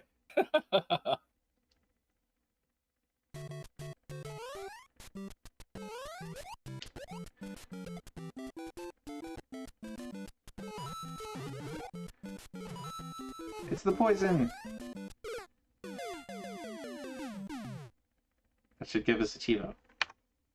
Did Chivos not work? What? Oh. Let me try loading this again. Hold on. Chivos aren't working? Game could not be identified. Got faulty version.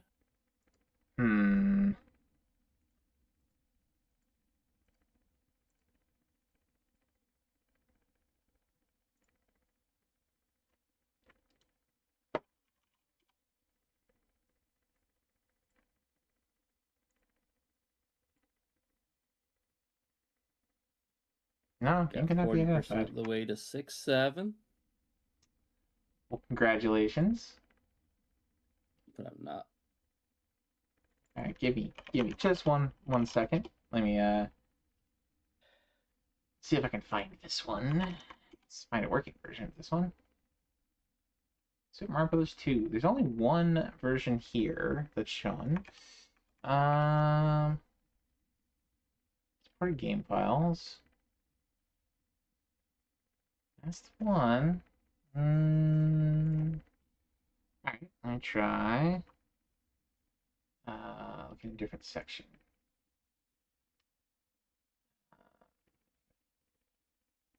Under no intro. It's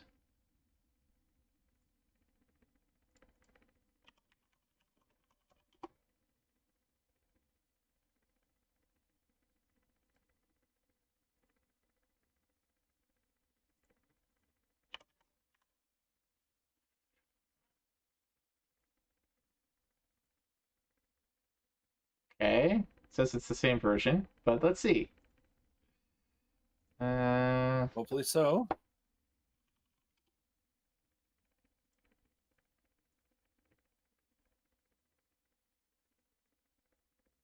Nope, cannot be identified. Hey, Necro, welcome in. Welcome in. Why do retro achievements make us feel so special? I don't know. It just does. They're the Apple Jacks of our lives. We eat what we like. So funnily enough, after I finished my Crispix, I still had milk. So of course, when you still have milk, you got to get something to go with the milk, right? Okay, yeah. So I picked up some Apple Jacks. Ooh, nice. Yum, yum, yum. And of course, I ran out of milk, so then I need more milk. So I'm going to need more cereal. Necro G asked me, why do retro achievements make us feel so special? The charm of retro achievements, much like the allure of a well-crafted paradox or a classic verse. They evoke a sense of nostalgia and mastery over simpler times. In an age where modern games often feel boundless, retro games offer finite challenges, allowing us to conquer and bask in our own accomplishments. It's akin to winning a boxing match within a limited ring. A small arena, but a mighty victory nonetheless. Oh man, I'm never going to hear the end of that limited fighting thing. Man. Did Retro Game Talk go back to being CD Romance? Huh? I probably shouldn't talk about this on stream, but there's a place I used to find some things that is missing. Oh.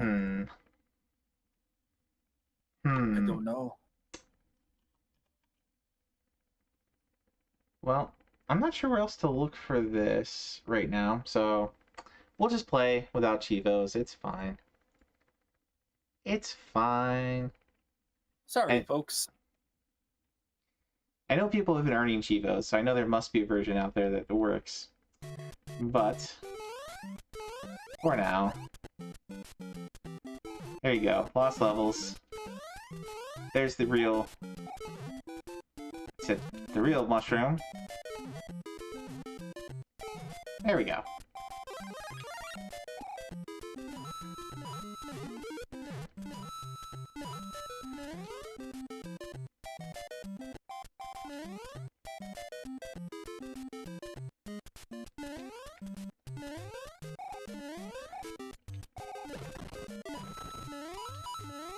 We must escape the Koopa. Oops. Ah, come on.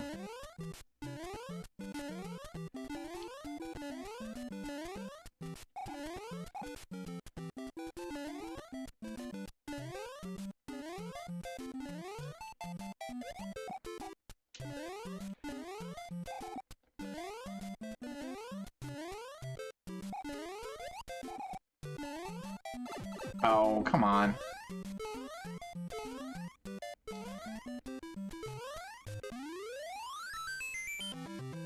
Oh, we got the one up. Nice.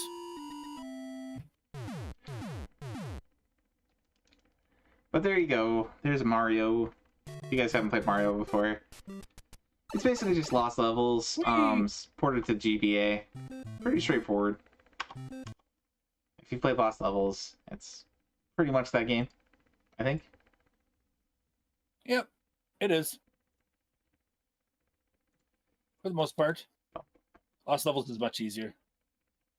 Really? Than the GBA version? Oh, yeah. No, if you're talking about the one for the Super Nintendo, yeah, it is. Oh, wait. What? Wait. What are we talking about here? Lost levels is easier. I thought Lost levels was like super hard. No. Oh, no. You're talking about the Super Nintendo, the one that's in the compilation with All Stars? No, I just meant Lost levels in general, like so the NES one. No.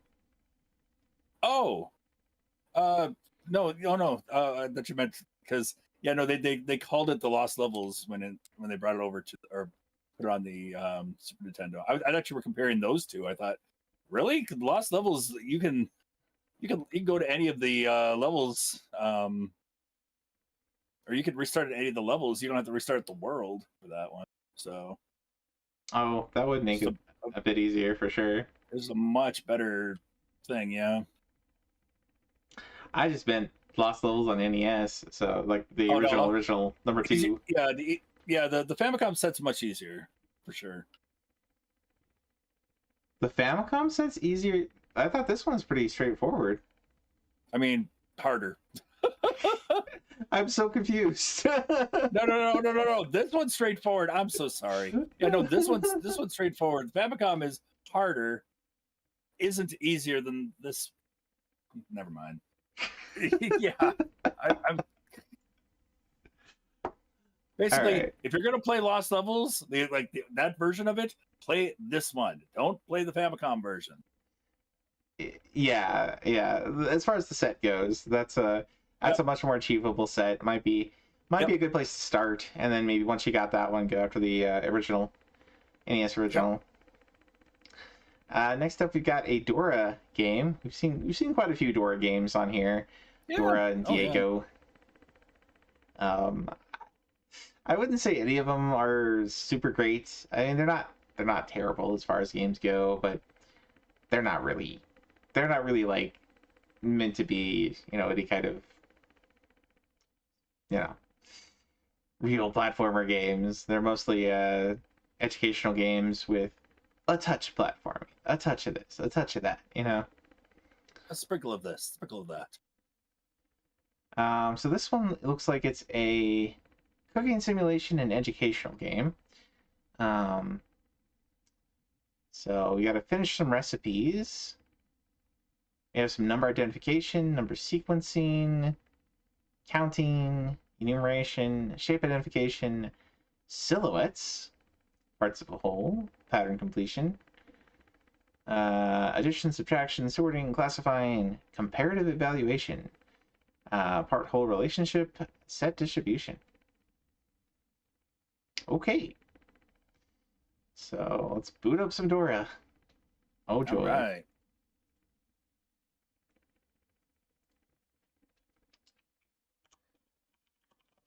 I have not badged a Dora game yet. I badged Bubble Guppies for you guys. That's about the extent. Bubble, bubble, bubble. Guppy, guppy, guppies. Bubble, bubble.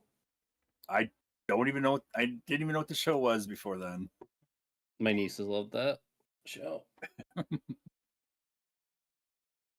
How was it? Outside, outside, light up, light up, light up. Outside. I have no idea what the songs. I just remember the game being interesting. Blow into the mic. Do it now. Oh boy. Plant the carrots. There's not much time left before the festival. Roots is gonna stay here to help the cooking club finish setting up.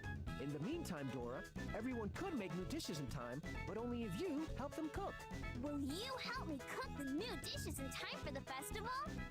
Great! That note, I'm heading to bed. All right. All right. Have a good night. Thanks for stopping in, Dreamy. Really appreciate it. Thanks for having me. Rest well. I need to make enchiladas for the cooking club. Will you help me follow the recipe? See, let's do it! First, let's chop the ingredients for the enchilada filling. Tap on the ingredients to show Abuela where to chop. Way to go! You don't even have to pick a place to chop. You just click. You just click it. It does. Wow. That is great. Innovating. All done. I don't have to be precise. It can be precise for me. Yay! Now let's get the green. Self-reliance? Who cares? I'll say a number. Tap the chili slice with that number. 1. Uno. Muy bien. 6. 6. Great. 4. 4. Fantástico. 3. 3. Great. 5. 5. Great. You're doing great. Let's try something a little harder. 13. 13. That's it. 16. 16. Excelente. 20. 20. Fantástico. 18. 18. Fantástico. 11. 11. Way to go. You're doing great. Let's try something a little harder. 26. 26. Way to go. 31. 31. I guess by the time we get to this game, Grant's gonna be sad that he missed out on yeah. That's not 22. Excelente. To say when we get to 67, yeah. Oh gosh, no thank you. Grant's gonna be so. What'd they say? Great work. There you go. Fantastico. Yee-hoo! It's time to put the ingredients into the bowl. Great. Drag all the ingredients to the 1, 2, 3, 4. Muy bien. I've been 1. That's it. You're doing great. Are you batching these 3 right now? I'm working on these 3. I'm over halfway done. I can't go to bed yet. I'm on a roll. Drag the rest of them to the 3. I maxed my level pretty quickly. 5, Nice. 6, About a spot later on. 9, 10. Oh, I'm going to disc 2. There are some ingredients. 10, 11, 12, 13, 14, 15, 16, 17. Muy bien. You're on a roll. I'm going to be... I know you're playing this exciting, thrilling game, but I'm going to be dead honest with you. This version of Wanderers from East, even though I've only played like 2 or 3 versions, this is the best version. This is so much fun. I would kind of figure, because it's the original, right? It's the original. It is. It's the original. It has that like. It feels good for the system. If that makes sense. Like it's still later versions probably have better controls, but this one just feels good for this system. I mean, Falcom were masters of like screen scrolling and fast computing and optimization on the PC-88. Yeah, it is crazy. Like I've been amazed. A lot of it so far. It looks really good. Nice work. Excelente. Let's Great. get some onions. Las cebollas. So, I recommend that for the era Falcom. I think you'd have a kick with it. Drag the onion slice with the smallest number to the highlighted spot. 1. Drag 2. 3. Muy bien. Oh Drag the boy. onion slice with the smallest number to the highlighted spot. Hey Benjamin, welcome in. We are checking out new sets, including Dora's Cooking Club. Oh joy! Whee! Yo Benji.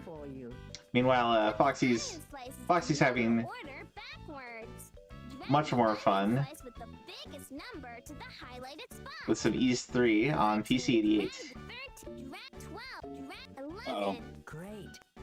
Making progress on the Year of Falcom.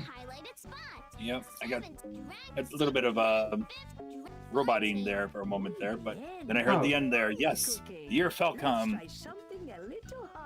I was just normally I'm listening for I should be in the. bed. Oh.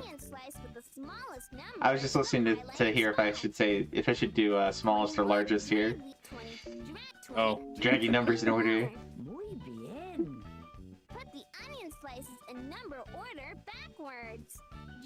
But yeah, I would much rather be playing Trails than Sky right now. I understand. That's okay. We appreciate the games that are good, all the more. Yep. Exactly. Oh my gosh. 20, drag 29. That's it. Put the onion slices in number order backwards. Drag the onion slice with the biggest number to the highlighted spot. 32. Drag 30. Drag the 30. Uh-oh. Now Foxy's going robotic. You're a great helper in the kitchen. We need tomatoes Oh no. too. Los tomates. Count the tomato slices on the top screen, then tap the 5. Muy bien. Now I gotta count. 2. Fantástico. Oh boy. 1. Way to go. Alright. 3. Fantástico.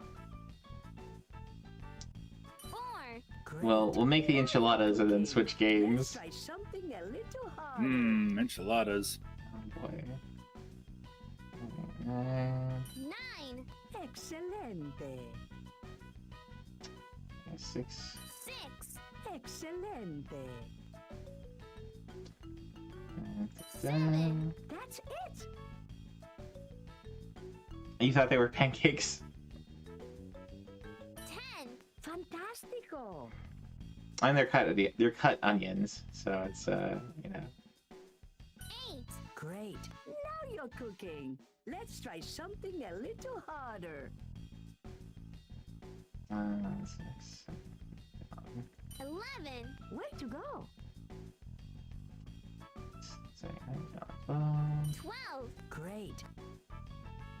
I vote you master this. Oh, thanks. 13. Thankfully, this is not a democratic server. This is a monarchy. Yeah. Well, unless you're playing 14. a fighting game or a game you hate, then it's a fatality. Yes, yes. Fatality. 15. All done. You're a great helper in the kitchen. Oh boy, we're getting chivas left and right. Together. We need to stir 5 bowls of enchilada filling. Draw circles around the bowl to stir. Oh great, we're swirling again. Way Way to go. Excelente. Is this how you make enchiladas? No wonder enchiladas are so disappointing as a food. Way to go. Excelente. Keep circling. Nice work. Excellent. If you're going for Mexican food, you got to go for tamales. Let's put Tamales is the way to go. into the tortillas and fold them up. Do, do, do. We need to fill and fold 5 tortillas. Easy peasy mastery. It is. Draw a line in the direction of the arrow. That's it. Drag filling from the bowl to draw a line in the direction. Muy bien. Drag filling from the draw a line and Way to go. drag filling from the bowl. Draw a line and Fantastico. drag filling from the bowl. Draw a line and the All done. You're a great helper in the kitchen. It's time to cover the enchiladas with una salsa deliciosa. Have you played Thrill Kill yet? I have not. We are way behind. We're playing games from October. We'll have to finish Yeah. going before they carry them away. We're a little teeny itty bitty witty behind. 5 pans of Not by much. enchiladas.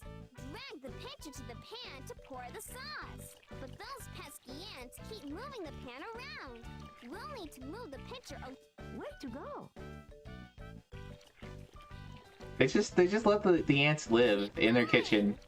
And they're like, we're just gonna pour the sauce and catch the sauce while the ants are moving around. just a little bit extra protein for you in your enchiladas. Excelente. This is how you make authentic Mexican food, folks. Excelente. Oh man. That's it. Nice work. Excelente. I did Have to put the cheese on top. in the RE Discord they have like previews and like long plays and stuff. Around the cheese grater to sprinkle cheese. Great. Yeah. But I did see the video for Thrill Pill and it does look pretty interesting. It looks like insanely over violent, which is, you know, perfectly fitting for 90s games. But pretty interesting little like 4-player kind of reminds me of like the Shrek Smash. What is that one called? Super Smash or something? Great helper in the kitchen. Oh, I know what you're talking about. I just forgot the name already. Enchiladas are ready to go into the I think it's oven. Shrek Super Smash. We did it! Something like that. Or Shrek Power Smash, maybe? I don't know. I couldn't have done it without you, Dora. Thanks for your help. It's always great cooking with you, Abuela. I'll take care of the rest. You go on and help with the next recipe. See you at the festival. Hasta pronto. Yee-hoo! Okay, I think that's enough of that one for you. Yeah, we definitely have seen enough of that one. There you go. We got way too many Chivos for that game. Oh man.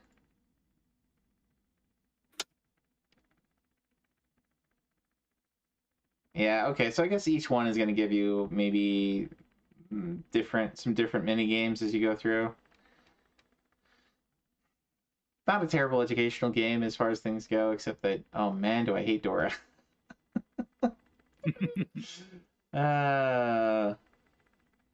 All right, now for something very different, we go from Dora to The Haunted Zone on PSP. Ooh. I mean, I'm haunted every time I play a Dora game, so I guess it's basically one and the same. It's fitting. It's fitting. It's fitting, yes. All right, so this is a horror visual novel. There's only 6 achievements, and they're worth 0 points. Oh my gosh. What? Why? So I don't basically, know. just go through. You want a badge? Here you go. It's not worth anything. like, sure, there are games that are like super dead easy, super simple, kind of stupid, whatever, fine. But why make a set that's worth 0 points? Like, they did this. They did this with one of the Planetarium. Yeah, Planetarium. Yeah, Planetarians, and it's like, that's a legit story. You can read through it. You can skip through it too, but like you can actually watch it or read it. I mean, you might not have to know Japanese, but like, there's an actual story there. Like, yes, there is. Should have just been an anime or should have been a book. They didn't do anything interesting with it to make it a game. But like, if you're gonna give it 0 points, don't even make a set for it. What was the point? Yep. Agreed. I agree, 100%. Sorry, I'm ranting. No, it's a good rant. That's a good rant. It's actually you make a good point with that.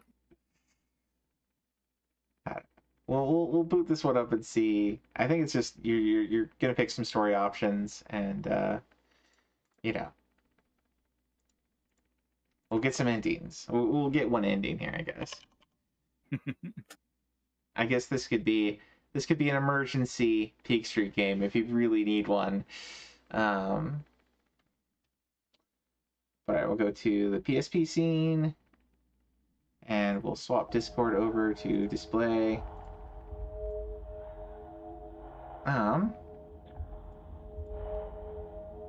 PSP.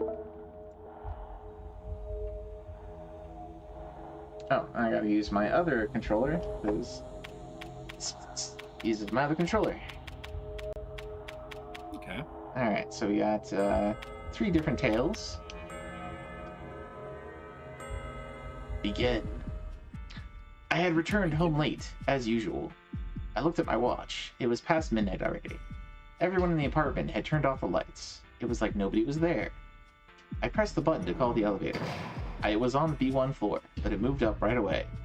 The elevator doors opened. Someone else was already in the elevator. It was a lady with long hair. She was staring down at the ground, facing the wall. Even though the elevator doors had opened, she didn't turn to face me. The apartment building was 13 stories tall. I had no intention of going up the stairs. The elevator was small, with an area of 4 meters, or roughly 13 feet. I hesitated about getting in with such an odd lady, but I figured I had no choice. I didn't look at her. I just pushed the 13F button, and then I reached for the close button. That's when it hit me. The 13F button was the only one that had been pushed. None of the other buttons were lit. Where was this lady going, facing the walls with her eyes cast down like that? When did she even get onto this elevator? Did she get on from the B1 floor, just as I called it? Was the elevator already moving when I pressed the button to call it to the first floor? There was one other thing I noticed as my hand reached for the close button, another strange thing. Part of the wallpaper was peeling off, and I could see something behind it. They were letters that looked like they'd been scratched onto the wall. Don't turn around. The door closed just as I noticed the letters. The elevator started moving to the top floor. Nothing like this had ever happened to me before. It was freaking me out. I decided that I wasn't going to turn around. I just keep looking forward until I reached the 13th floor. 2F, 3F. The elevator kept going up. I focused on the floor display, but I felt so unsettled. I couldn't help but think about that lady behind me. Just as we passed the 4th floor, I heard a sound from behind me. I focused on the windows of the elevator doors. Between floors, the wall was black, so I could see the reflection of what was happening behind me then. The lady's head had been pressed against the wall, but she slowly turned to face me. I couldn't see the expression on her face. Her long hair kept it hidden. I looked away, back at the floor display. We're still only at the 6th floor. I heard her take a step. Looking at her reflection in the window, I could see that she was stepping right up to me. In a few steps, we'd be standing side by side. Here in this small elevator, there was nowhere to run. The last time I looked at the floor display, it said 10F. Her footsteps stopped right behind me. I could see her face reflected in the window now. Her eyes met mine. She kept looking at me with a stoic expression, and then slowly stretched out her hands. Her hands passed over my shoulders as she reached her arms over from behind me. Shall we turn back and shake off her arms? Or don't look back, no matter what? I think we should don't look back, no matter what. Because the thing to do with ghosts, as we've learned from the one who sees, is to pretend they aren't there. We reached the 13th floor. The elevator doors opened, so I flew right out. I no longer felt her presence behind me. I slowly turned around and looked back into the elevator. Nobody was there. I got back into the elevator to confirm she was gone. There was no trace of her. But the strange thing is, the letters that had been scratched into the wall were nowhere to be seen. The wallpaper was set perfectly in place. Was I imagining all of that? What just happened to me? I peeled the wallpaper where the letters had been scratched, turning it back again. Don't turn around. The letters were still there, scratched into the wall by who knows what. The end. We got 0 points. Yeah. All right. You're on your way. I wonder how much of a negative retro ratio that gives you. Does it give you a negative? Does it divide by 0? I have no idea. I think it would just be kind of funny if it did. Oh man. You have a 0-point set on your badge list. Now you move down a rank. Yeah, that'd be terrible. Oh man. All right. Well, there you go. Haunted Zone. Not much to say about that one as a game. I mean, it's fine. There are choose your own adventure books out there. That's fine as a game. It seems like there's very little. There's I mean, there's well, that was enough of a short story. Like I was satisfied with that as a little ditty or whatever. Yeah. But like, I could see that being worth 6 points, or 5 points or something for the whole thing, and like 1 point for each ending. Yep. And it's not like, oh, I want more points. Give me more points. It's just like, don't have 0-point sets, please. Yeah. That should be against the rules. It should each one should be at least worth 1 point. So do 6 Chivos worth 6 points at most. Yeah. Then then people would know. Or heck, even just 1 point for getting every ending. Get every ending in one session. There you go. 1 point.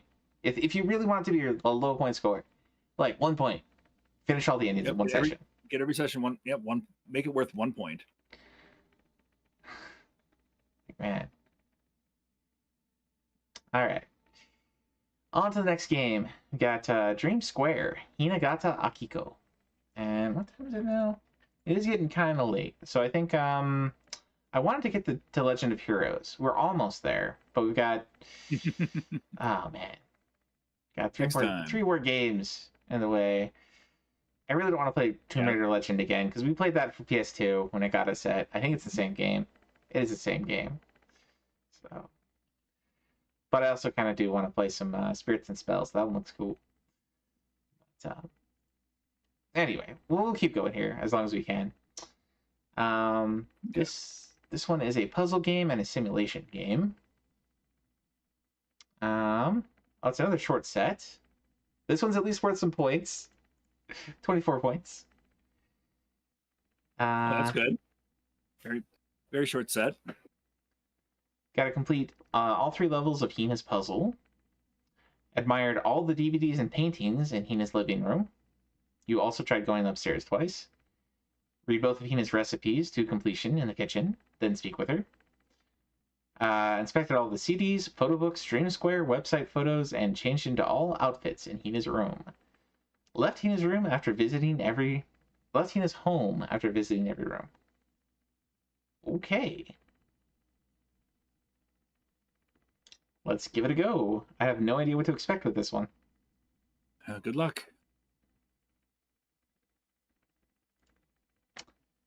So, Dream Square. And I gotta use my other controller.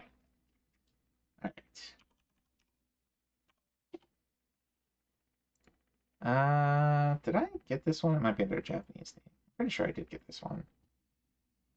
Oh,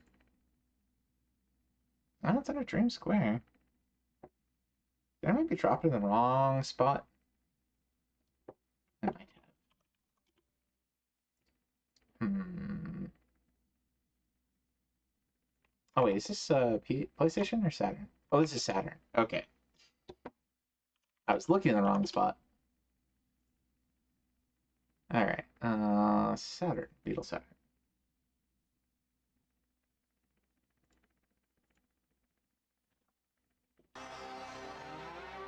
Here we go. Sega.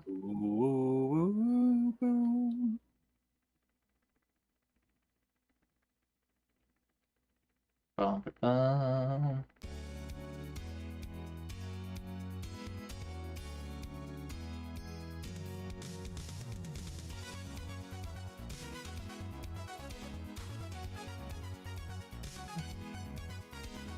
Okay, so we got two options here.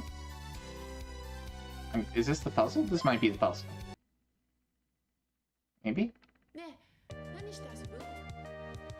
What shall we play? We got Puzzle Roo, go to the house, and go to the album. So let's check out the puzzle.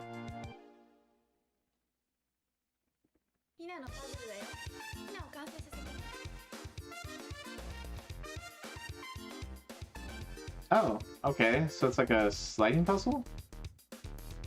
Seems that way. Hey, sliding puzzles. Can't have a good game without a sliding puzzle. Yeah. No, thank you. I think that's right.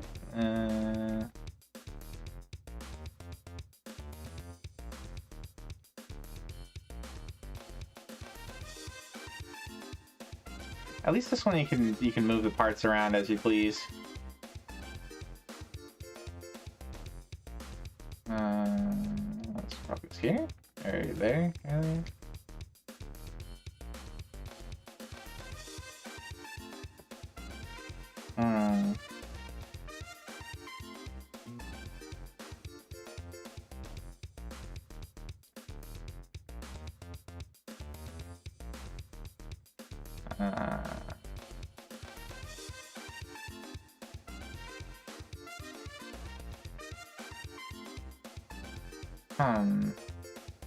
Now that's up there. Okay, that looks better. I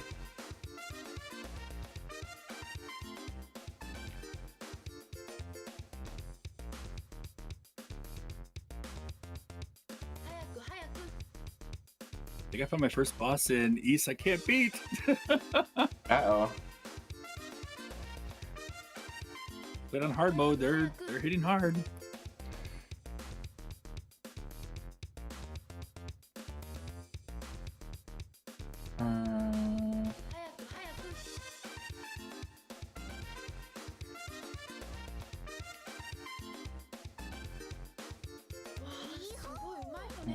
There we go.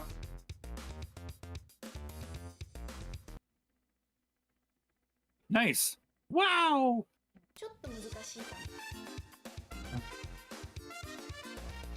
Alright, well there you go. So, puzzle. Let's back out from here. Enjoy your puzzles. Yeah, that's a big puzzle. I would back out. Oh, we're on timer. It's very slowly going down timer. Yep. You got a lot of time to work on that one. I'm kind of interested to see what the rest of the game is like, so I'm just gonna restart. But so we can go to our house.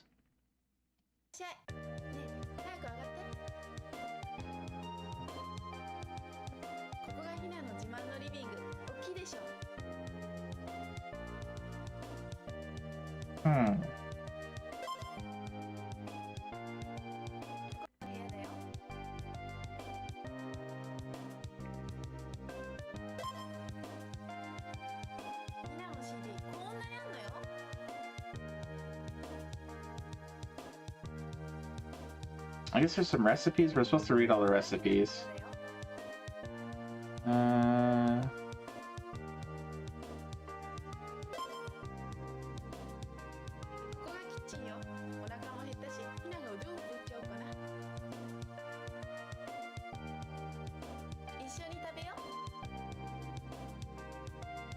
Where do I check the recipes? Is it something has to go up or down?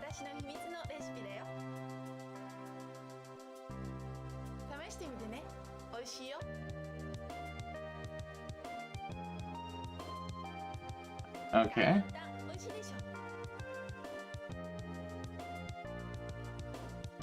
There's one of two.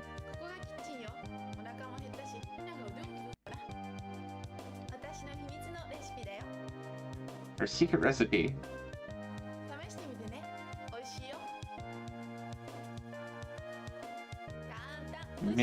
Minestrone and cocoto. It's like coconut minestrone or something? Probably. It kind of looks that way.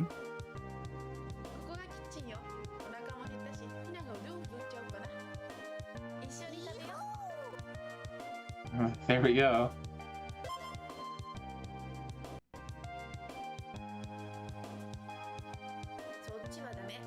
Want to eat together? 1 point.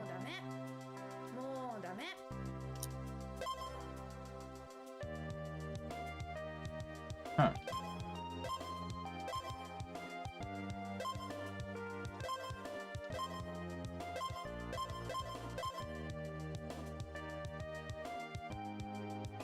So we've checked out her DVD collection. Oh, what? 例えば、旦那様になるとするとどんな旦那様を、が理想のタイプですか？ What kind of husband is your ideal type? Oh, is it one of those questionnaires again?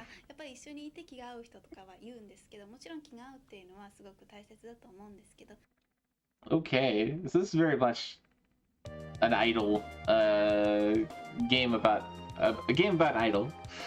So yeah, there you go. Ideal husband? I don't have a. I don't want one.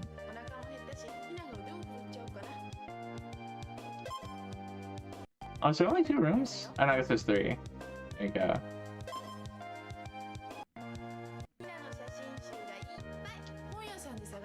Is the weirdest games?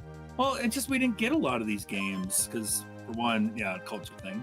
But 2, just advertising and all that stuff, and like Saturn thrives on sound and a lot of their 2D platformers.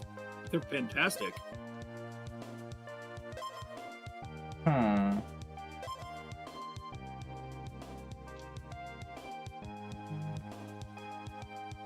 So,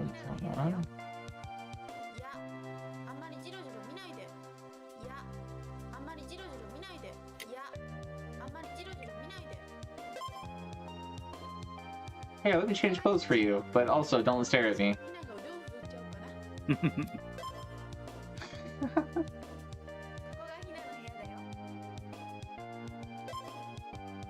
Oh, we got the computer here.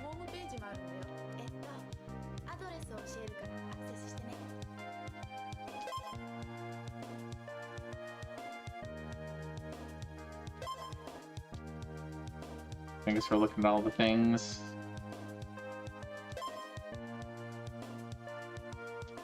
Bum, bum, bum. It's got very calming music. Yeah. Music is very calming.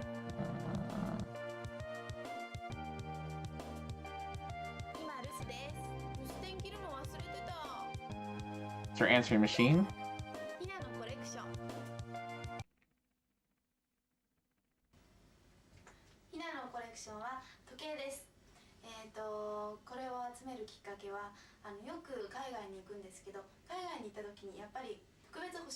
So her collection is all about travelogues.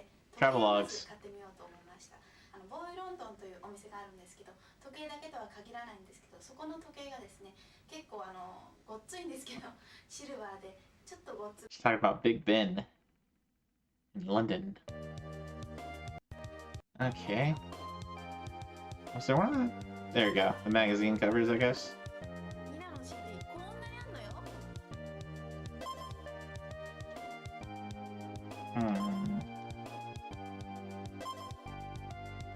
I guess I'll have to do this one for a peak streak now that I've got so many of them already.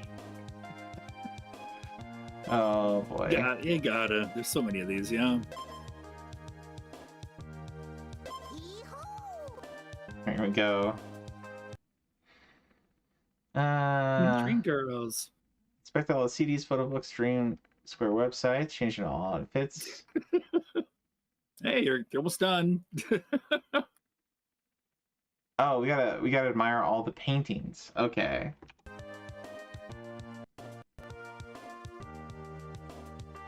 So we gotta go back to her living room and check out her paintings. Because we checked out her there we go.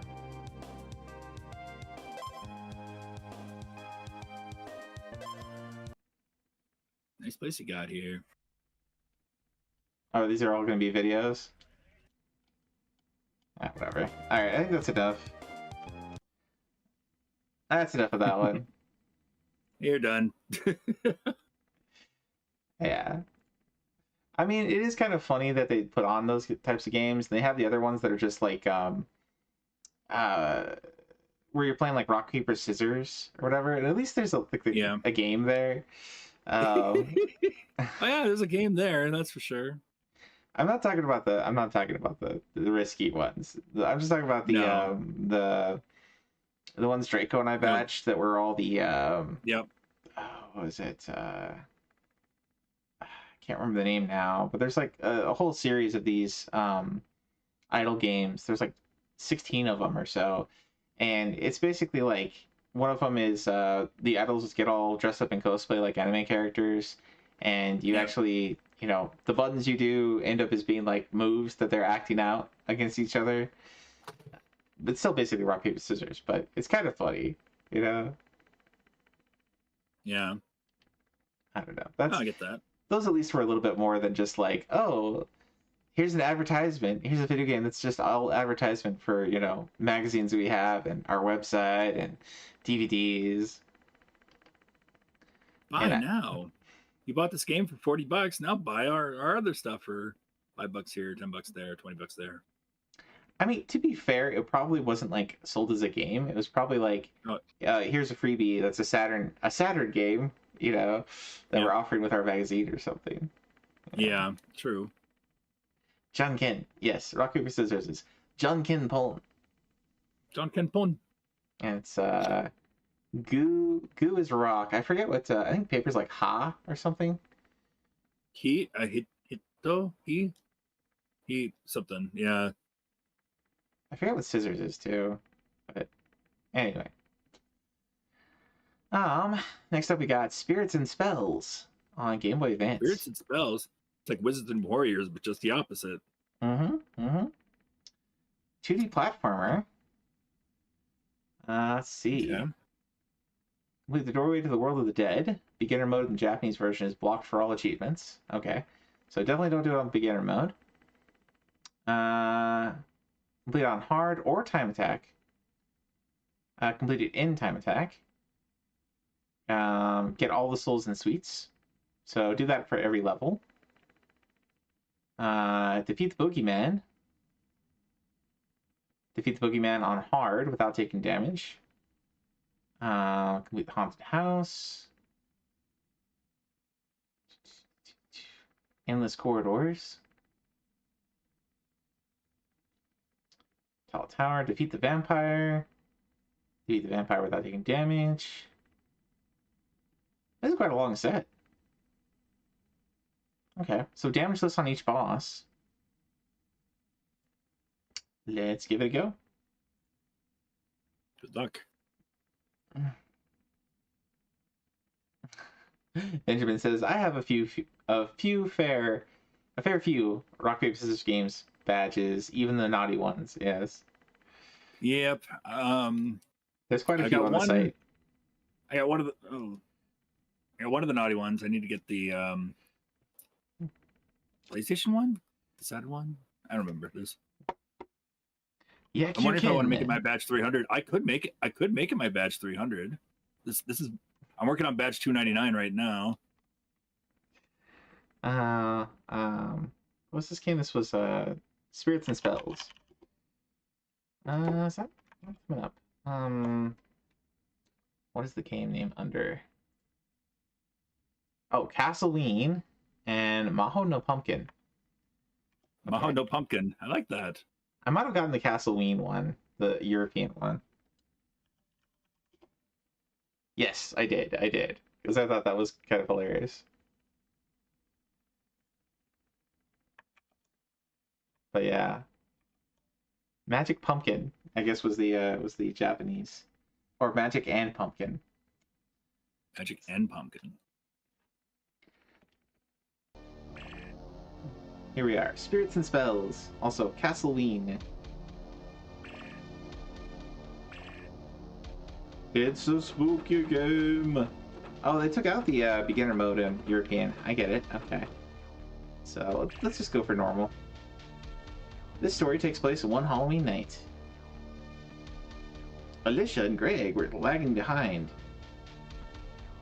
Lots and lots of monsters appeared to... Our two heroes said... Oh, okay. I wasn't reading the rest of these things. Rescue them from the Pokemon's lair, the cemetery. Doorway to the world of the dead. Okay.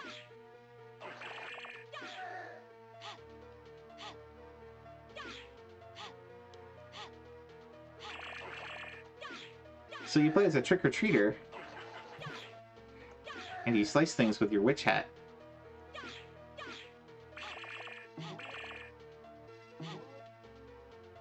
Very informative. Very... Nothing like Wizards and Warriors.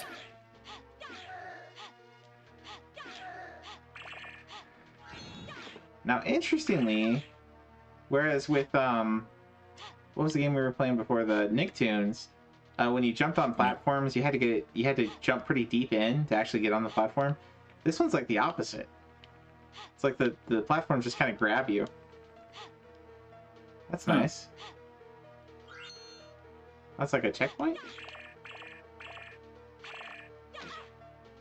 Oh.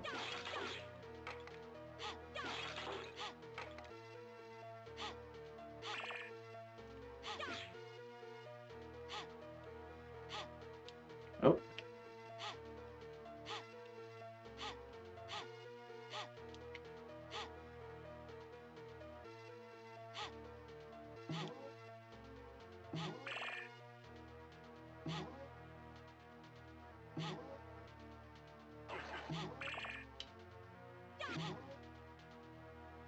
Oh, come on.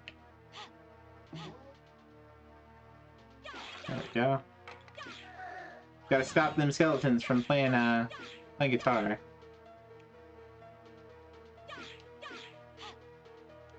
I guess I can't hurt that one. Can I not jump?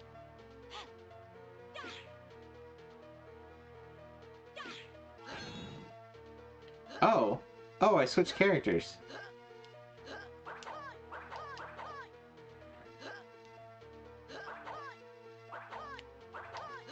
Huh.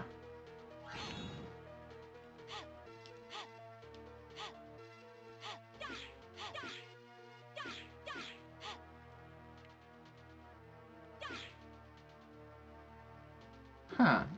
Okay. Am I supposed to jump over here, maybe?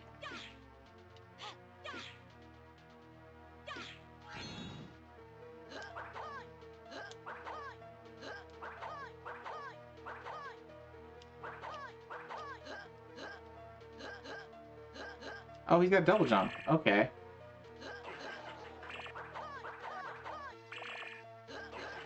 That makes more sense. Why they would give him the character.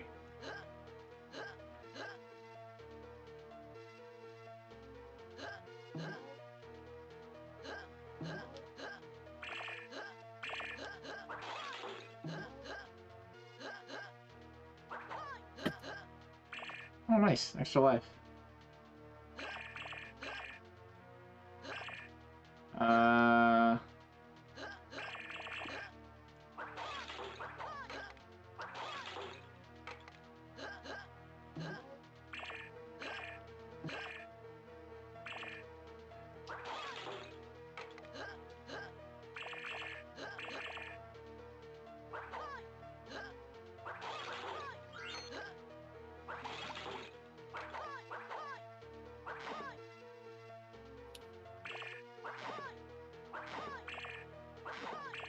Oh, nice. You get your trick or treat.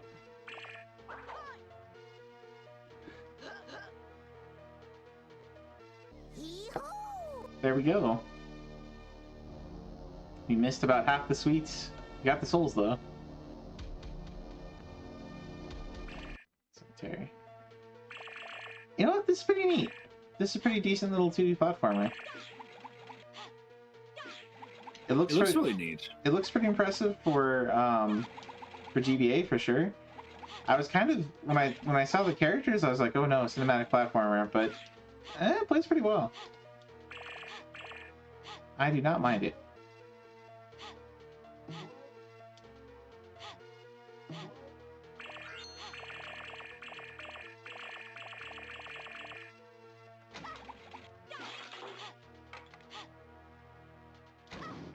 Oh.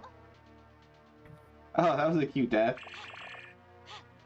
She just kind of sinks into her hat. Oh, things remain dead.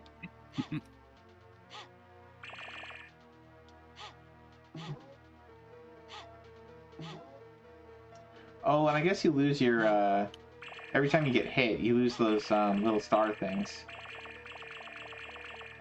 So if you want to collect all the stuff, you have to not get hit. Okay.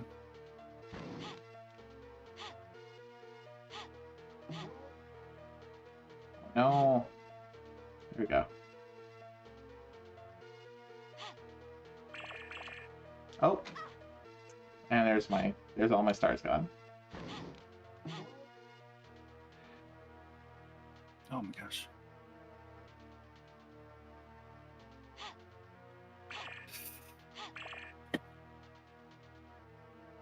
Did you die?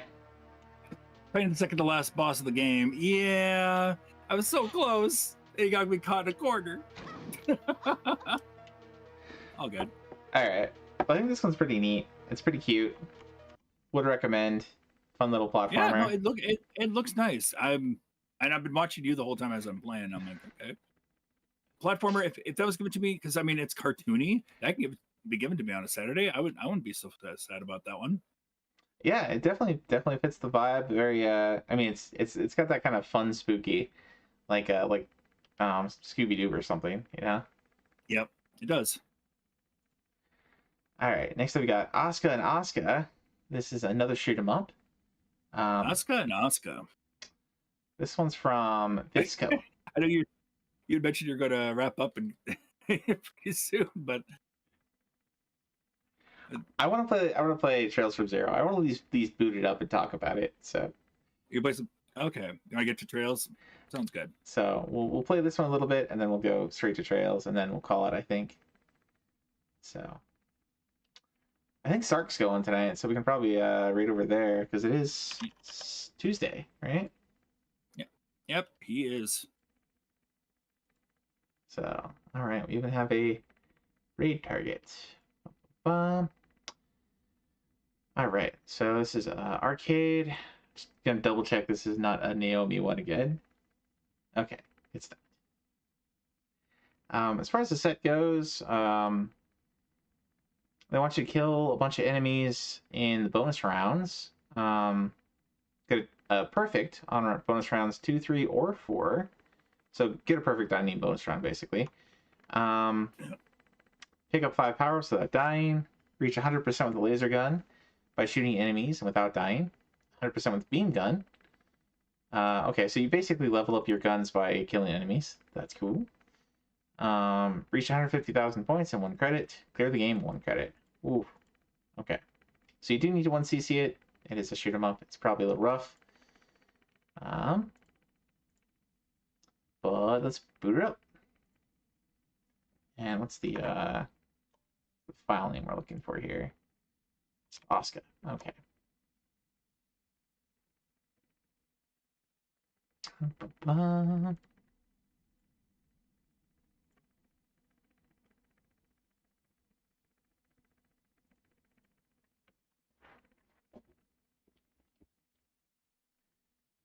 Oh, it's Taito.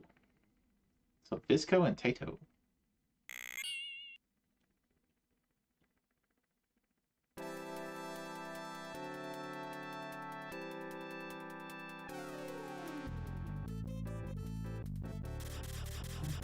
Interesting choice of music. Hmm. Oh, there's a bomb.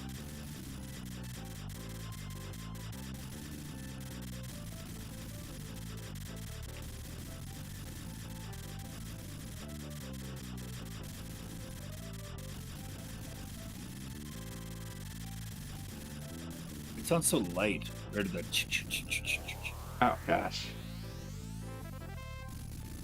Dang it, game. I'm just gonna restart it from that. That power up comes down so slow.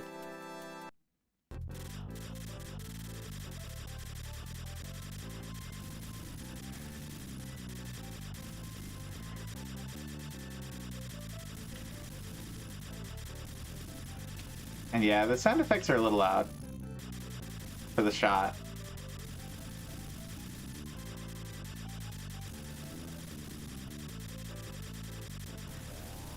Oh, you're kidding me, Power. If you're gonna stay up there? Please, now.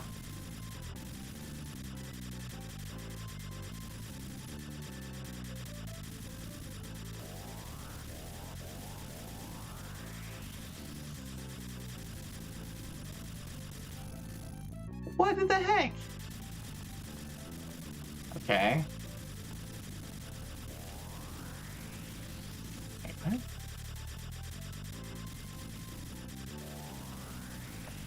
Oh gosh.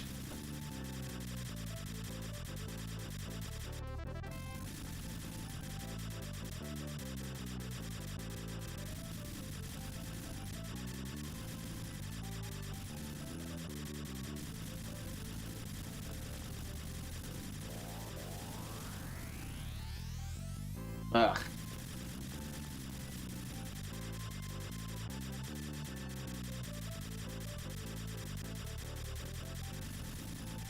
Alright, I do not love the artificially large screen where like you have to scroll over to the right to see everything. Definitely do not love that. And I don't love that some of these enemies look like they blow up, but then they're still there. Oh. And they come from your lower right, lower left. This game just has a lot of my pet peeves and shoot 'em ups. So, it's kind of nice though to kind of get that perspective, especially like if for example, like if you wanted to do requests, I could be like, okay, I know you don't like this, so I wouldn't choose a game like this. So then there's some people that are like, oh, I'm gonna give you that game because I want to see you suffer.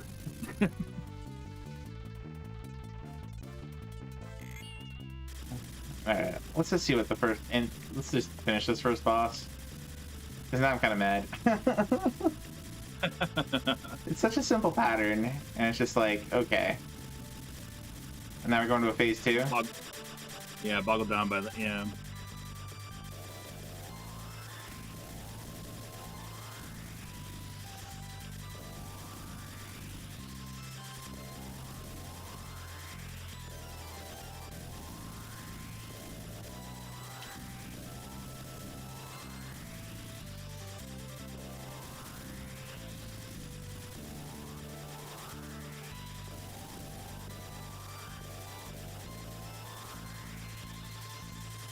Oh, I guess that was the end of that stage. Okay. Did we get a Chivo for beating that stage at least? There we go. Clear round 1. Alright. I guess enough of that one. I mean, I do like shoot 'em ups in general, even though I'm not very good at them, but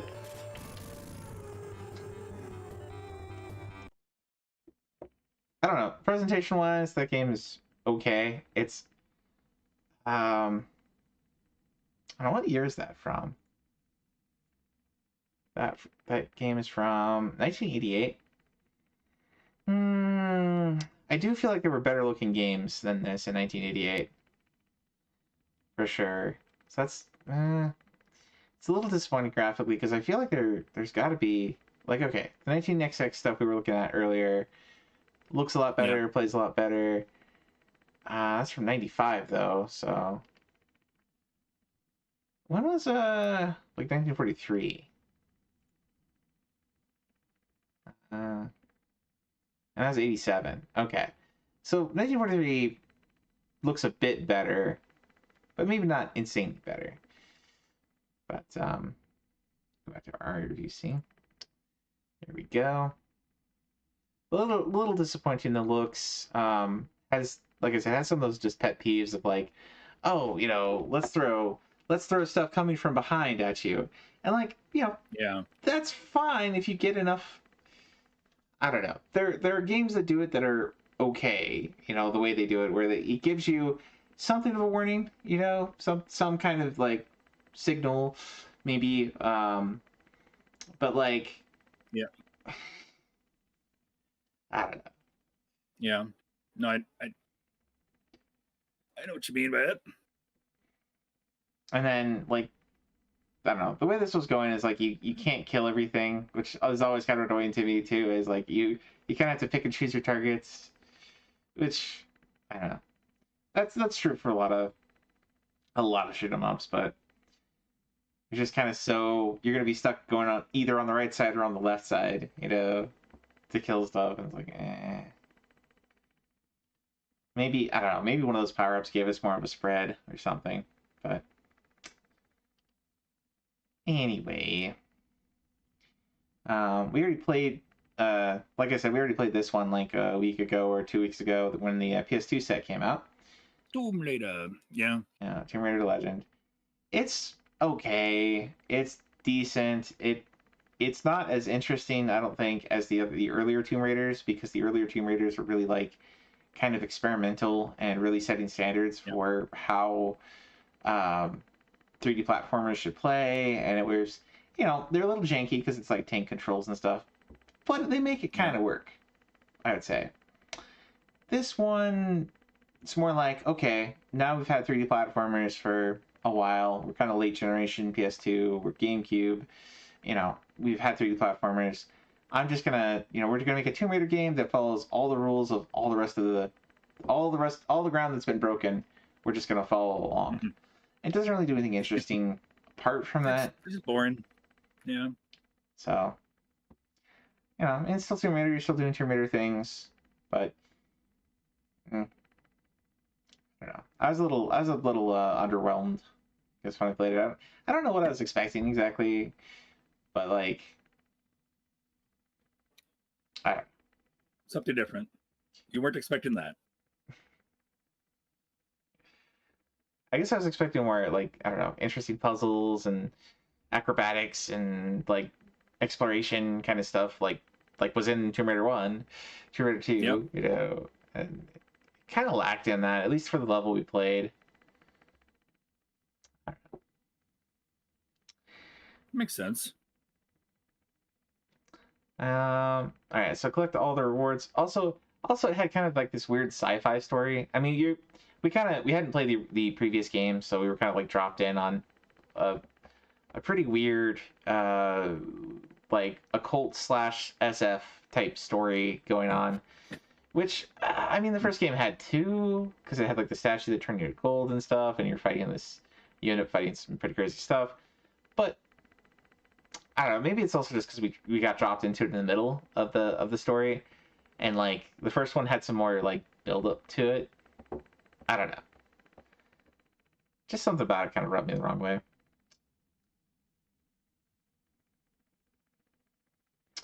On a fresh save, collect the gold reward in Craft Manor within 14 minutes. So time attack on the gold reward, and I think you started in the well, no, I guess you started in the Burning Croft Manor. So I guess basically beat that area in under 14 minutes. And then time trials for each level. Beat each level on hard difficulty. Collect all the rewards. It's a pretty straightforward set. If you enjoy the game, and again, it's not a bad game by any measure. It's just, It's like a 6 or a 7 out of 10. Just not that interesting. Just right around the average point. It's like not good, not bad. All right. Could have done more. Now for the game we're all excited for. Yee. Actually, yeah, I am pretty excited to see you jump into this one. The Legend of Heroes: Trails from Zero. So we've been This is one I probably will do. I probably will do it this year. Get it out of work on it. Yeah, I don't know where this comes in. I should probably Legend of Heroes exactly series. where it comes in. It comes in a few years after Trails of the Sky Third. And it takes place at the exact same time as Trails and Cold Steel. Okay. So I could play either this or Cold Steel after Trails in the Sky Third. Yep. Okay. And Cold. But I will say this, because this game came out before Cold Steel. There might be references that you get in Cold Steel that, because it hadn't been in this game yet or whatever. So you might see that area or things about that area. Gotcha. So probably should play this one first. Yeah. Alrighty. It helps, but yeah. All right. Well, lots of missables. 188 missables. Oh boy. Yeah. Nothing is going to spoil Sky that I can think of. Finish the prologue without anyone getting knocked out or retreating. However, I don't think it will be so easy for us in the future. 41 DP. Is DP? Does this one have side quests kind of like the Bracer Guild? So DP is like. Yep, it does. Okay. 8 chests while searching the Geofront. Another arc, another sewer tutorial. But at least my layout is for a more refined palette. Oh boy. Alright. And the full set here is 257 achievements. So I'd love to do that set. Pretty comparable with a lot of the other Trails games. They're all pretty hefty sets. Yeah, Adam had just played that one and the sequel pretty recently. He's trying to get through a bunch of RA games, and then he's going to go back and start working on Cold Steel. So sounds good. Yeah. And I don't know. Trails Cold Steel came out on PlayStation 2 first, or Vita, or PSP? Vita. I think it came out on Vita first. Yeah, or PS3. No, I think it was Vita, and then PS4 got a release. I have all of them complete in box for the PS4. I'm pretty sure I have most of them on. I have a bunch of them on PS3, and I have a bunch of them that were re-released on 4, but I haven't played any of them, so I'm looking forward to it this year. Yeah, I love Cold Steel. Music, gameplay. I still remember all the characters and and like the cast of Cold Steel is huge. So, but there's all so well flushed out and written and everything. You just kind of you never forget them. So. All right, let's look at the PSP scene here. Okay. So much like speaking of the set there, much like Trails in the Sky, there's a bunch of stuff of like, beating each chapter. So let me through this. Beating each chapter without getting knocked out, and probably some bosses without using the S-crafts, I guess. Yep. Makes sense. Okay, so there's a Geofront patch. Geofront port. It says system data is missing. Can you click on anything? It's not letting me click. Oh, maybe I'm using the wrong controller, that's why. There we go. I was like, wait a minute, that just means you have to save, don't you? I would think so. All right, let me share this one in Gosh. chat here. Yep. Thank you. I'm going towards the final boss while I'm watching this. Sounds good. I'm gonna badge this while I'm watching you. All right. Oh, we can do nightmare right from the get go. All right. No. No. It's. I mean, I guess. Yeah, you can do it. All right. Well, we'll just start with normal, just for at least today.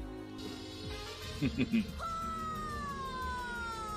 back through New Game Plus. Easy get difficulty not allowed. Wait. What did that say? Hold on. Easy difficulty is not allowed. Battle challenge achievements will not work if difficulty is lowered or in New Game Plus. Okay. So lots of achievements that are. So you can't do New Game Plus. Oh, that sucks. Okay. I mean, then you probably want to do Nightmare if it's part of the set. I think there's probably a separate set, right? There's the I go back to looking at this real quick. Review scene. Yeah, there's an NG Nightmare subset. So I don't know if this is available for the regular set, multi-set. But it'd be cool if it was. But I also don't want to try for some of these. Beat this boss without using arts or S-crafts. I don't want to try that in Nightmare. I don't know if the NG Nightmare is going to ask that of us. I would be very.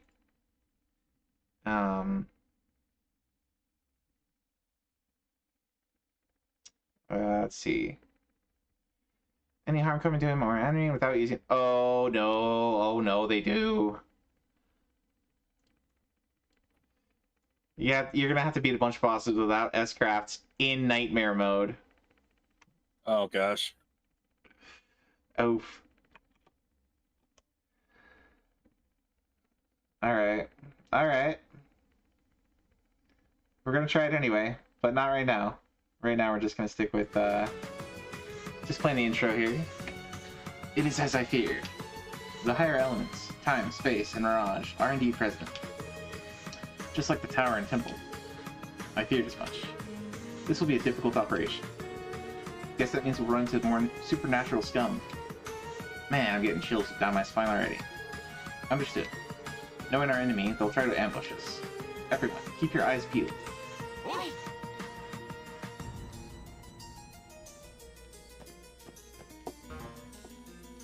Can't use the menu now.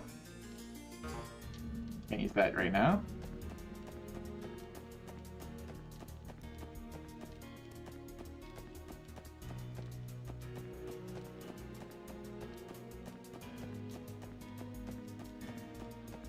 There's only one way to go.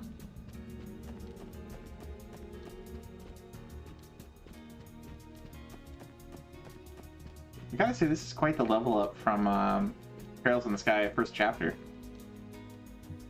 Just in terms of graphics and backgrounds and stuff you're running around. Yep. Oh my gosh. I didn't think I would take that. Final boss is easy. This one, and I struggled with the Super Nintendo one. No problem. And I'm waiting for the bumps for the badge. Come on. Oh my gosh, you badged it in a day too? I badged this during your stream. I started from the beginning of your stream till now. Well, GG Foxy. Let me throw Foxy a celebratory shout out here. Thank you. Well, not the beginning of your stream, when whatever I joined, or when you started doing your games, I popped in this game. Nobody else likes this music. Settings. I love this music. I'm like, I'll just keep going. Oh no. Oh no. The shaft looks never ending. Where could it lead? From up here, I'm guessing it's at least a good 500 R's deep. Man, it's gonna be a pain in the butt to get all the way down there. I'm just dead. Tito, what's wrong? Are you alright? You look so pale. I'm fine. It's just that this place triggered some unpleasant memories. Was that place you mentioned before? You mean those bastards hideout at the Republic's western border? Shout out. You're welcome, sir, and GG's. Congratulations. Thank you. Thank you. Just waiting for them to pop, but it's there. The shop is built to be a staircase toward Gehenna, where Aidios was renounced and the devils were worshipped. And to gain their trust, they sacrificed humans into the Veil of Ceremonies. Disgusting. That explains the stench. So this is like what it's like under Hollywood, huh? No.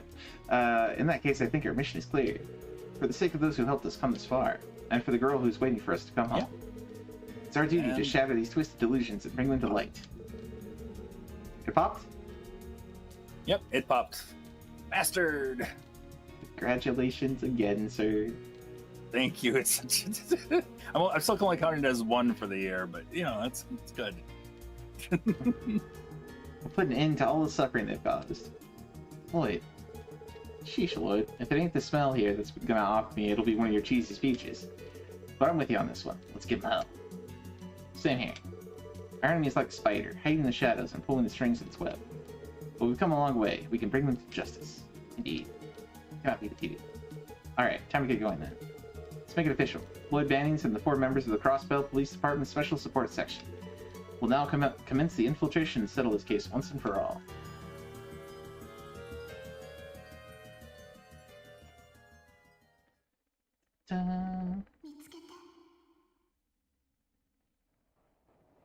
Find me, the Japanese voice said. Oh, it was all a premonition.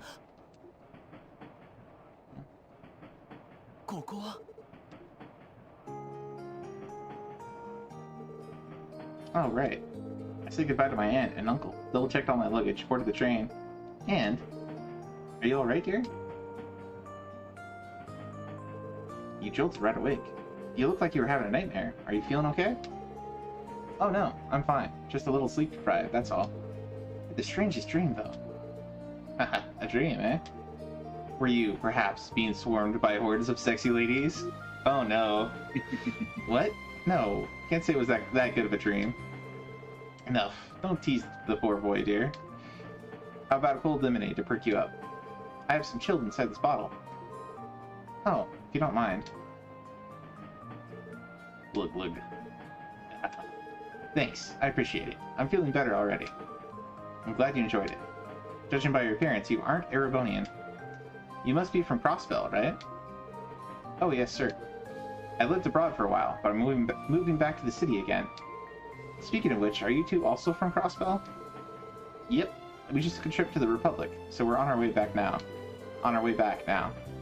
If you're coming back from living abroad, I doubt you'll even recognize Crossbell. Indeed. The city has changed drastically over the past 2 or 3 years. I thought that might be the case. I did pass through the city a few times by train since I moved away. They've really added a lot of high-rises, haven't they? They have, after all. Crossbell has always been the leading trade city in Zemuria. Zemuria, yeah. Zemuria is the entire world, basically. Ah, gotcha. You're in Liberal, the continent, or the... Yeah. Liberal, yep. And Trails in the Sky. Yep. Crossbell's ever-growing finance sector has made foreign investors more willing to provide funding for development. This trend only continued to skyrocket after the Non-Aggression Pact was signed a little more than a year ago. Department stores, office buildings, with the mere investments pouring in, these places popped up all over the city. Sure, these new facilities are a huge convenience, but people still struggle to adapt to the city's rapid growth. Welcome in, Epic RZP. Good to see you. Hello. Everyone's always busy with this or that. It's as if we become slaves to time and Mira. Oh, pardon us. I know it's been a while since you last saw your hometown. We didn't mean to ruin your return. Please, no harm done. My friend told me similar things in his letters. But, no matter how much it may change, Crossbell is my home. Of course. Impressive sentiment coming from someone your age. Compared to bright young men like you, these newly elected politicians are just... Bah. Whether they side with the Empire or the Republic, they're nothing but a bunch of megalomaniacs. You can't trust anyone except for old Mayor McDowell. Dear, calm down. Sorry about that. He tends to get carried away when it comes to politics. It's fine. Those details are good to know.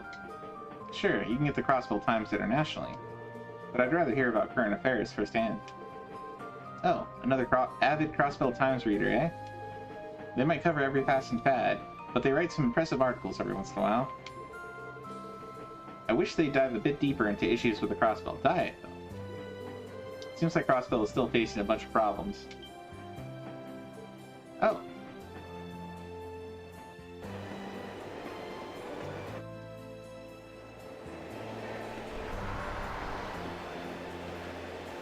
We're on a train! I mean, we knew we were on a train, but still.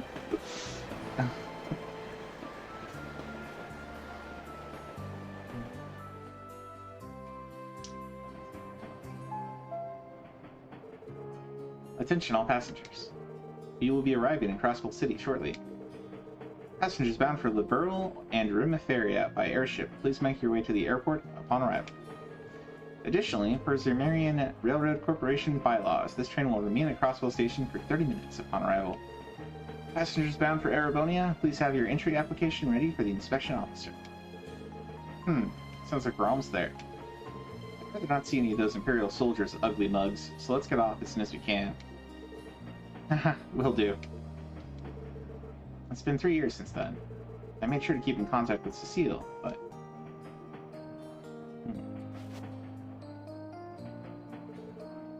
Guy, Cecile. I'm finally back. Back to Crossbell, our home.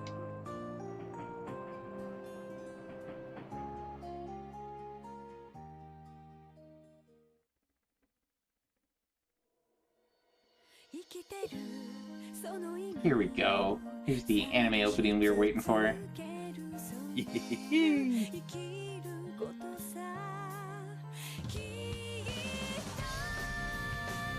Got some of that awesome... Oh gosh, it makes me want to play it. 2000 really does. Falcom music. I can't get enough of it.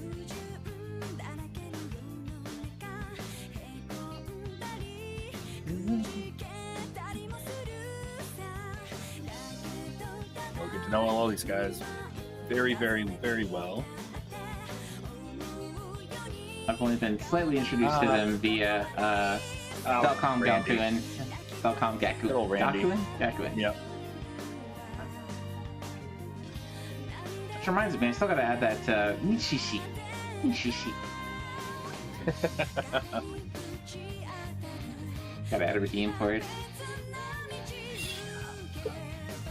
I gotta zip my lip with this one. I love it though. I'm watching it again.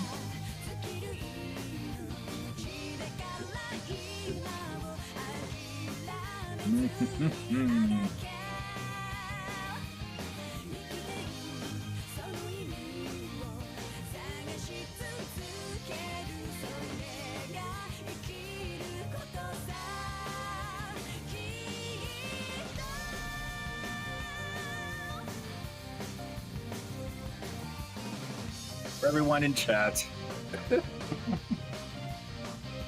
Trail series is so special. It is an absolute gem. All of them are so good. Story-wise, there's so many games I love, so many RPGs I love, but holy cow, the world building in this one and all the connections and everything, this series is insane.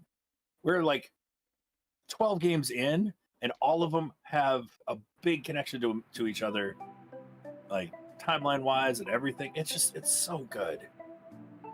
I can't recommend this series enough for RPG lovers out there.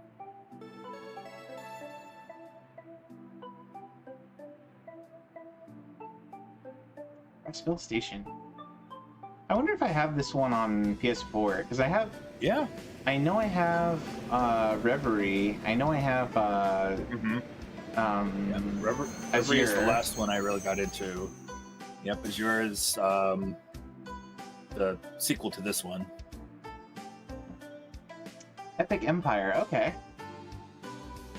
Good to meet you again. Good to see you again. Never played them. Oh, welcome here. I've only played Trails in the Sky first chapter, so I'm looking forward to catching up this year, playing some more. Yeah, it's a fantastic series. I put a lot of time into it, but they're fun. They're really fun. Station Street. This is one that we didn't get. We didn't get this version that Baron is playing right now. Is not. Well, he's playing a translated version. We didn't actually get this one here. We got a later release, which actually added some content to tie in with Cold Steel. It was pretty cool. Nice. I'm gonna check really quick to see if I do. Trails from Zero is this one, right? This is Zero. Azure is the sequel. There's 2 games in the. This is called the Crossbell arc. These are 2 games in the Crossbell arc. Okay, so it looks like I did pick up back in 2022. In September, I picked up the Trails from Zero Limited Edition on PS4. Nice. So that's probably the one you're talking about. Mm-hmm. Things really have changed. I can hardly even recognize the shops. Oh, what's that building over there? Yep. That's the Orbital store. It reopened just last year. Was this even a North American release? Yeah, a lot of games, unfortunately for us Falcom fans, a lot of games didn't come over until way later. And well, because some of the games took like 3 years for them to translate all the dialogue, because there's so much dialogue in it. But if you ever want to start the series, right now Baron is playing the first one in the series, Trails in the Sky, first chapter. It's really good, and I highly recommend starting with that one. Though you could play any of the more modern ones too and be okay, but you get I feel like you get the most bang out of your buck when it comes to story building and everything if you start with Trails in the Sky. Definitely, I would definitely recommend playing them. I mean, Foxy's here is more well versed in this than I am, but I would second that. Definitely try and play them in release order. I think would probably be the best way to play them. Yeah, for the most, I would say that's probably your best bet. Oh no, there's an Epstein here. Can I give a thought on mine? Even though you don't have to listen to me with that. But go ahead. You can play first chapter and second chapter just fine. You don't even have to play the third chapter of Trails in the Sky. It's all filler. It's all filler. It's all filler. It's a lot of stuff that you learn more about the characters that are there, but they don't. None of the information you learn in that will affect anything else in the game in the series. So it's just you get to learn more about those individual characters that you've met through first chapter and second chapter. Okay. So some of the side characters and stuff. Yeah, not to totally ruin the game at all or anything like that. It's just there's no consequence as far as like, oh, if I play the next game of the series, it won't. Like I won't know what's going on with what happened with this because no, there's no like connect. It's kind of weird to say. You get background lore, but nothing that connects to the next. So basically, let me ask this in a spoiler-free way as I can. Yep. Is the cliffhanger that's introduced at the very end of first chapter resolved by the end of second chapter? Yes. Okay. So that kind of central story thread. Okay, so that's resolved. So I guess you would learn more about maybe like Shara and the red-headed guy whose name I forget, and maybe the. There's some side characters you meet in both first chapter and second chapter that you can learn more about their story, and it does. There's one character in particular. I'm not going to say who. It does focus on them the most, but knowing their backstory will not change your experience as far as like knowing what's going on, or I'm out of the loop of what's going, in that sense. Will change the rest of the Crossbell arc or the Cold Steel series. It won't do anything like that. So just saying. I recommend, honestly, you could skip third and be fine. I don't mind. Or I don't think you're not going to get unless you really want to know more backstory. If you're excited to keep playing or to learn more of what's going on in the world, skip third.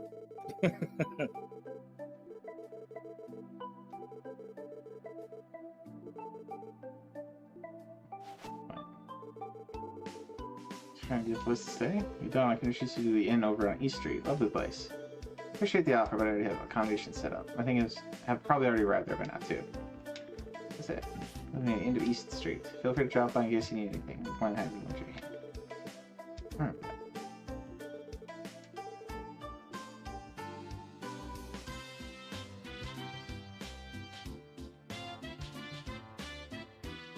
Lovely old couple. Yep. Cuties. Still one piece. Went across multiple times when it's something less decrepit by now. Sure brings back memories. It really sticks out next to all these new buildings though. Lloyd Irving. Oh, sorry, Lloyd Bannings. I'm sorry. Is it Lloyd Irving? That's Lloyd Irving. Lloyd Irving's Symphonia. Never mind. Lloyd Bannings. I forgot. Okay. That's another developer we should have a year of at some point. Year of Gust. Namco? Oh, Year of Gust. Yeah, No, sorry, right. Some Tales of Symphonia. I was thinking. No, you said Symphonia. Let's do Year of Gust. Let's do Gust. Or Gust, please. I want a Year of Atelier. I want to play Atelier games so badly. I'll gladly. Let's do Year of Gust. I'm down for it. Let's go. That would be good. I was thinking, you were saying Symphony, and I was thinking of the Artelico games, because all those games are music-based, music-themed. Oh, yeah, but... yeah. I do want to play Artelico, too. So? I need my fill of Lady Shirelia for those... They kept saying that name at the beginning of Artelico, and I never got... It never left my mind. Played it one breakfast stream, that's all it took. Praise Lady Shirelia. Mm-hmm. Yes. Bum, bum, bum. Hey, off stream. Yeah, feel free to Epic Empire. I think we're both over on the RE Discord. You might see us. I don't know if you're on Pulse's Discord, but we're over there for sure. Yeah, hanging over there a lot. So. We're all over the place. We both stream all the time, so you can always hit us up here, and we'll gladly pause what we're doing to send an awesome link to a Falcom game. Oh yeah.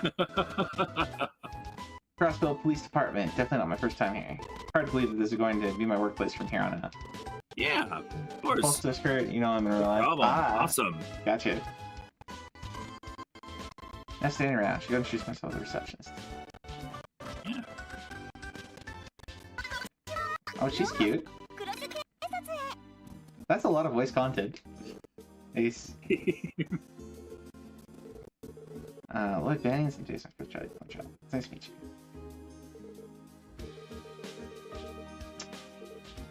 Oh, that's pretty wrong. There's no information in the system about a new recruit coming for assignment today. Are you sure you weren't supposed to go to the Crossville Guardian Force? Yes, I'm positive that I've been assigned to the Crossville Police Department. You need proof I can show you my detective qualifications I earned with the Police Academy. You managed to pass the detective exam? That's amazing. It's not every day you see a newcomer this qualified. It's not a big deal or anything. I'm pretty sure I just got lucky. Besides, I was apparently the only person that took the exam this time. Oh, come on. No need to be so modest. But this is really bizarre. We should have been notified of your assignment already. Pardon me asking, but do you know what division you've been assigned to? Oh, about that. I think it was called something like the Special Support Section. The Special Support Section? Do we even have a division with that name? Wait, it doesn't even exist? Please wait a moment. I think I've heard that name somewhere, but I'm having a hard time remembering. Oh, you made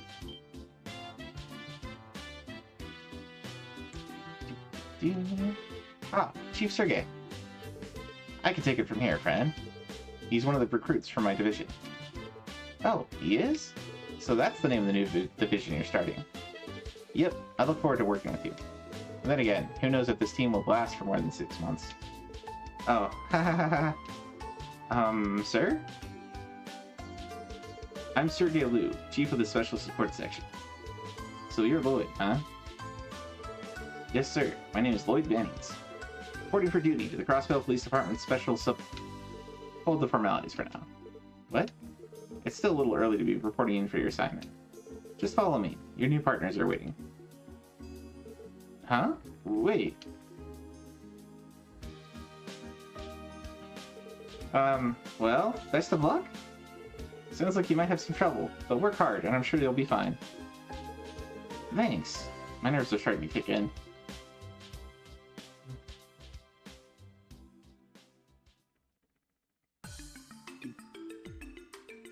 Ooh, I like this music. It is nice. Oh hey, the characters from the dream. Would you look at that? Our big star has finally arrived.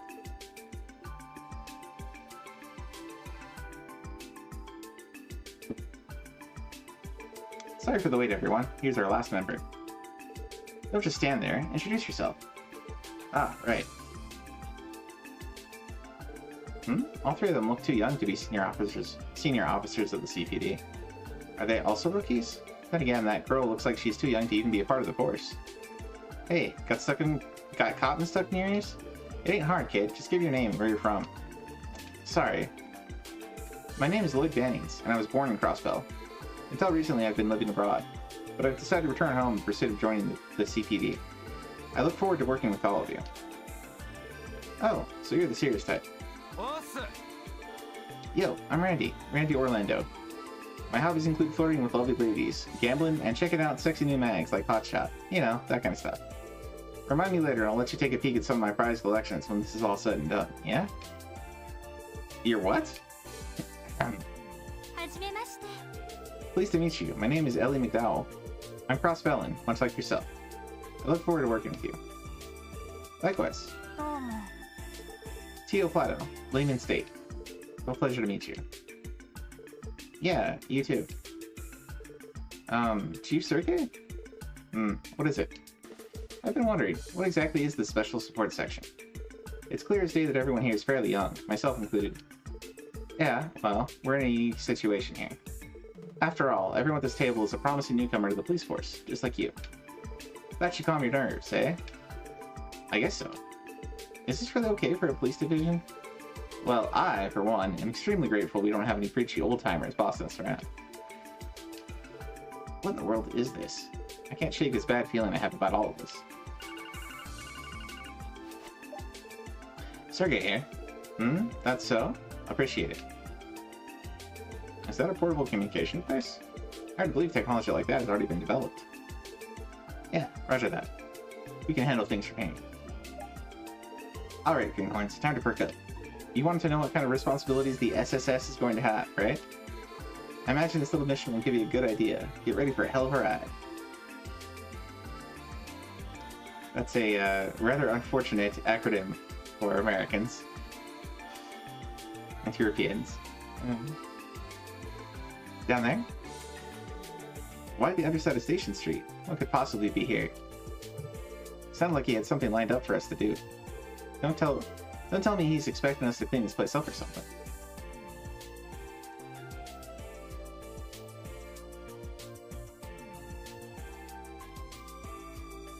We're going in through the exit door.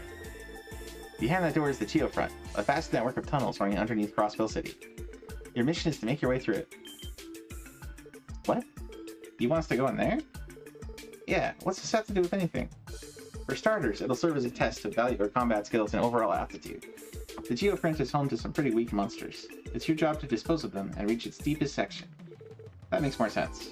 Combat test, huh? Fine by me. Wait a second. Test or not, why are we the ones going into an area infested with monsters? Isn't that a job for the Guardian Force? I'll admit this isn't your typical outing as a detective, but you're members of the SSS, making it a different story altogether. And again, we'll talk details later. First things first.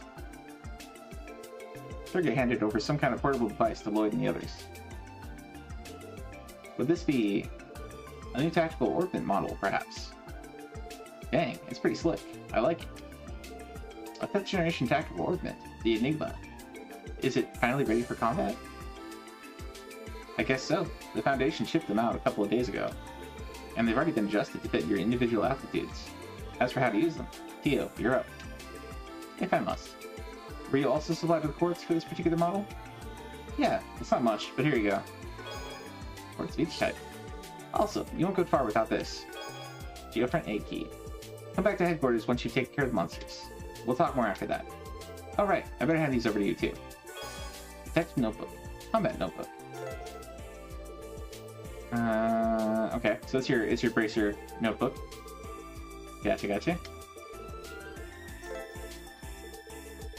For data of each enemy fight. Aha! Ha. It's your battle notebook.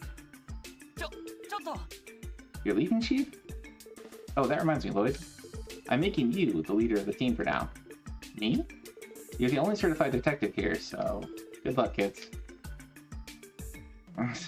Go fight some monsters. Here's the key. Bye. Guess you drew the short end of the stick. I do find it reassuring to have a proper detective on the team. Pleasure to make your acquaintance, Detective Bennings. Same, but could we maybe drop the formalities? I think we're about the same age, and we're both rookies. I suppose so. I'm 18 myself. I had a feeling. So am I. What about you two? 21, but you would never catch me caring about formalities. Nice to meet you, Lloyd, Ellie. It's a pleasure. Yeah, likewise. I suppose that leaves you. Would you mind telling us? 14. Will that be a problem? No, of course not. 14? So you do have a problem with it. She looks the part, doesn't she? It's hard to believe you're already a police officer at that age. No, back up. This doesn't make any sense, no matter how you look at it. You have to be at least 16 before you can join the police force. How can someone who's barely graduated from Sunday school become a police op? Because I'm not one, strictly speaking. I was transferred here by the Epstein Foundation for testing purposes. Come again? Didn't Epstein make these orbiments we just got? Oh, I think I understand. I've heard that Crossville City has been cooperating with the Foundation on a large-scale project for several years. Yes, unfortunate name, too. Unfortunate name for the organization or foundation. Correct, the Orbital Network Project. While I do have some connection to that, the real reason for my transfer is this.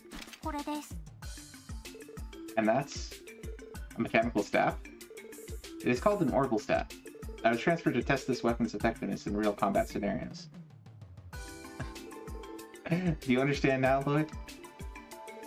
Back up just a moment. You're telling me you're going to fight with this thing? For a certified detective, you are exceptionally slow. I believe I made myself clear. What do you fail to comprehend? Come on, guys. Bickering like this won't get us anywhere. I don't know exactly how dangerous this geofront thing will be, so how about we come up with a strategy before we head in? I'm still not sure how to feel about all of this, but we should focus on our mission. You're right. Arguing is pointless. I'm sorry, Theo. If I offended you in any way, please accept my apologies. It's fine. Your reaction was justified, given the situation. Now, back on topic. As I said, I will be utilizing my orbital staff to fight. What weapons do you three use? My weapon choice? Well, I specialize in these. Some sort of police batons? Tonfas, eh? That's an Eastern weapon. Heard they're specifically designed for self-defense and suppression, rather than offense. I see. Fitting choice for a police officer, then. I tried out other weapons, but these felt the most natural. So, what about you? Ellie? Randy? I'll be using this. An orbital gun. It appears slightly dated, though. Maybe, but you can't deny its charm. It's something I continue to have customized for competitive purposes. It may be an oldie, but its precision is unparalleled. Not bad, not bad. Now, let me introduce you to my partner in crime. Oh, it's an axe. That's quite the larger weapon. It looks similar to the halberds used by knights during the Middle Ages. I've seen them in the Foundation's factories. It is equipped with a unit that converts orbital energy into shockwaves. Bingo! This baby's called a stun halberd. Its weight to make it difficult to get the hang of, but it's unmatched in terms of raw power. Impressive. While I still don't quite know how Tio's staff works yet, I think, overall, we'll make a pretty balanced team. I think so, too. That's probably the reason the four of us were put on this team in the first place. The Chief may look like a bum, but there's more to him than meets the eye. He's a transformer? I concur. Before I explain how it is my orbital staff functions, should I first explain how our tactical orphans work? No, that's okay. I think we're good. They don't look too different from the ones I'm familiar with. Correct. Well, mostly. The only major difference between the older model is an additional function. And that would be? It is unnecessary for this job, so explaining would be a waste of time and energy. That just makes me even more curious. Well, if everyone's ready, let's begin our descent to the geofront. And remember, safety first. Of course. Roger. Let's get this show on the road. So, you've earned the noteworthy beginning achievement for receiving the Detective Notebook. Unlock achievements will influence certain conditions. That's your points that you can use to unlock various features at the beginning of the game. Check your teams, okay. Guess that's our map. Okay, that's our mini button. Let's do ordnance. Oops.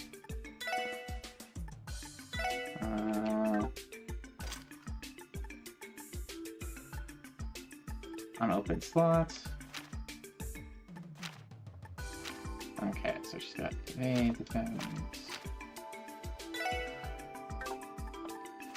Okay, so we have only the very basic of basic.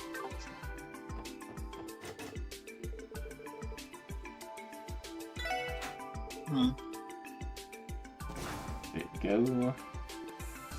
I think it's late enough. We'll just get into at least one fight here. Sounds good. Ooh, this song. I've heard this song before. Sorry, you were saying? I was gonna say I'm on the hunt for a specific game, and it's gonna be a little tough to find it. Gurban or No, I'm looking for my I'm gonna pick one of my 300 games or whatever. Mm-hmm. There's one of them I want to do. It's a PSP game, but I can't. It's not in the way that I normally could find it, if you know what I mean. So I'm like, okay, where can I get this? Do you want to ping me it in Discord and I can maybe look for it too? Sure. It's one of your 300 games, you said, or it's gonna be the three. No, it's the because I'm at 299 badges. Ah, so your badge number 300. Gotcha. My badge number 300. Yes. I wasn't expecting something this massive to be under the city. Now, I will say it is rather amusing that here we are in the year 2026. We're playing a game from much earlier than that, but it's got the name Epstein in it, and we are investigating underground tunnels. That is too close for comfort on many levels. It's been a bit. I hope we don't find any stained mattresses. That's all I'm gonna say. And no music that we hear in Kirby. But you know. Oh, interesting. My eye started watering for some reason. Ooh. Oh no. I thought we were gonna be trudging through some nasty sewage.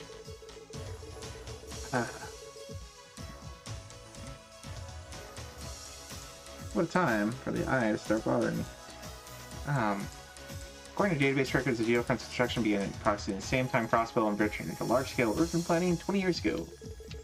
The entire system includes waterworks, sewage systems, and waste disposal plant. It is also used to wire orbital cables and other modern tech. Well, it's safe to say this place isn't at all what I expected it to be. Central Square is directly above us, right? It's hard to believe that monsters are roaming around just under your feet. The area is usually sealed off, so monsters cannot exactly wander onto the streets. However, there have been reports of maintenance workers being assaulted while working down here. Unfortunately, the police seem to be too busy at the moment to provide the appropriate countermeasures for these incidents. Wow, I had no idea. Could this be one of the reasons why the Special Support Section was created? I think I'm starting to see the big picture here. Our mission is clear. Whether this is a detective's job or not, it's a job that needs to be done. You can treat this as a test if you want, but let's get it done properly. Listen to Mr. Formality here. Still, he's right. We should take advantage of this mission to refresh ourselves with the basics, one step at a time. Roger. The machine found in dangerous areas is an orphan charging station. Best way to looking rest. Okay, good. One of those rest stations. I'm guessing this is locked because it's red. I think I found the version. I'm done living down the side. I just wanted it set and ready for when I just goof off with it. Okay, cool.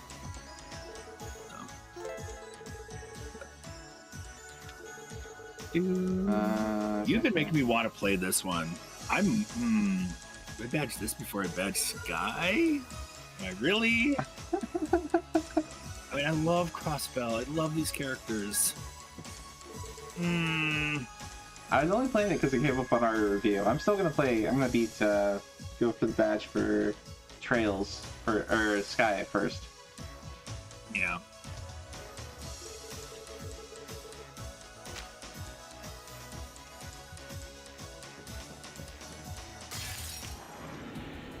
Go. Okay, so basically same thing. Yep. Very similar in ways. Oh, I miss this music.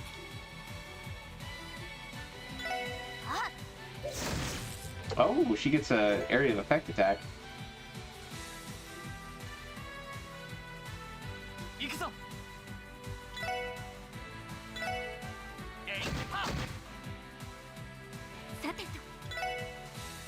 And she's got a ranged attack. She's a gun user. Yep. Randy has this huge gun. Huge lance, whatever you want to call it. Halberd. Yep. Halberd. Yep. Horrible halberd. Yep. We call it. There we go. One down. Let's see.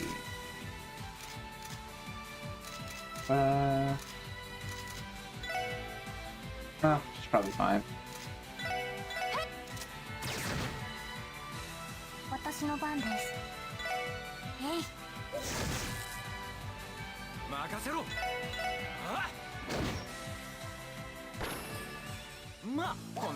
Noise.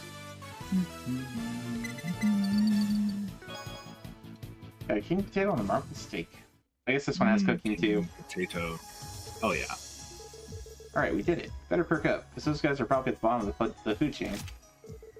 That may be, but at least we learned a little about each of our fighting styles. Tio's orbital staff gave quite the surprise at first. I was thinking the same. Does the staff fire off some sort of miniaturized arts? Yes, basically. Unlike normal arts, it is possible for the enemy to dodge my attacks.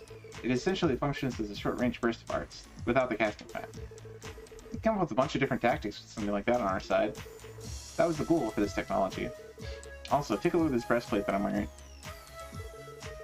This links with the orbital staff systems and provides me with a protective field, increasing my defense. No. Thanks to that, I am able to withstand much more than my physique suggests. If you ever need me on the front line, there should be no problems. Incredible. I had no idea that orbital technology advanced that much already. Might as well take advantage of it, eh? I suppose, but having a girl her age on the front line still feels kinda... Blair. Sorry, forget I said anything. So, whereas Estelle is kind of soon, this is what you call a coup dere. Well, we don't know if she's dere at all, but she's a coup. She's very, what's the opposite of outspoken? Soft-spoken? Soft-spoken. Welcome to the Geofront. I promise this dungeon won't take as long as the other Geofronts. Is this an elevator? No. Wait, you can just like attack? That's cool. Looks like we got a couple of jelly beans on our path. I think arts was more effective than our weapons against these types of monsters. We should try finding this one with our arts as well, everyone. Good idea. Roger.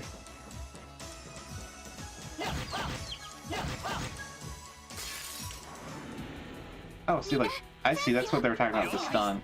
Yeah. Interesting.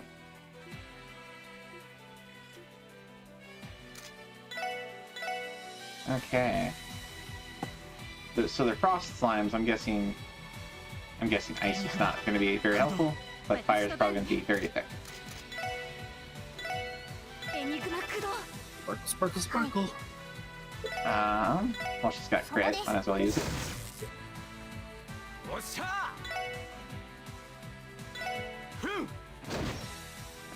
Yep, that pile didn't work. Never mind. I was hoping that would. Oh. Yes.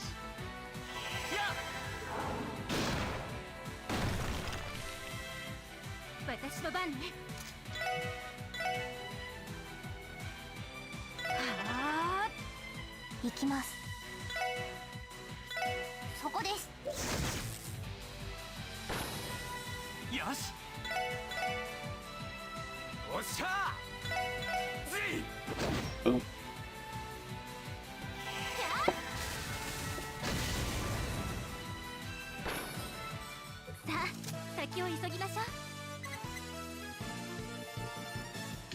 Nice.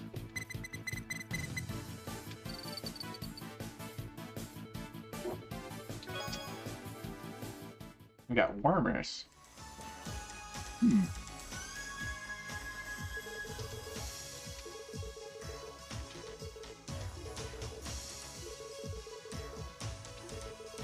Try not to hurt yourself.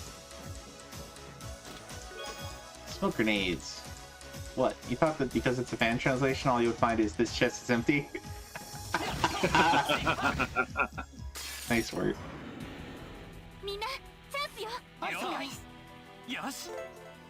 Love that.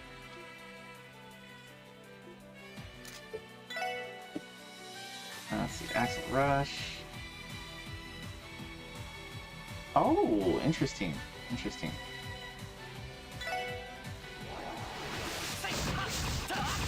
He's got Hurricane! Kind of. Kind of.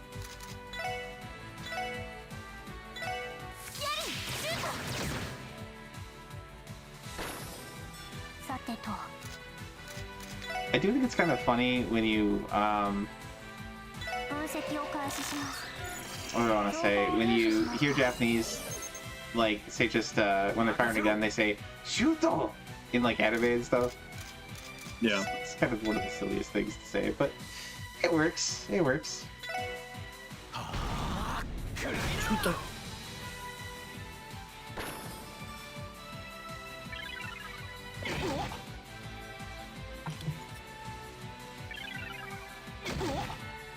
Huh.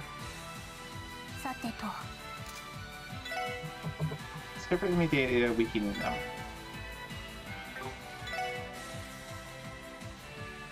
Oh, they're cockroaches. Interesting. And they're weak to fire. She's got ice.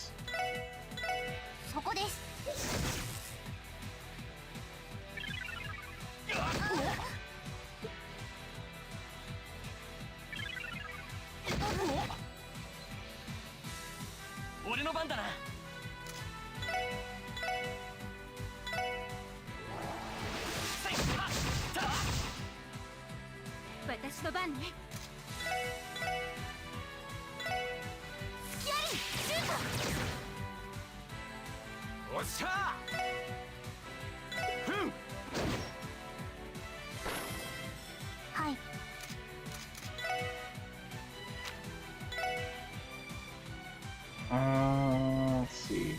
I guess we're doing okay. I don't really need to heal yet.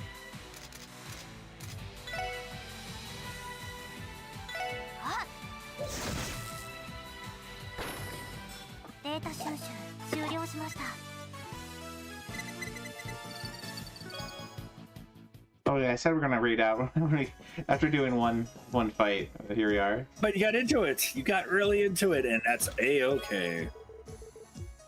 That's how it should be. Geofront team developed BTSD, arguing whether to name it the CPD or CSPD. Sure, that's from the fan translation. All at once, you know, fighting battle after battle is kind of drag. Try using Eshkats though. Alright, Eshkats and Burst Breaks.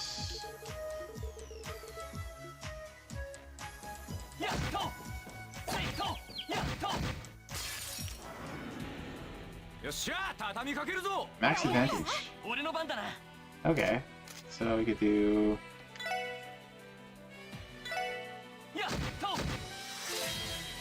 That's probably used to. Okay. Yeah.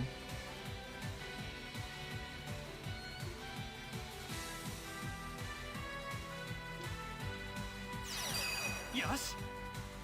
Let's do it on that. Oops, I should have done it on the back. Oh well.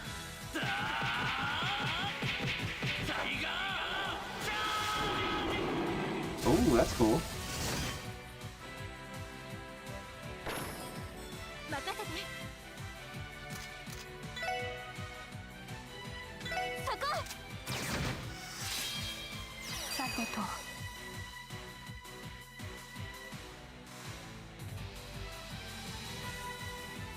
Oh, is that like a heal?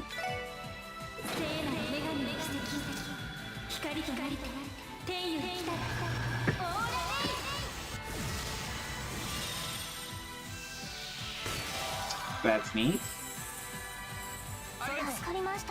Yep, that's a heal. That's cool.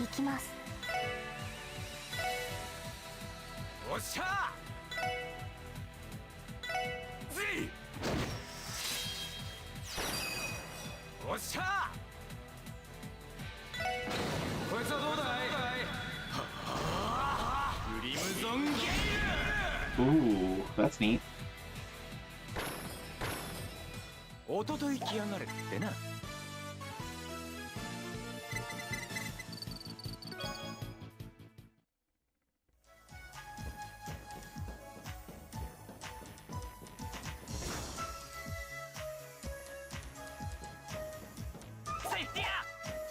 Okay, so we can go up or over there.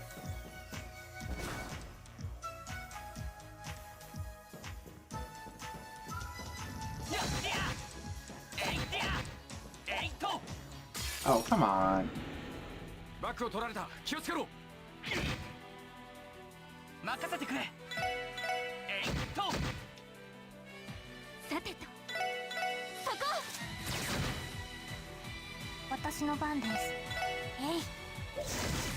Alright, let's see what her S breaks with all that. Oh, it's a big beam!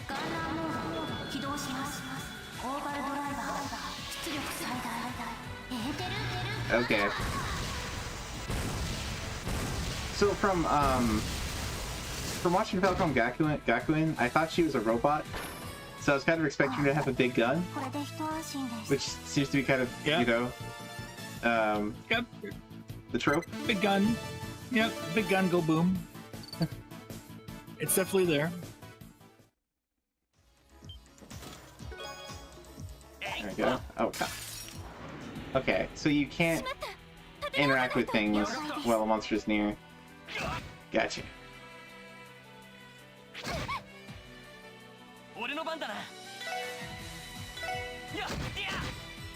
Go, extra sepid. Focus fire.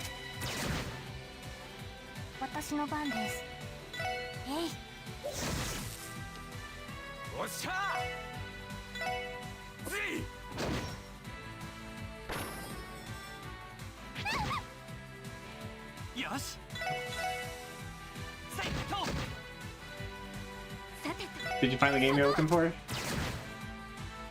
Nope, not yet. It'll be found.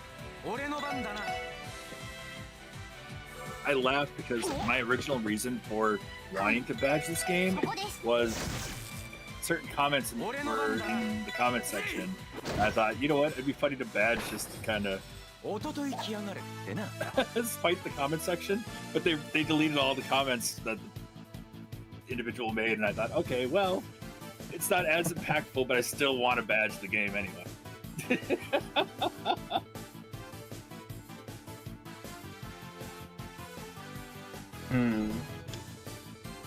I'm trying to find it. There's 3 games in the series, I might just choose one of the other games instead. Signs and equipment were left down here so that this place will be perfectly serviceable. Huh. Okay, so I'm a little curious what the, we can go upstairs here.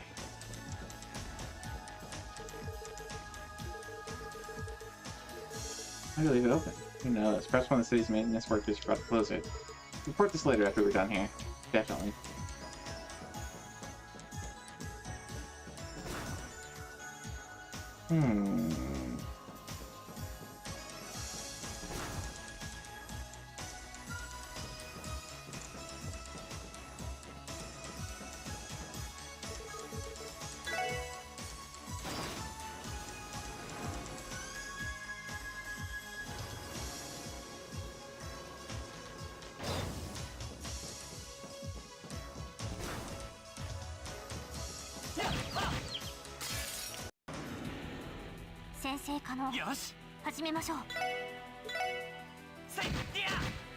Actually, quick question if you know the answer to this one.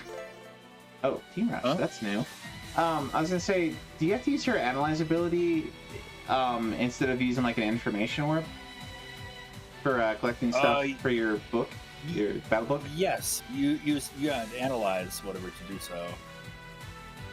Yeah. What I remember from this one.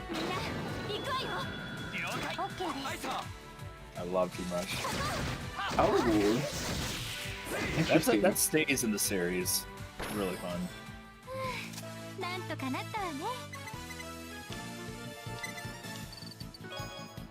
Very cool. Very cool. Yeah, it's really late for me. Like really, really, really late for me. But yeah, okay, fair enough. Fair enough. I got I got into this thing and I'm kind of in the zone waiting for my thing to show up. So I'm like, Yeah, but it's also really late for me, and I gotta get up in the morning, and it's already 1 o'clock here. Yeah, it's 2 o'clock here, and I got an alarm going off at 4. I want to do another really long stream of Sky tomorrow too, so I gotta get up. That'd be cool. So maybe trade off. We'll maybe trade off from Cosmic and then raid you. This was my plan for tomorrow. So that's awesome. I was grateful for the raid earlier today, so thank you for that. Yeah, man. Anytime. All right. Well, thanks for joining and co-hosting, sir. Yeah, and I had a good time hanging out, and thank you for giving me the time to badge again. Oh yeah, and awesome work on continuing Euro Falcom with hitting the ground running. Seriously. Yeah, thank you. You're an inspiration, sir. Aw, so are you. So are we, all of us. All you guys are inspirations. Inspire others and feel inspired. And I don't know. It's late. Play more so Falcom. More Falcom. Go Falcom! All right. Well, thanks everybody for anyone who's still awake in chat. Thanks for coming in. Thanks for all the raids. Thanks for popping in Epic Empire. Cosmic was here. Draco was here. Taco Burger Pizza was here. Benjamin popped in. Thanks, sir. Dom was here. Necro popped in. Really appreciate all you guys. Suffa was here. Suffa, I especially appreciate you for all the Falcom sets you've put together.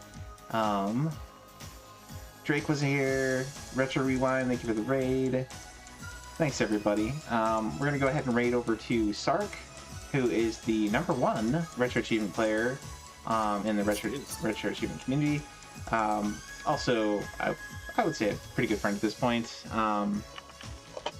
Plays a lot of hard stuff. Plays a lot of painful stuff that the requesters have given him. But let's go cheer him on, give him some love, and God bless everybody. Be good to one another, and get some good rest for those who are going to bed, like me, like Foxy. Yes. And we'll play some more tomorrow. Tomorrow's another day. Or, well, later today is another day. At this point, for some of us. See you guys later today. Yeah, we'll see you with more Sky. Trails in the Sky tomorrow, hopefully. Yeah. Have a good one. Sounds good. Yep. Bye-bye, everybody. All right, we are rated out. And for those watching on YouTube,